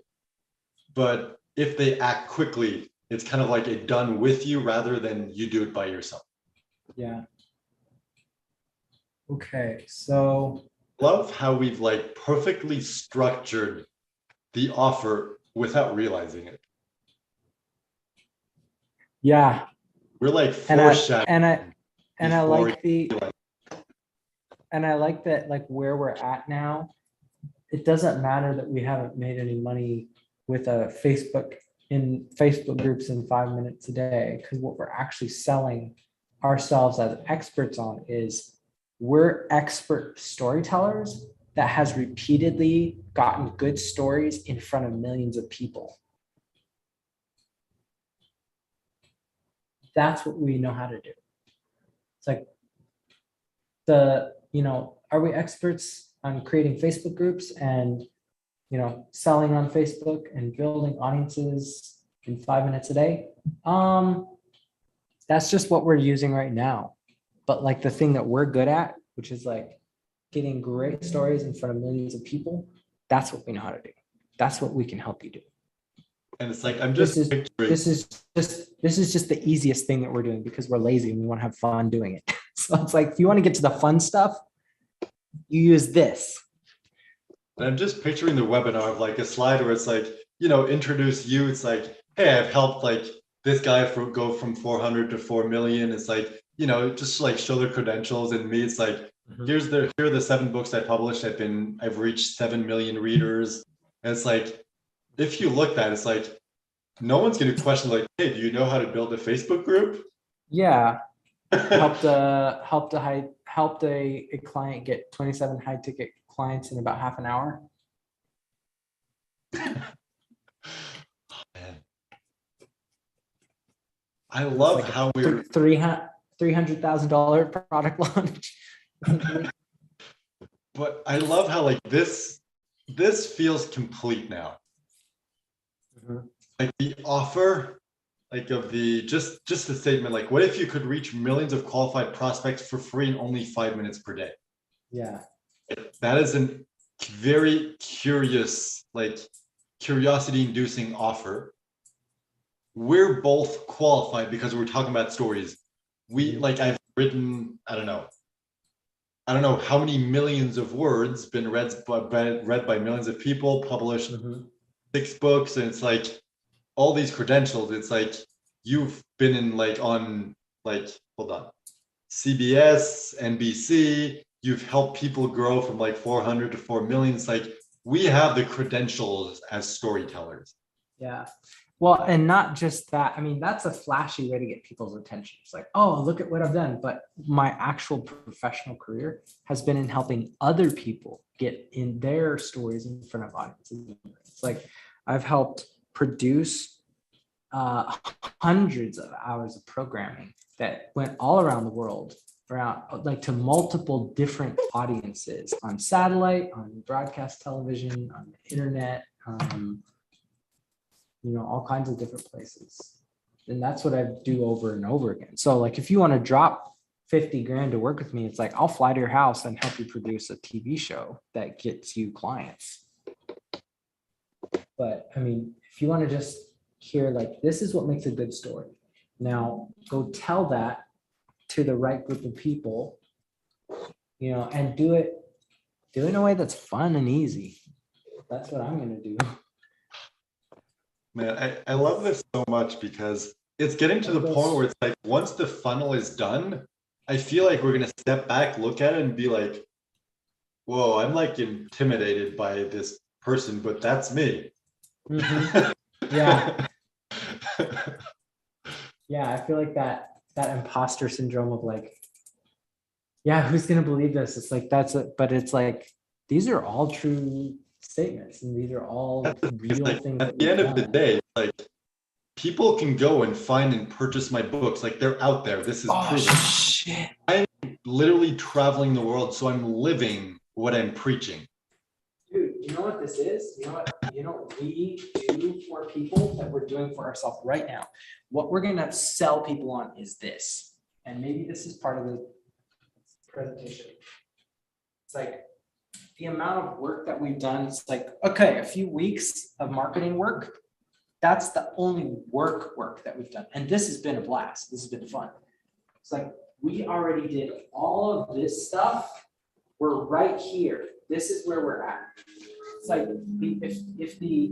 if the end of the journey is make $1 million and have a giant audience, it's like all of the steps that you need to be able to do that, which is like tell a great story, find people to tell it to, make sure it has a high story conversion rate, or not exchange rate, like value exchange rate.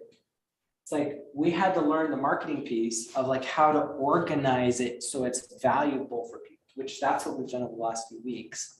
But if you add that piece, it's like we help you go from you feel like you're here, and we help you realize that where you actually are is like you're almost done, because we've taken ourselves from being like we're fucking failures at business, like we've tried a bazillion different things and none of them's worked, and it's like Now we actually have a business and a model and a message that is truthful, it's demonstrably produces value. We actually are able to help people with that. And it's like, as soon as we have a way for people to hand us money, it's like, we've done every step on the hero's journey of going and creating $1 million business, except the part of getting $1 million. So it's like, the last step that we need is like, okay, we need to build the button that's like, give me a payout universe, and just get good at pressing that button over and over and over and over again. That's what 5-minute Facebook groups is. It's help you organize your story in a way that's valuable, build a business that is super, super easy to press that pay me button. And then it's like, you just have to like hang out here and press that button long enough to be like, okay, this is actually boring. I'm just racking up points. Like, I'm in the second level of Super Mario. I'm just like, I'm getting like my 99 lives, so I don't have to like, so I can like just run through the game and not have to worry about dying. Hold on, let me just go back. Do you remember the name of the episode when we first came up with the concept for this? The Apple Eaters. Apple Eaters? Okay. I have a spreadsheet. I have a spreadsheet with a bunch of the hours. No, because I'm just looking, I'm wondering how, because that was June 20th. Uh-huh. So if we finish this, like if the funnel, if everything's done and launched by August 20th, it took us 2 months from the moment we had the idea to building it out, creating everything, building the funnel, launching it in 2 months. Nice. Like, that is really impressive considering Yeah. the fact that we're total screw ups when it comes to business. From screw up to screw you money. Oh, I like that.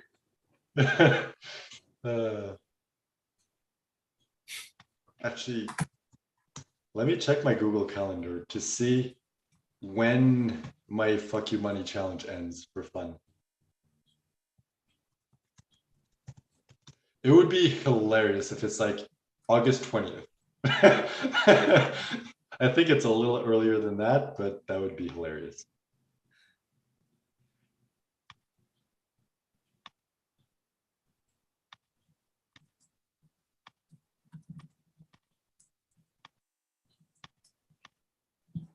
Okay, ends 12th.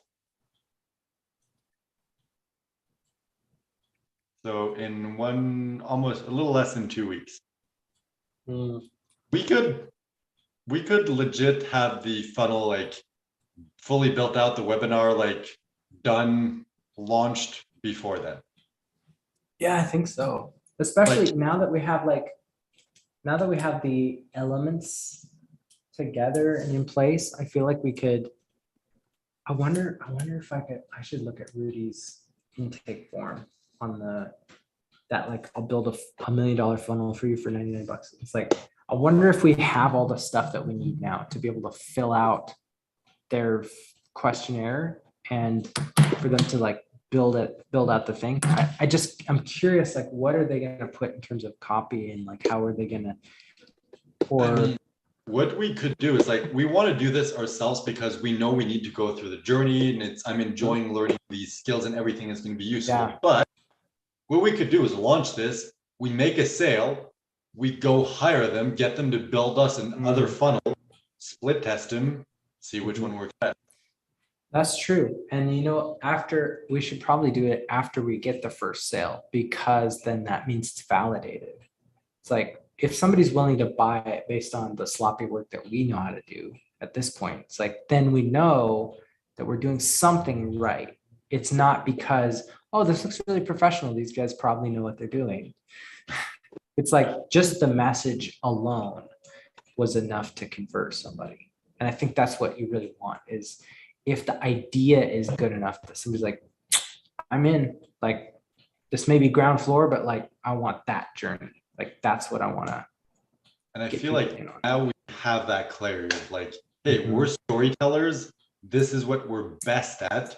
This Yeah. is what's super important in business. Because like not only like, hey, you need a story to sell yourself and that's how you build an audience. It's like, no, you need to tell stories in order to build a business. That is how it Yeah. works.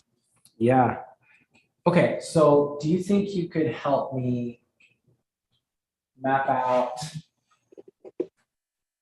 like, what is the 10-minute version of this as a story? Like, how do we compress this down into, okay, so if this is the, so this is, okay, we create the story. It's like, this is number one. We want to talk about what they want, which is the millions of people. That it's easy. They want to say, yes, I want it to be easy.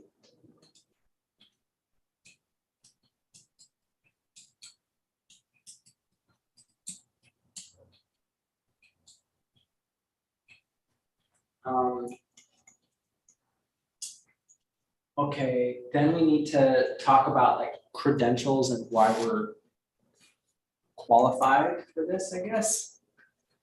I mean, the story at the beginning already kind of does that work, but it's sort of like, I guess that's where like brands would go,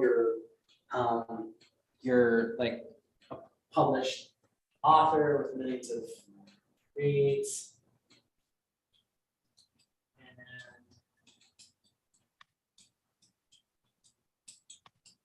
And I think the why, it's like we're normal, lazy, like we're just like to have fun. We're normal, we're lazy.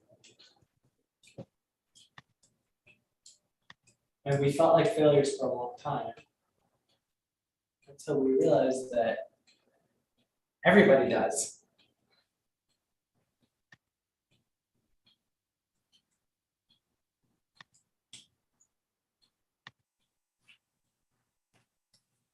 All right, so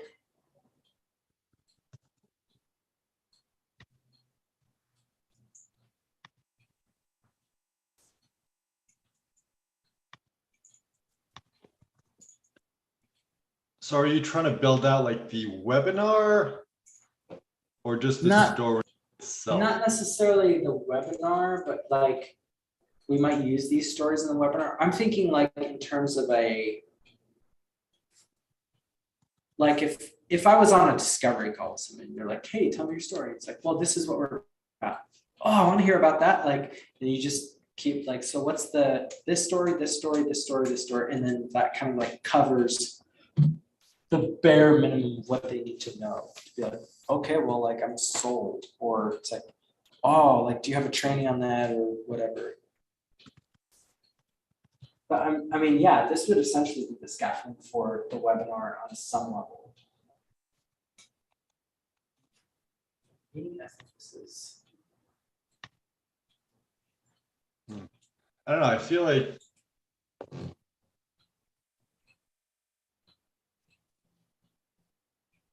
because for me, it's going to be easier if I build out like the structure of the webinar and fill out like everything I can, the stack and everything else. And then we can just go in and be like, all right, we need a story for this, a story for that, a story for that. And then once we have the structure, we can just be like, all right, what's the story? Let's sit down, let's brainstorm this and like figure it out.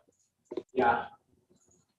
Because right now it's like, let's come up with a story, but it's like, it's such a vague story that it's like, what lens do we use to tell that story? So I think like once we're done, like, because that's what I'm thinking. Like once I get there, I'll need probably one day to build out the webinar, one day to record the videos and upload all of that. And then we'll need one day together to finish fleshing out the webinar together and figuring out where everything goes. It's like 3 days of work. So like 2 pretty much by myself and 1 that we're doing it together. And after that, we'll have like 99%. Then it may be like 1 final day to just like tweak everything and make sure that everything's good. But I think like that's all we need, like 3, maybe 4 days of focused work, and we're done. We're ready to launch. Sweet.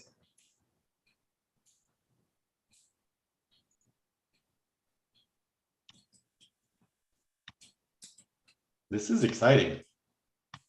Yeah, I'm super stoked. And I also like the fact that now I'm the one building the funnels. Like I get to do the videos, just because like before I felt like, you know, I'm forcing you to do stuff you don't want to do, but it's like someone needs to do it. We need to do it. It's like, Yeah. or it didn't make sense that I would do it, but now it's like, okay, Mhm. it makes sense. Perfect. I can do it. Like I can write this, I can do the video myself. Like I don't have to be like, hey, here's what you need to say. And you're like, you need to memorize it. It's like, it feels Yeah. inauthentic because it's not you, but it's like me, I've been working on the webinar so much. It's like, Mhm. I just need to do like value stack and just like call to actions. Like, okay, I can do that with my eyes closed. Like I'm good. Yeah.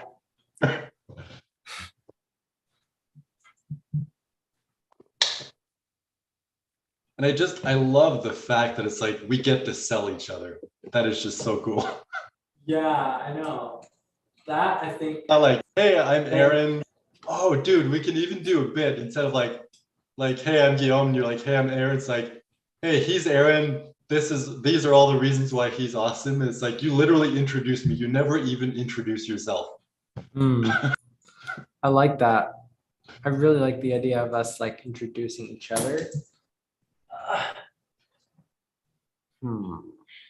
This is gonna be cool. Oh. I feel like we have what we need to dude, like. because of the whole business best friends thing, I just realized we're basically like thing 1 and thing 2 from the Cat in the Hat.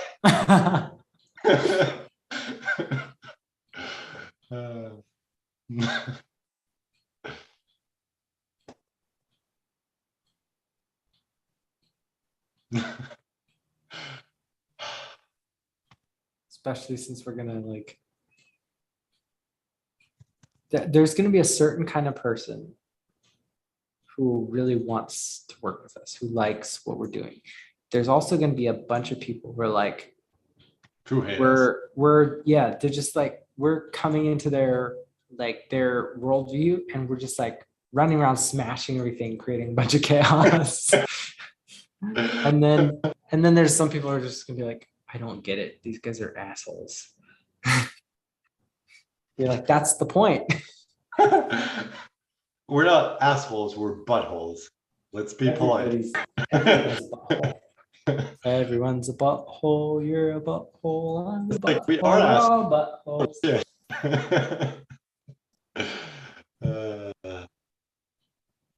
This is literally the crappiest you'll ever buy. There are two kinds of people. People who think that they're a person that happens to have a butthole, or buttholes that happen to have a whole person attached. Which one are Like, you? I mean, well, but in terms of like sales, it's like that's what you want to. It's like you want to find the people who want buttholes, and then everything else is an extra bonus value add. That's exactly where we're selling is the butthole. The offer stack is everything else wrapped around it. Right? Exactly. The true value of what we're offering is the butthole. We should do this as the pitch. Can you imagine when we're like as famous as like Tony Robbins or Russell Brunson or something, and we're like, this is the original pitch that we wanted to do. And we're like, we knew nobody would buy us when nobody knew us. Now we can put this out there because we don't care if you buy from us. Because and then it'll just make more people be like, oh, now I want to work with them even more. Ooh, on a completely unrelated topic, but because this is us, it's totally related. You know how you love the Santa Claus series? Mm-hmm. They're doing a Disney Plus series that's a continuation of it with Tim Allen. Really? Yep. Oh, snap. coming this fall. So I'm assuming around Christmas. That's amazing. Now that is like, if manifestation is not like, okay, so I literally was thinking yesterday, I was like, I really like the Santa Claus movies. It's like, it would be super cool if I could pitch like a sequel or a TV show that's like a continuation of that. It's like when, I don't know if this is what it's about, but it's like in my head, I was like, Tim Allen's like the old Santa Claus is sort of like lost his passion or whatever. And it's like, and his son has to pick it up. Or it's like the handing off the baton. Like that was just the leapfrog idea. I didn't really care about what the idea was, but I was like, I just love that property so much. I was like, it would be really cool if there was like another thing in it. Okay, And let it's like, let me read you the description, okay? okay. Scott Calvin is on the brink of his 65th birthday and realizing he can't be Santa forever. He's starting to lose a step in his Santa duties, and more importantly, he's got a family who could benefit from a life in the normal world, especially two sons, one that grew up in Lakeside, Illinois, and one that grew up at the pole. That sounds kind of gay. With a lot of elves, children, and family to please, Scott sets out to find a suitable replacement Santa while preparing his family for a new adventure in a life south of the pole. Wow. Oh, just give me an idea for a brilliant movie. Like a Christmas movie with like Santa Claus and pole dancing. Pole dancing Santa Claus. Like, come on. Like that's gotta be. That would be amazing. Especially now, how they're taking like all the, default characters, like old characters, and just like switching them. It's like, it's a woman now. Mhm. Oh, he's black now. Oh, like whatever, like for Right. diversity's sake, it's like, all right, Santa Claus is a woman now, and she's like a pole dancer or whatever. Like that would be amazing. Oh, From man, like that would be... from the pole to the pole. Oh man. So it's yeah, like a stripper who like gets selected to become the new Santa Claus. And she goes from the strip pole to the North Pole. Oh, that would be amazing. I would totally watch that.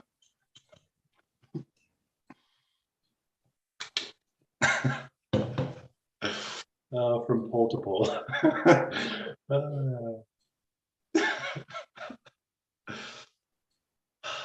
Isn't life awesome? It is, but I'm wondering like,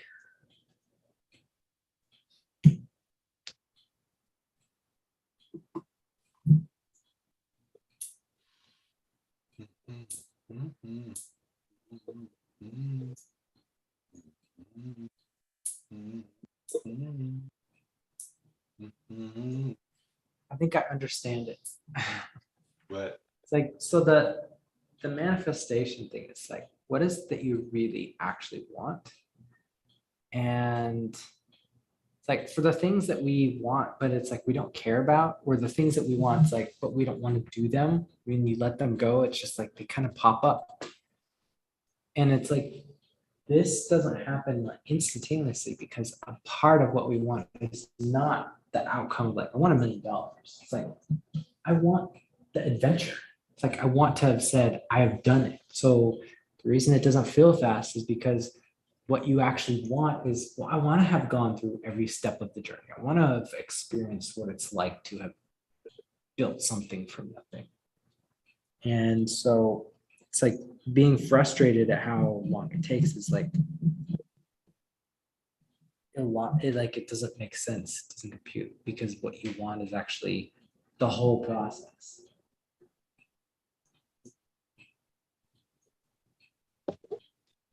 And it's so funny. To us, it feels like it's taking forever. It's been like a little over a month. Yeah. been like a month and a week.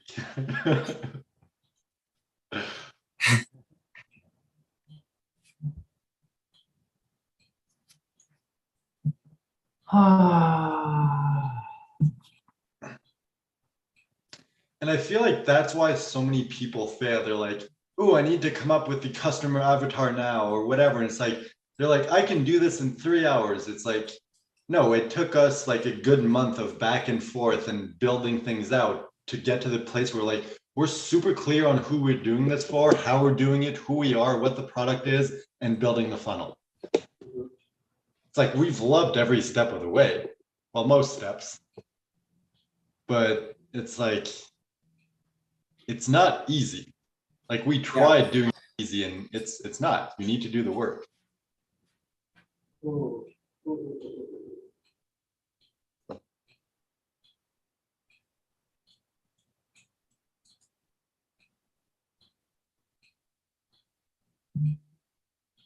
Oh, dude.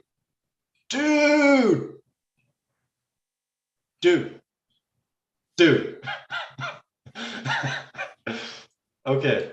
The whole thing is like, you need a selling story. We can teach the selling story in the mastermind. And if you buy within the next 60 minutes, you can book a call and Aaron is going to do it directly with you. So you begin, you have a story. The engagement firestorm is how you use that story and present it in your group. So it's the done for you posts teaching you, or not, like that you can use to bring that story to life. So it's like, it's not only like the next level of engagement fire starter. Yeah. It's the next level of engagement fire starter coupled with the done for you story that we created with you at the beginning. Yeah. If we present it that way, it's like people are like, yes, I want the course. Yes, I want the like fast action bonus. And yes, I want the bump sale, because all of them work together. Yeah. Okay. Oh, dude. What? Dude, the business best friends, the upsell of accountability, like scholarship, is exactly this concept. The business best friend scholarship. Oh my God, dude, this thing is like coming together. All of this foreshadowing. I know, Like, right? it's all just like happening. Okay. So I'm just wondering, should I rename the accountability scholarship to the business best friend scholarship? Or is the accountability scholarship? No, okay. So I need to go in. business best friend for sure. I mean, we can use the word accountability on the page, but like business best friend, like that paints the future picture of like you can enjoy doing this like with a best friend. It's like you either have a best friend or they're going to become your best friend. Man. All right, so the only thing that seems slightly separate is the money back warranty. Is there a way for us to tie this back into it so that it feels like a complete, like cohesive package? Because right now everything else is perfect. So it's like the course and the fast action bonus and the bump sell and the upsell are all meshed together and they all make sense. And people are like, yes, I understand why they did this. The only thing that seems separate is the money back warranty.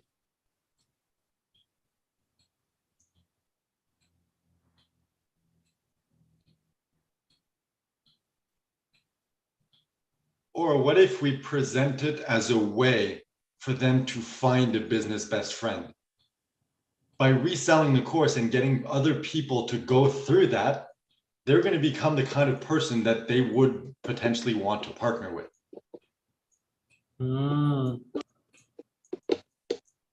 I like that.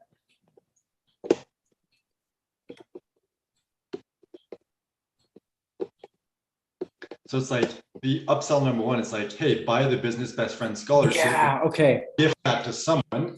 if you don't find anyone, or that person just happens not to be right fit or whatever, you can then resell the course at the end, and you're getting paid to find that right person for you. Mhm.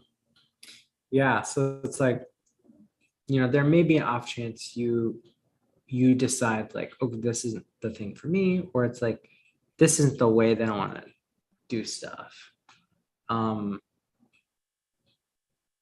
Like talking about the best friends, the business partnerships, like you might have somebody that like this actually would be a great fit for, and being able to like get them to do this, it's going to be a great fit for them. It's like allows you to get your money back, and you're helping somebody in the process. So it's kind of like the first upsell is get an accountability partner or business best friend, like 12x your odds of success. And then the other one is like, hey, maybe this, like, it's not necessarily going to be for everyone. So if you purchase money back warranty, you're covered for 60 days instead of 30. And Yeah. if it happens that you don't immediately find a business best friend, you can resell it and get paid to do the research and find the right person for you. Okay, so what I just thought of is like, so let's say you try to make this work. It's like you're like, I'm gonna be best friends with this business. This is gonna be amazing. And for whatever reason, it's just not working. It's just doesn't gel.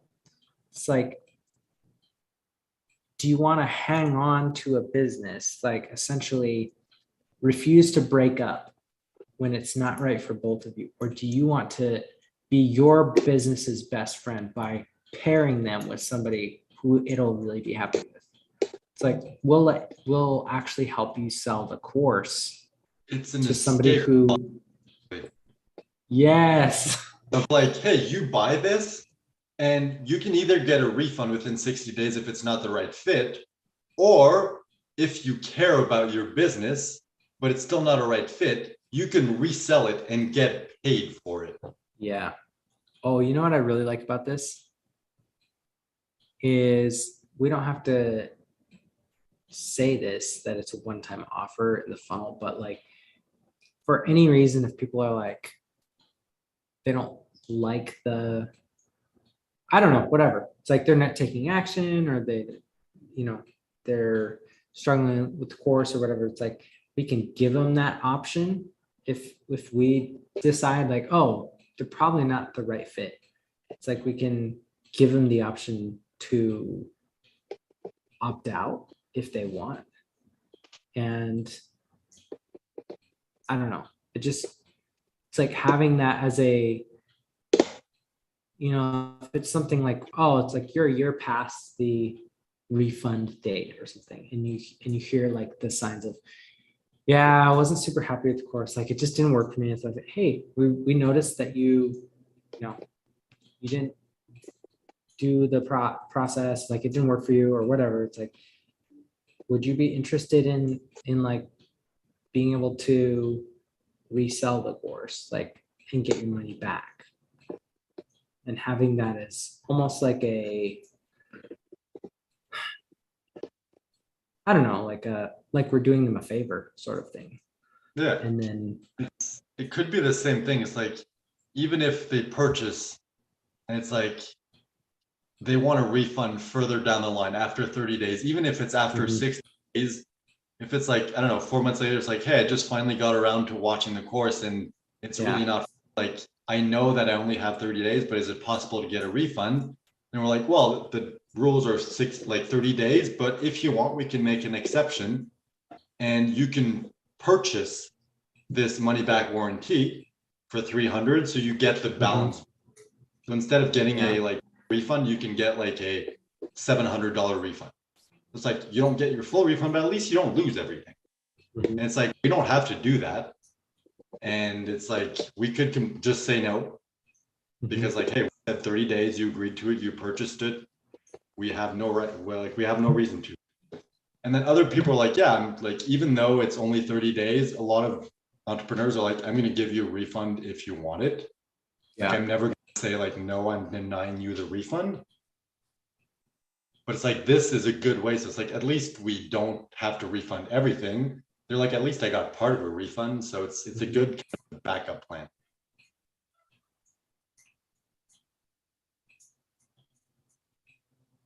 I wonder.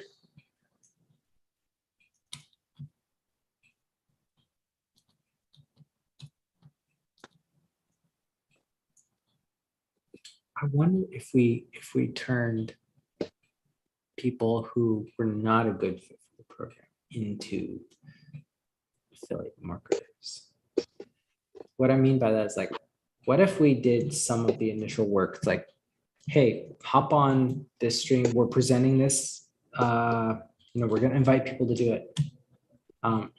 We're gonna set you up with like you're able to resell the course with your coupon code. It's like put in my code. You can redeem the course at a little bit of a discount, and then it's like, so we're actually creating the buyers or the audience for that person, and then they see like, oh, all I have to do is like follow streams around where people are like, yeah, I want to have less overwhelming. And it's like, well, I know these guys who have a program that's like 5 minutes a day. All you do is like put your affiliate coupon code in there, and people can buy in at a cheaper rate. It's like that person then essentially becomes a net promoter of our program. Yeah. So what we could by do, giving them the experience of, just that's how easy it is to sell. I still wasn't clear on the back end of how it would work for like reselling the course, but I think it's as simple as that. Simple as like, you just like sign up as an affiliate, give people the link, they go to like the opt-in page, they watch the webinar, they go through the same process you did. And if they purchase, you get 500 back. But then people are like, it's just an affiliate thing. So what if we're also give them a coupon code? So it's like, give them this link and give them this coupon code for 250 off the course. So it's like the person gets to buy it for 750. The person selling it makes 500. We only make 250, but at least we made some money. And at least they were like, hey, I just resell it twice with a 25% off coupon, and I get all my money back. Yeah. And if I want to keep going and make money. So like that seems like so it's like, it's good for us, we get paid, it's good for them, they get paid, and it's good for the person rebuying their course because they get it at a discount, and like everyone's happy, and it's easy for us to implement that. All right, that makes sense. Yeah, it's almost like we connect prospects with like, we'll set up the hookup. It's like, hey, I know John has a coupon for like, if you want to get in, like we refer people to affiliates almost at the beginning. It's like your first transaction will actually help you find the person. So you see how easy it is. Like, oh, that's all I have to do is just provide my link and my coupon. It's like, that's the business. It's like, isn't that easy? It's like you spend 5 minutes on somebody's stream. It's like, yeah, I know this course. It's a cool thing. It's like you get a bunch of other people sharing their story. It's like, yeah, I was in it. It's a cool community. But I really like that, because once we're set up and we're running and we have people, we're just like, all we have to do is like, hey, who wants a 25% like off coupon for this? Yeah. And then like every time someone's like, hey, I want like a refund, or I want to resell my course, we're like, oh, hey, just give us your coupon, like go sign up, give us your coupon. We give the coupon away, someone buys it, it's like, all right, you just got your first one. First one's on us, you got your $500 back. To get the other 500 back, it's on you. You have to go find someone, give them the coupon, same process, and you can just repeat this as many times as you want. This feels really good. It's like, no matter what, they're kind of like guaranteed, I'm getting 500 back. Like, I don't think we need especially if it's outside the warranty window, then it's like, this is a value add to them, as opposed to like any other program. Just be like, well, sorry, you don't get your money back. I'm just wondering, like, is our goal to get people to resell a course at the end? So it's like, you have the option to resell it, but is that our goal? Because if we really push this and we sell it and it's an irresistible offer and a lot of people buy, it's like their cycle is like, I buy the course, I buy the upgrade. Once I'm done, I resell the course. So it's like, is that what we want people to do? Or do we just want to offer it as an option? It's like, if we just want it to be an option, an upsell that people can buy, it's like, all right, we don't need to explain the entire process. If we want people to go through that and to become affiliates, then we like make it irresistible. It's like, hey, you get 60-day warranty or like guarantee, money back guarantee instead of 30 days. This feels like something that would be like, once we've done the process with an affiliate or two, if it feels like it's a good experience for them, then it would be something we build out as like, oh, maybe we should like push this perhaps more people will be successful as affiliates rather than building their own thing. They might do it and realize maybe I don't want to actually do this and create my own stuff, but like I'll promote, and that's an easy way to get paid. I'm just like wondering, like maybe not in the beginning, but maybe once we make a few sales and we start getting like steady stream of potential, like of interested people, and we know we can deliver on that. It's just a question of like, hey, give us your coupon and we'll get someone for you. Because that's more like even better as an offer. So it's like, hey, you get all this. Plus, if you upgrade on the back end, you get to resell it. So it's like you get to learn everything and at the end resell it. And you're guaranteed one sale. So you're guaranteed a 50% refund. And if you want to keep selling, you can actually get all your money back and make money.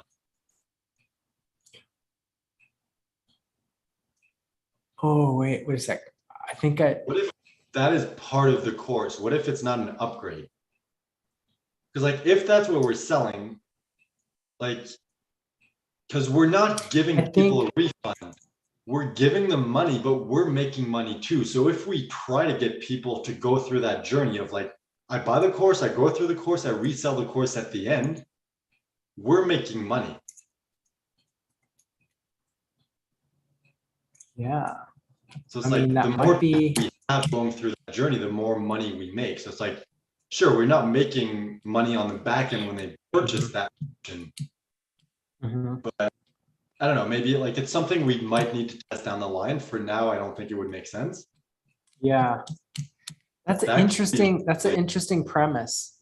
I wonder if it would look like that was like a baked in part of the process, or if you separate it out as like, here's our affiliate program. It's like, if you buy into the affiliate program, the first thing you're going to do is like, we'll get your first sale lined up for you. So you know you're going to make your money back. If you go through this thing and do the steps and the work.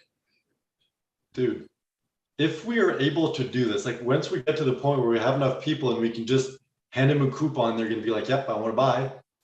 And we can pretty much guarantee, we can be like, hey, if you want to upgrade to $300, once you're done the course, sign up as an affiliate, give us your coupon code.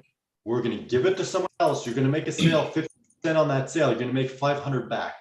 So you're purchasing $500 for the price of $300, plus the ability to resell on the back end of that as many times as you want. So it's like, that is truly an irresistible upsell. Hey, like, wait, before you go, would you like to buy $500 at the price of $300? Pretty much, yeah. That's amazing. Just like that would be once we're at the point where we have enough traffic coming in that we can deliver on that. It's like, if we can get to that point, it's like, who cares if we never sell another full price course again? It's like, that is the business strategy. Right. I'm in $750, we make $250. We promote like once, it's like, okay, we make a little less money on the front end, but it's like, we make so much more on the back end.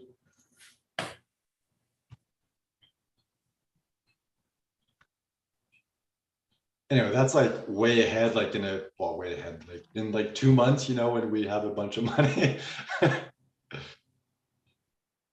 And I just love how simple this is, because I kept like coming back to that. It's like, how are we going to deliver on that promise of like, you can resell the course? And I had no clue how to do it, because it's like, if you resell it for like $500 and they keep all of it, it's like, we don't make any money.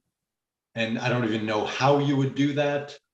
we need to set up like a different tier, different price. It would be like super complicated. Whereas this is like simple. It's like resell it for the full price with a 25% discount.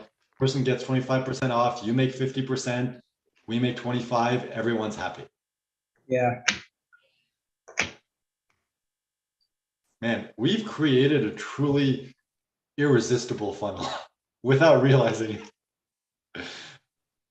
Sorry, what was that? The last thing you said? We've created a truly irresistible funnel without realizing it. Like I've never seen anything like this.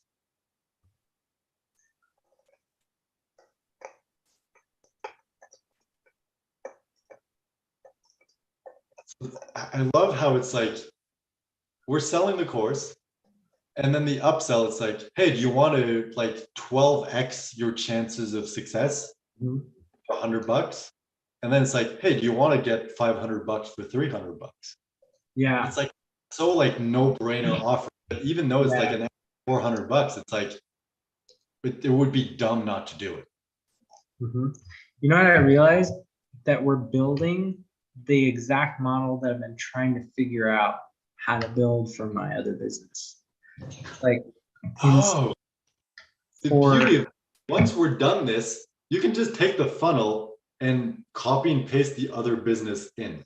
yeah, exactly. But it's like I've been trying to figure out like what am I doing that is valuable enough to charge high ticket for churches? Because churches like struggle to pay, like they are reticent to spend money. But if the offer is I'll market everything for you and you don't lose any money. And dude, It's like how can you say no to it? dude, this entire process is allowing us to already create the next course. Because the next course, like you have the audience, let us teach you how to build an irresistible offer. It's like that's the process we're learning right now. If we're able to teach people this, where it's like they get to the point where it's like, okay, I have this irresistible offer, Yeah. plus the irresistible fast action bonus, plus the irresistible bump sell, plus the irresistible upsell, and the second irresistible upsell. Like that's super valuable. Like that right there is worth way more than $1,000. Yeah. But essentially like now I have something that I'm like, I can go call people. Like I have a big customer list. I can call people on the phone and be like, hey, I just want to check in. Have you read the books? Have you been using them in your church? Like, tell me about the experience. I'm just surveying to find out what's going on. And then, hey, what can I be supporting you? What can I be praying for you about? And it's like hear what they need. Like, well, hey, I'm actually doing this thing where it's like, whatever. It's like, would you like me to help you launch this at your church? And I'll provide all of the content that you need to like launch it to your church. Like all the stuff that we're telling people we're going to help them create. It's like, I create that one time for one customer and it's like, it's copy paste because it's all the same industry. It's the same niche. It's like if I'm sitting down with people, it's like everybody's gonna have a slightly different business, especially if they're in marketing, if they're trying to differentiate themselves. But for churches, like just one product, the same thing. Everybody gets the same thing. You get a TV and you get a TV. Everybody gets a TV. Yeah, exactly. By the way, I'm not sure who I was imitating, if it was Oprah or Ellen. Either way, it still works.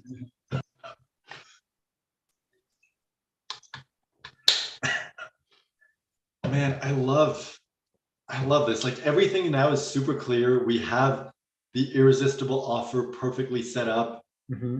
Funnel is like close to being done. Like the only thing that we're missing is like we're building that up. The only thing we're missing is like the traffic, the people to go into the funnel. Yeah. And it's So like, and I think I can do it by just doing like a 1-day like challenge or coachathon or like story sessions. Like we might be able to do it in a more sustainable way. If it was like, hey, we're gonna do a 3-day story challenge. It's like, here's the homework. Okay, go do that. And then here's the homework. Go do that. Here's the homework. Go do that. And so then you could run like 10 of those by just providing resources to different Like groups. it's a question of testing different strategies. It's like, let's go in Facebook groups and provide value for free and sell that on the back end. Let's try driving traffic. Let's try, promoting on other people's newsletters. Let's try going on podcasts. Then it's just a question of let's try a bunch of stuff and see what works best. Yeah. Because this, like, even though it hasn't been proven, this right here is like a truly irresistible offer and an amazing funnel. Like, it's not fully built, but it's like once it's done, it's just a question of let's tweak things and let's drive traffic. Yeah, I don't think there's anything wrong with the product. I think the only thing left to do is just like throw the mud against the wall, and in the sense of put the offer in front of real people and let them react and see what sticks. And then just keep that and then start over, keep the stuff that's converting. I think in our case, it's more throw the crap against a wall and see what stinks.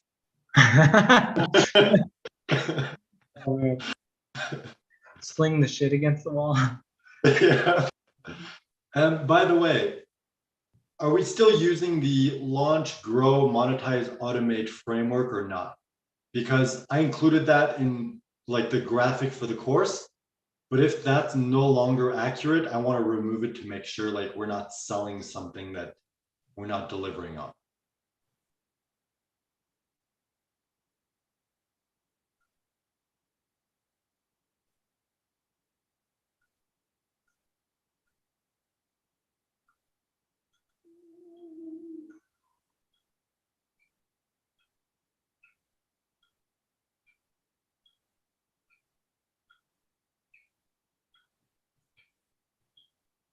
And I mean, it's a small detail. Most people probably wouldn't even notice.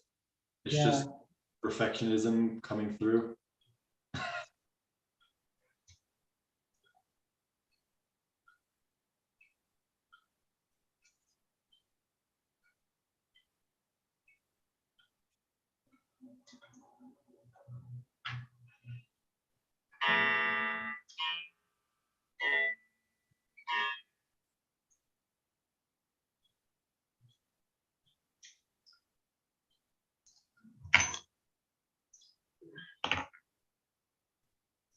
Man, it's 3 o'clock. No wonder I'm hungry.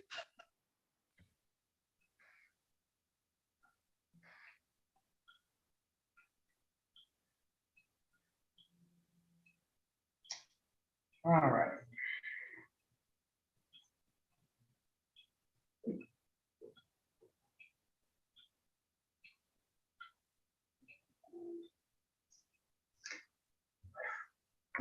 So launch, grow.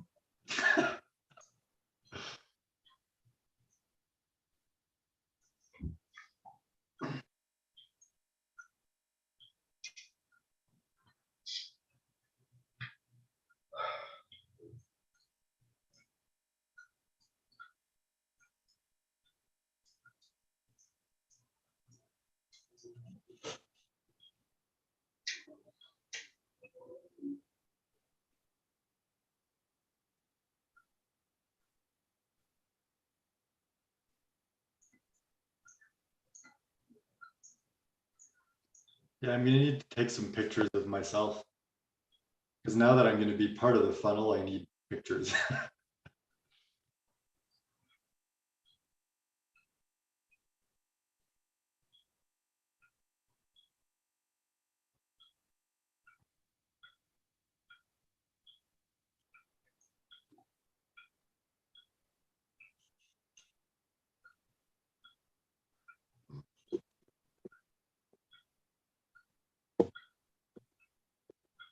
I think I took a picture of myself. Oh, I did.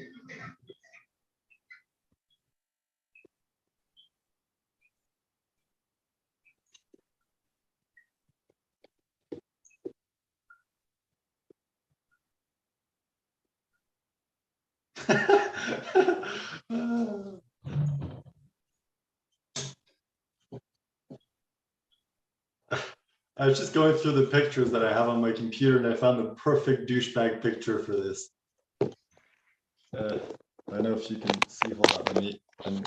There it is. Perfect douchebag picture. Amazing. It's like, you know, that's like there's the picture of you and then my picture of me next to that in the like webinar registration form. That'd be hilarious.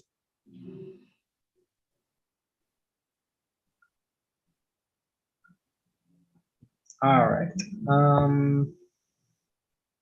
I mean, I at this point, I'd just say like leave it like the launch, grow, monetize, and whatever the last one was. Automate. Automate. All right, cool. And it's something small. I can always come back in like later and Automate's the only part that doesn't feel like super related to anything that we're doing. Well, to be fair, it's so small on the page that it's hard to read. So as long as you don't include it in the webinar, we'll be okay.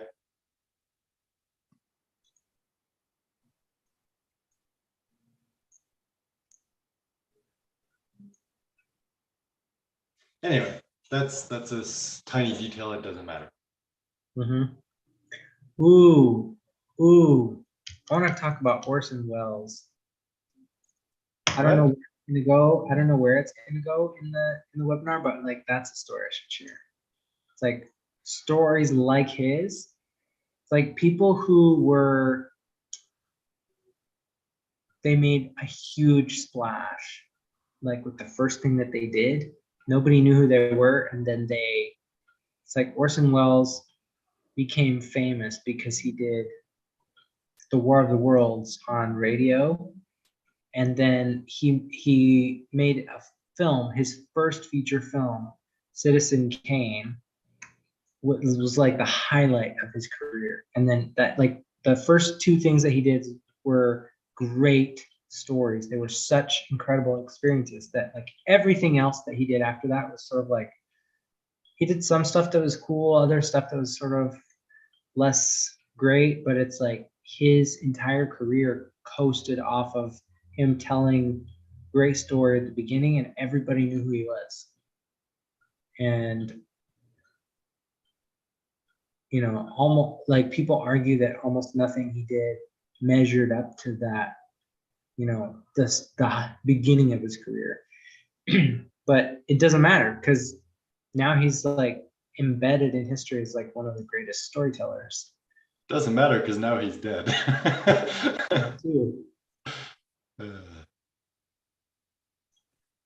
By the way, because it sounds like your voice is distant, like your mic is still using your headphones to like record or something. Is that possible? Possibly. Or maybe it's just like, you know, internet issue and it just made it sound like that. I don't know. Like it's not that bad. I can still hear you. It's just the sound's a little off. Sound settings. It's like you're a little off. Here's input. Oh, that's the webcam microphone. It's probably sounds bad because it's so far away. Okay. That's weird. Webcam microphone. How does that's the laptop microphone. What does that sound like compared to? Sounds exactly the same. Well, maybe wait a sec. Let me change it in Zoom. I wonder.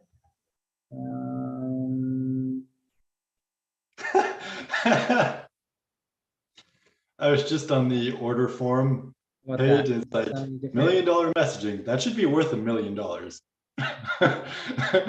Total value $1,020,279.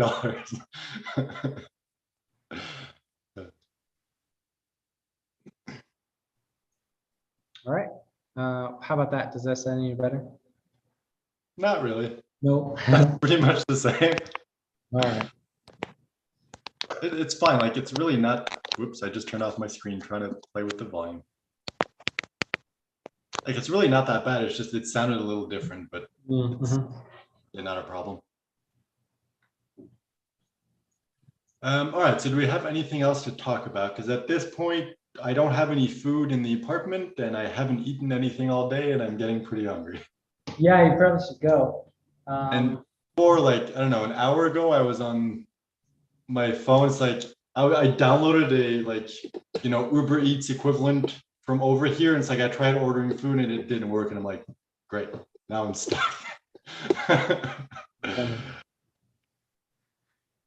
Okay, I feel good about this. Yeah, the last 2 day last two floating sessions have been really good.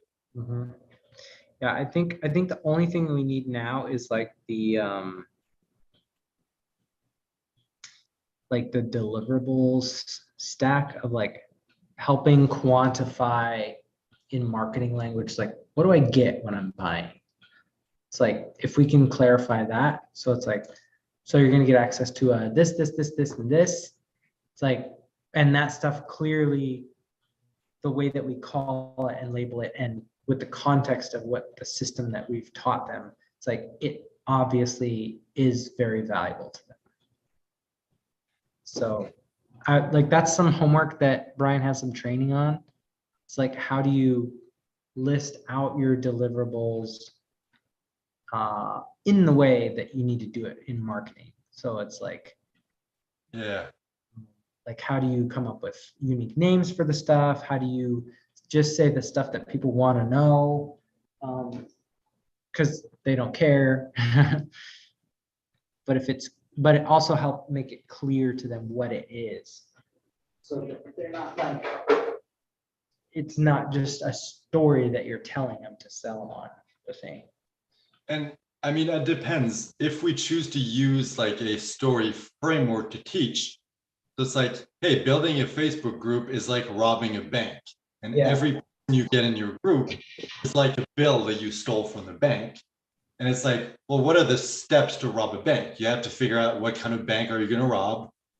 What's the strategy to rob it? Come up with a plan, hire people, so on and so forth. So you just like, you explain the story, and the story sells the process. Yeah. So it's like, maybe we don't even need to sell the process if we use an analogy like that. So it's like, we don't even need to tell a story of like, this is how it's possible. It's like, building an audience is like robbing a bank.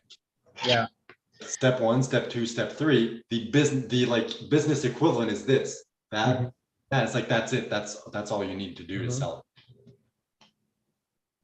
And I think like that's going to come naturally by itself when we're at that stage. Like if you want to do some training to kind of prepare for that, that's great. For me today, I'm pretty much just going to eat, chill, because tomorrow is going to be a long, crappy day. Yeah, I have a training with Marcus tomorrow that I gotta figure out what I'm gonna talk about. Probably gonna do like half an hour, 60-minute thing for his group. He's been building a little mini audience that he's been inviting to his group, and I said, oh, I'll do a free training in your group that you can invite people to. So I'm helping him grow his audience by giving him something to invite people to. Okay. Sorry, I'm just thinking like strategically. So it's like tomorrow I'm traveling, you're helping Marcus. On Tuesday, I mean, we can have the floating sessions, but maybe keep them relatively short so then I can go off and, because I need like 2 days of like focused work. One, to film the videos and build out the rest of the back end of the funnel so everything there is done. Yeah. Another day to build out the framework and the structure and the like order or the sales, what's it called? Value stack for the webinar, and kind of like prepare everything. And then the third day we can go in and do stuff. So it's like, in the meantime, what I need from you is the engagement fire starter. So I don't know if you need to do some like editing or whatever. It's like, we're going to need graphics for that also, I think, or do we? Yeah, for the webinar, we're going to need a graphic to represent that. So it's like, I got a ton of graphics. I can do the graphics. That shouldn't be too hard. So it's like, Yeah, so I need that delivery, like the video. So if you can, I don't know if you need to edit it or do anything, but it's like once it's done and ready, you can just upload it to the file. Oh, no, wait, because we're gonna need to upload them. So yeah, okay. What I'm gonna need to do is create the Vimeo account. And then once the training is done, you can go in and upload the video to the Vimeo account. Mhm. And then once I have the link, then I can go in and add it to the backend, the members area. And Okay. the other thing is the $1 million messaging. I don't know if that's already done, built out, or if you kind of like need to build that out. But those are the two things we need, because everything else, like all the other bonuses, Mhm. are like mystery bonuses that we're going to create later on. Yeah. There's the Facebook group, which is going to be created later on. There's the live implementation, which is going to be done live. Mhm. Fast action bonus, that's just calls. So it's like there's not much to prepare for that. The only other thing would be the mastermind. So we need to create the Facebook group for that, so that once we launch, people can start joining and there's whatever training we need there for that. So I guess, yeah, we need engagement Firestarter done and uploaded. We need $1 million messaging done and uploaded. We need the Facebook group created Mhm. and the training within the Facebook group created. So it's like simple training of like, this is how you create your selling story to sell yourself. That way, if they choose not to get the fast action bonus, then they still have access to that training. Yeah. So yeah, like from you, that's what I need for like, because there's 2 days where it's like, I need to work on my own by myself, like for the funnel, recording videos, working on the webinar. So it's like, at least you have something to do in the meantime. Yeah. Not to imply that you're not doing anything, just to say it's like, once we have all that, like the funnel is built out, Yeah. we have content uploaded and ready. All we Mhm. need to do is finish the webinar together, which should take 1 day, and then we're ready. So it's like technically 3 or 4 days of work, everything should be set up. Cool. So since, yeah, I think I'm going to do that today. Go create the Vimeo account today, because it's not a couple days that's going to make a difference. Mhm. So then you can start uploading videos there if you need to, and I can add them to the backend whenever they're ready. Create the graphics. The other thing for the graphics, by now my Canva free trial has expired. We could just go through yours, but that seems complicated. So I'm thinking like, I'm just gonna buy it for a month. It's like $650. Who cares? It's worth it. So then I can do all the graphics. Everything's gonna be set up for the webinar, the funnel, and then after that we don't really need it, so we can just let it expire. Cool. So I think that's what I'm gonna do today. Upgrade for Canva Mhm. and create the account for Vimeo, Mhm. and pretty much like I'm done for the day. Nice. And you can do that back end stuff whenever you want to. Cool. Yeah. Man, I'll this, look at the, what's that? this is exciting because I'll travel tomorrow, which is Monday. Tuesday, I'll work probably on finishing out the funnel on the back end. Wednesday, I'll flesh out the webinar. On Thursday, we can go in and finish it together. And then if we need to, Friday is the last day where we kind of like do the finishing touches. Yeah. And by the weekend, we're ready to launch. Damn. Cool. This is exciting. Yeah. Whew. It's been a lot of like just like feeling like we're going, but like when is this train gonna feel like it's going anywhere? What I love about this is what we could do is like do this. This week we finish it, we're ready to launch by the weekend. Then that gives us 1 week to like start launching, start setting everything up for the official launch. And we could officially launch on the 20th, which would be exactly 2 months after we first came up with the idea. That'd be cool. Like, we don't need to do it that way, but it would be really cool, Like exactly. Well, let's aim for getting our first sales on the 20th. Sounds good. Sweet. Yeah, 'cause I feel like once we have the funnel, you can start like reaching out to people. It's like, hey, we have this thing created, like go attend the training. We have the webinar on that day. It's like, for the first week, if we want, we can do the webinar every single day. Yeah. It takes a couple of hours. It's good practice. And it's like, Yeah. even if only 1 or 2 people show up, it's still worth it. Yeah, I'd love to do, oh, that's such a good idea. That's a great idea. Is instead of trying to get a bunch of groups together to do the webinar, just like get on a sales call with each individual person that I've helped, be like, hey, let's do your follow-up session. It's like, hey, I've got, like, do you have some more time? I've got a thing that I'm working on. Can I just go through my presentation with you? And let me see what you think. And then just do it in front of every individual and get their feedback and keep incorporating it in. And so then by the time I get done with the group, it's like I've done it for 10 people or 12 people. And it's like we've already done it enough times and gotten a little bit of feedback of this is what would make it better. This is what I responded to. We can like really emphasize those parts and highlight that stuff, lead with the things that people are interested in. And then, but the next time we do it in front of a group, it's like, it's already been field tested, like, a dozen times or so.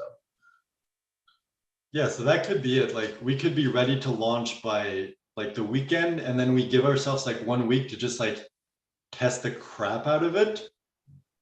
And then like the official launch, the 20th, by then we probably have made like a sale or two. Yeah. Okay, so then what I should do is I need to launch the pop-up group. Well, I launched the pop-up group. I need to invite everybody in the pop-up group, send them a message and say, okay, I'm going to drop a calendar between now and next week. You need to find a time. So I can do like maybe up to 2 calls a day. And then I'll just sit with them, help them refine their story, and then say, can I show you something?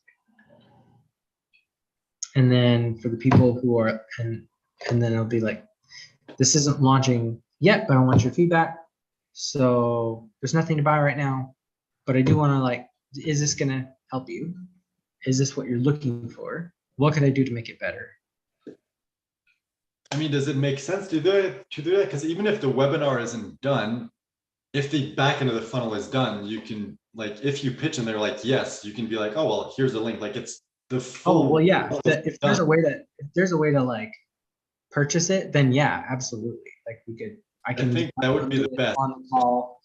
1 more day of work. So once I'm there on Tuesday, I can go in, record the videos, upload them to Vimeo, plug them into the funnel, and the back end of the funnel is fully operational.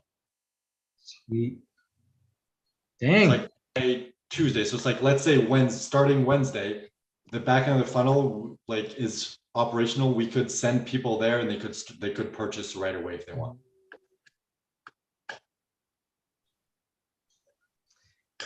Dang. This is gonna be Wednesday. We can send people and they can actually buy. So like Saturday, everything's done. The funnel is done. In August. Like, I mean, the first week of August. Sorry, I missed a few words that you said. So like, we could theoretically, it's possible we could be making money this week. Yep, we could. Exciting. Because we're some. All right. Well, in that case, then I need to go home and do some homework. So I'm excited. Let me put on my calendar. Remind me again what I need to do. Is you need the engagement fire starter. Yeah, engagement fire starter done and uploaded to Vimeo. I'm going to create the Vimeo account today, and it's the same like email and password that we discussed the other day. So you already have that. And you might have to send me the password again. I think I screwed it up. I copied something after I copied it out of the. Oh, okay, no problem. If I get to the step where I'm ready to like upload something and I need help, I'll message. Yeah, okay. And then engagement fire starter, $1 million messaging. So I don't know if that's just gonna be like a PDF or whatever that is, but it's like whatever version of that, we need that done. And the Facebook group set up and the training within the Facebook group. So it might just be like 3 videos or like 1 video of like, here is how you create your selling story. Mhm. So it's kind of like step by step, go through this, do this for yourself. By the end of this, you'll have your selling story. You'll be ready to be. Cool. And it's like, if we want, we can even implement, like include that in the pre-recorded version of the course. So it's like you get access to it in the mastermind. We also included it in the like 5-minute Facebook group course. So you get access to your members area. You can go in there and watch the video. Mm-hmm. So we can definitely do that. So it's like, we have those 2 points. So it's like in the beginning, since there is no group, like there's no one in the group, they don't need access, like they don't need the group necessarily. Because like there's no one else there to share the story with or give feedback or, you know, whatever. Yeah. But it's like, we need those videos so we can tell them like, go through this content, create your story. Now you're ready. Cool. Sounds good. So yeah, that's the only 3 things we need. So Facebook group, Firestarter, $1 million messaging, and that's it. So yeah, this is easy. Nice. Like, my brain keeps trying to come up with like, no, there's got to be more stuff. It's like, nope, Right. there isn't. All righty. We'll see you later. Woo! I'm excited about this. I think, I don't know.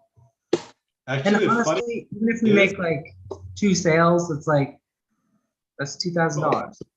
yeah, we made $1,000 each, like worth it.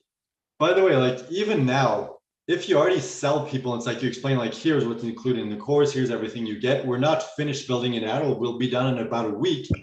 But if you want to go in and buy it now, like here's the link, just ignore the video that's there. Everything else is good. So it's like, just go in and fill it. It's like, you could already send people there. If someone's like, I want to buy now, you can still send them, just be like, hey, the videos haven't been uploaded yet. We're going through that process, but you can just purchase. Yeah. Okay. I'm excited, dude. The other thing, that's just my brain trying to be like practical.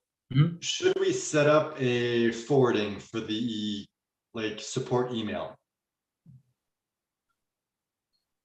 Just like, let's say forward it to your email as an example. That way it's like you see whenever someone reaches out, because like if it's just the normal email, it's like, will we really go in and check every single day to see if someone reached out? It's like, I would do it for mine. Unfortunately, for some reason, last time for my other website, I had like a support email and I tried to redirect, but there's like an issue with Outlook and it's not working. Hmm. So it's like, I'm not saying you need to be in charge of like responding to the emails, but it's like, if we can set up with your Gmail account, Mhm. so you just know like, hey, someone reached out to us, we need to address it. Like, I think that would be good. Like, we don't need to do this right now. It's just, it would make our job easier. Yeah, for sure.